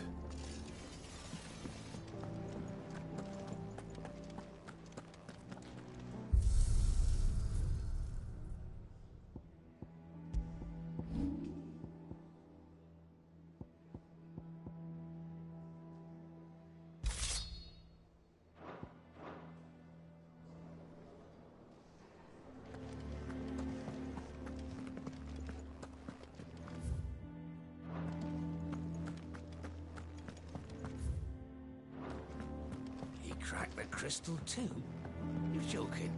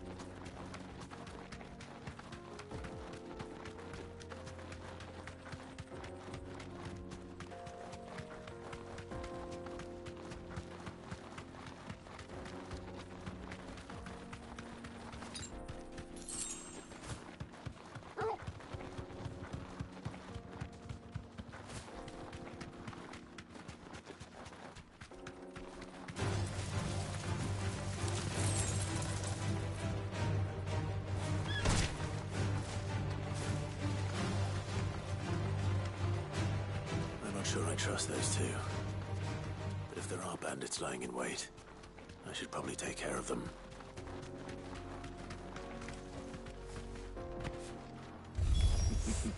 Look lively, you lot. We've got guests. These must be our bandits. And if you ever...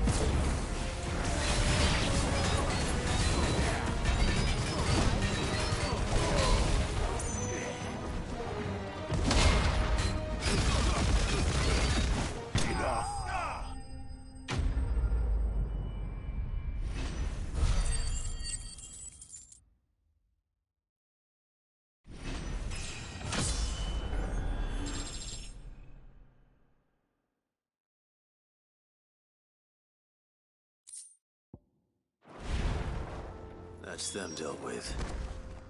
Now, where's that cart?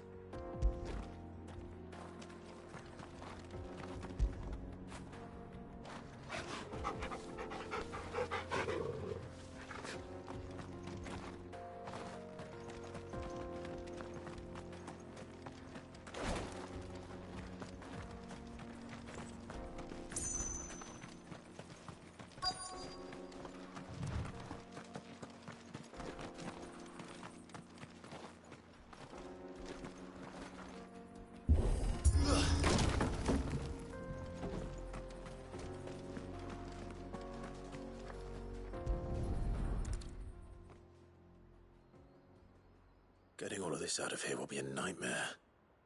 Seems we've found ourselves the right man for the job, wouldn't you say? Found the cart and didn't leave a single bastard breathing. Our merchant friend will be delighted.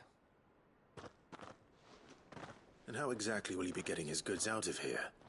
You leave that to us. After all, it'd be wrong to make such a fine warrior haul cabbages to market. You've done your part. And that's all you need to worry about. Here.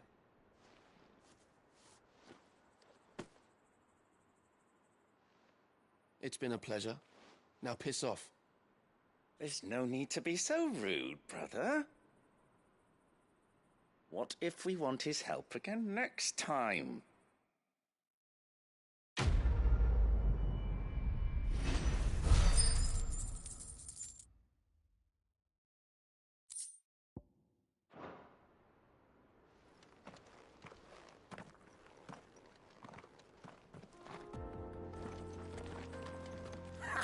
You've had your reward and you're not getting any more. Now piss off.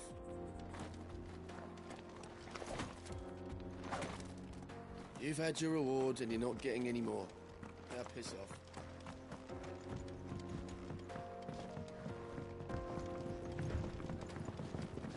I see the Dalmex lag behind Rosaria when it comes to bridge building. The fallen ruin should hold, at least. The path continues on the other side.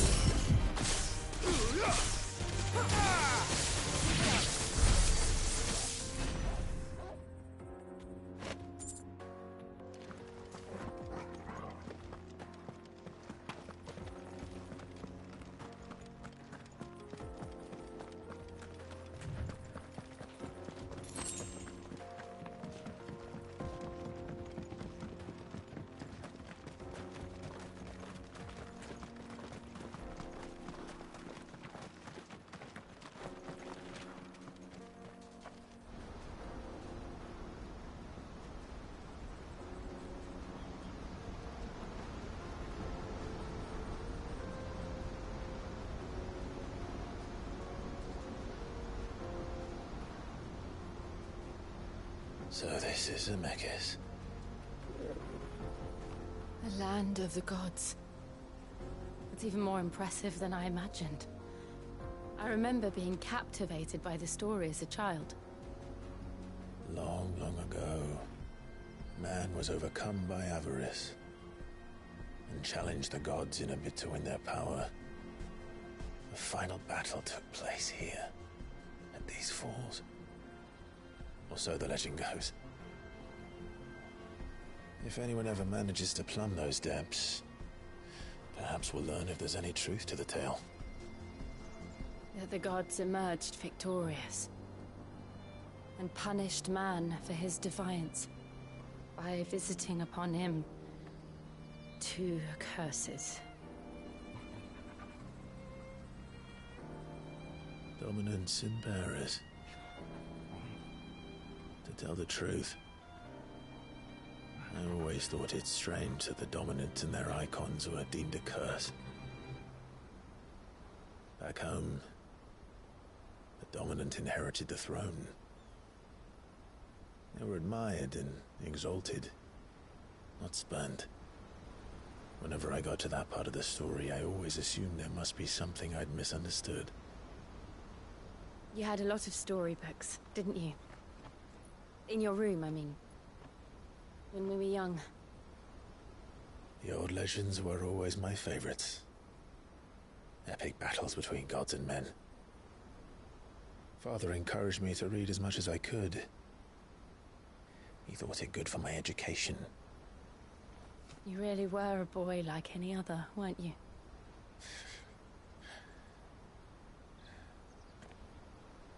Just look at this place. It's enough to make you believe the legends are true. I know.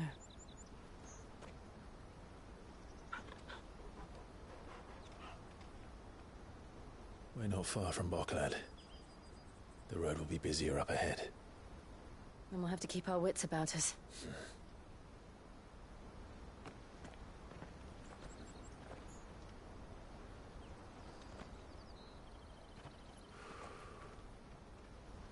Clive?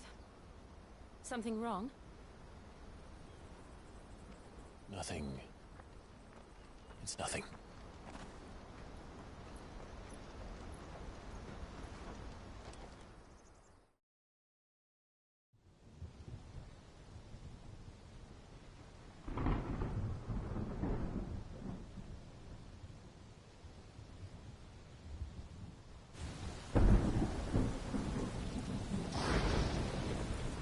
I see the reports are true, Father.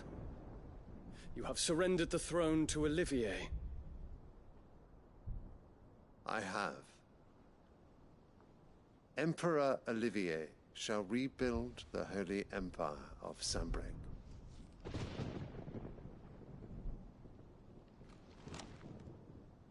How is he to rule an empire? He is but a boy. I shall advise him until he comes of age. Father, please. Or for as long as I am able. The empire we seek to build needs young blood to rule it, and I can think of none better suited to the task.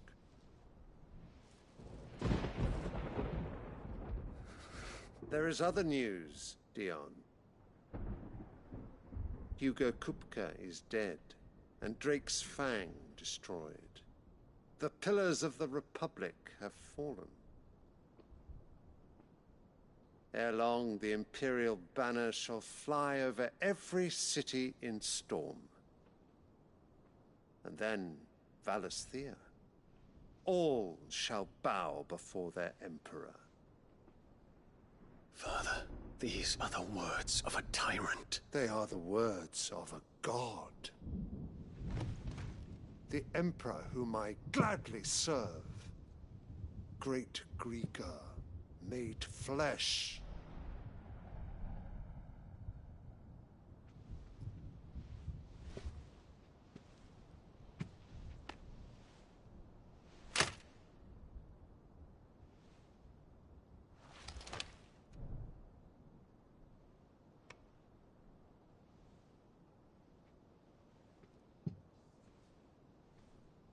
return to your camp, Dion, and ready your forces. It is time to show the world the true power of Sanbreque.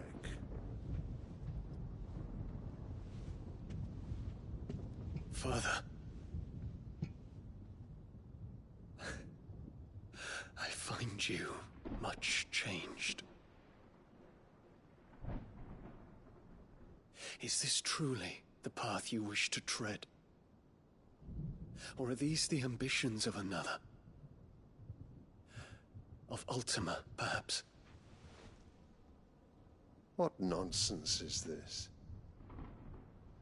I speak my mind, and my mind only. Though I do owe Annabella thanks for reminding me of certain truths regarding the nature of nations, of rulers, and of the divine. You would trust the words of this traitress? She betrayed her country. She slew her husband. You have ever been an invaluable servant to Sanbreque, Prince Dion. I trust you will continue to serve your Emperor in the wars to come. The canker! Silence! Insolent wretch! You will bend then.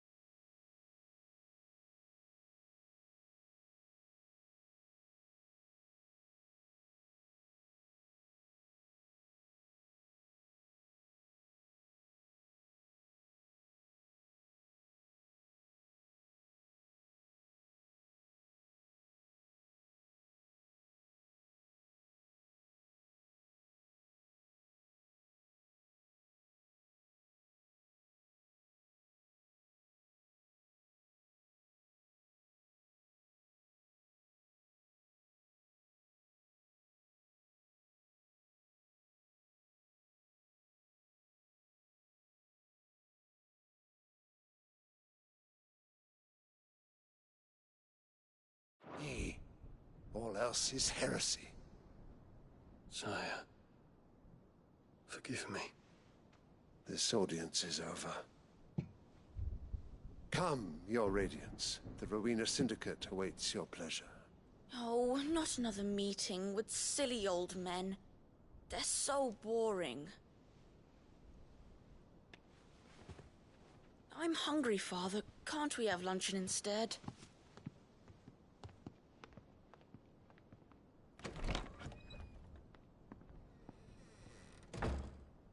Does it pain you that you will not inherit your father's throne? I have suffered worse.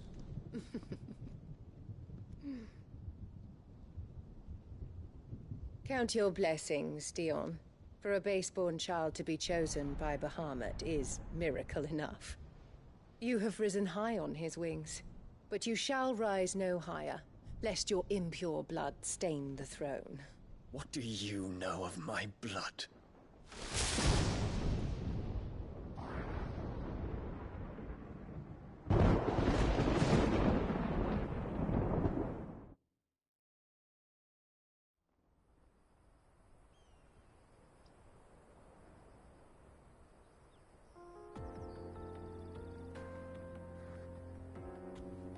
The Boklab markets are to the north.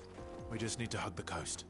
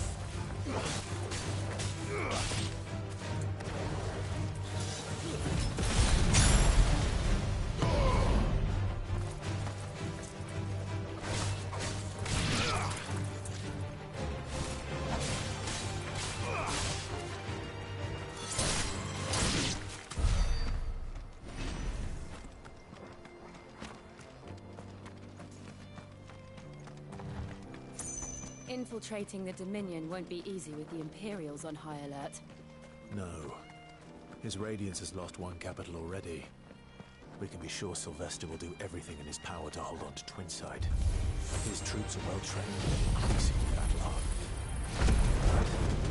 It's not as if we can wait for the siege.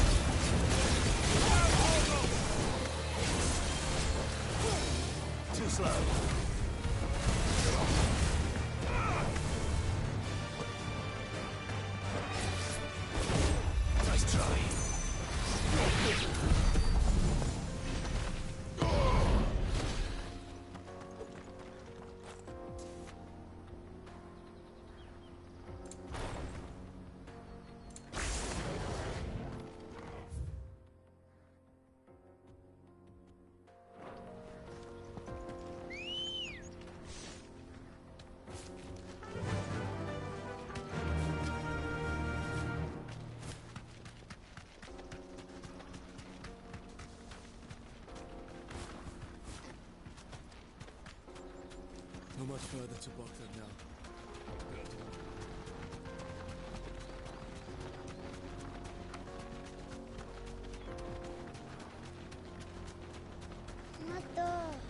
More refugees. And they're all making for the Crystalline Dominion. Because they don't know how to live without the crystal's blessing.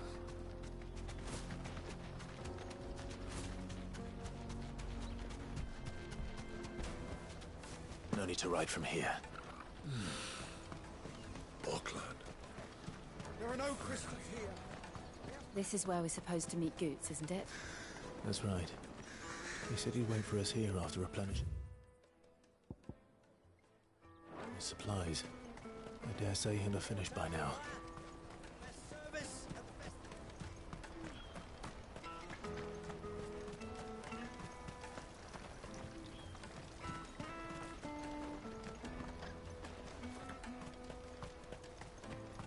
What do you think, girl?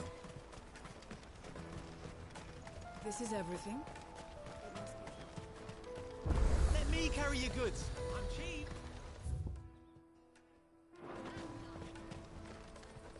You won't find a finer array this side of the strait.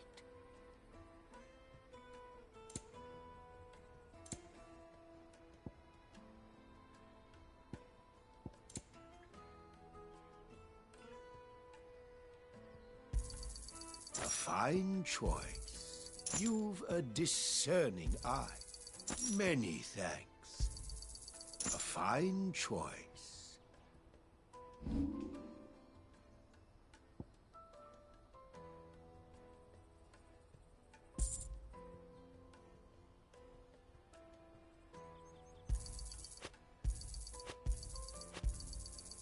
Thank you.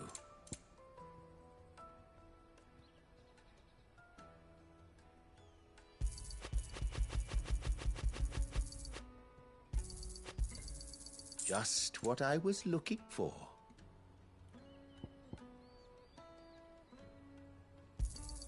Thank you.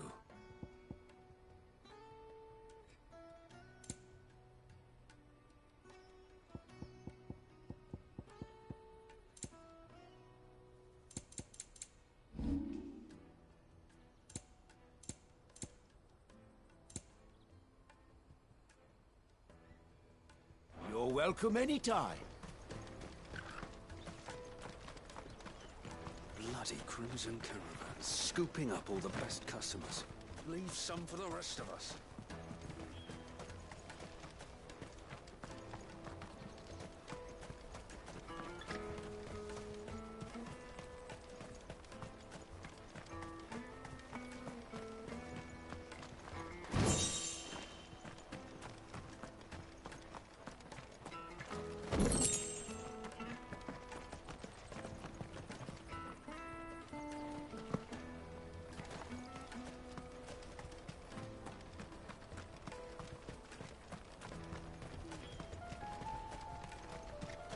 Out of my sight, wretch.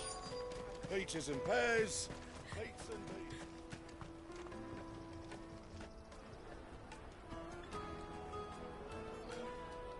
Wonders from across the water. Come one, come all. Feast your eyes. Good sir, can I interest you in...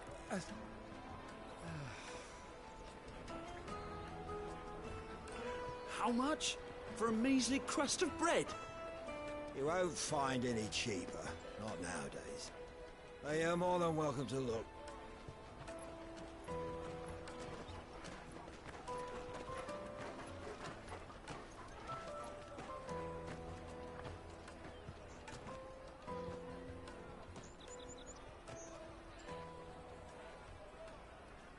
The Empire's unlawful and illegitimate occupation of the Crystalline Dominion is still in effect. Only those whose business in Twinside has been officially approved by the Republican Army will be permitted to cross the border. All who seek entry are to form a line and ready their documents for inspection. It looks like we aren't the only ones who are eager to leave. And they're checking everyone. Can't you make an Not for the likes of you. We won't get through without that pass. Let's go and find Good, shall we?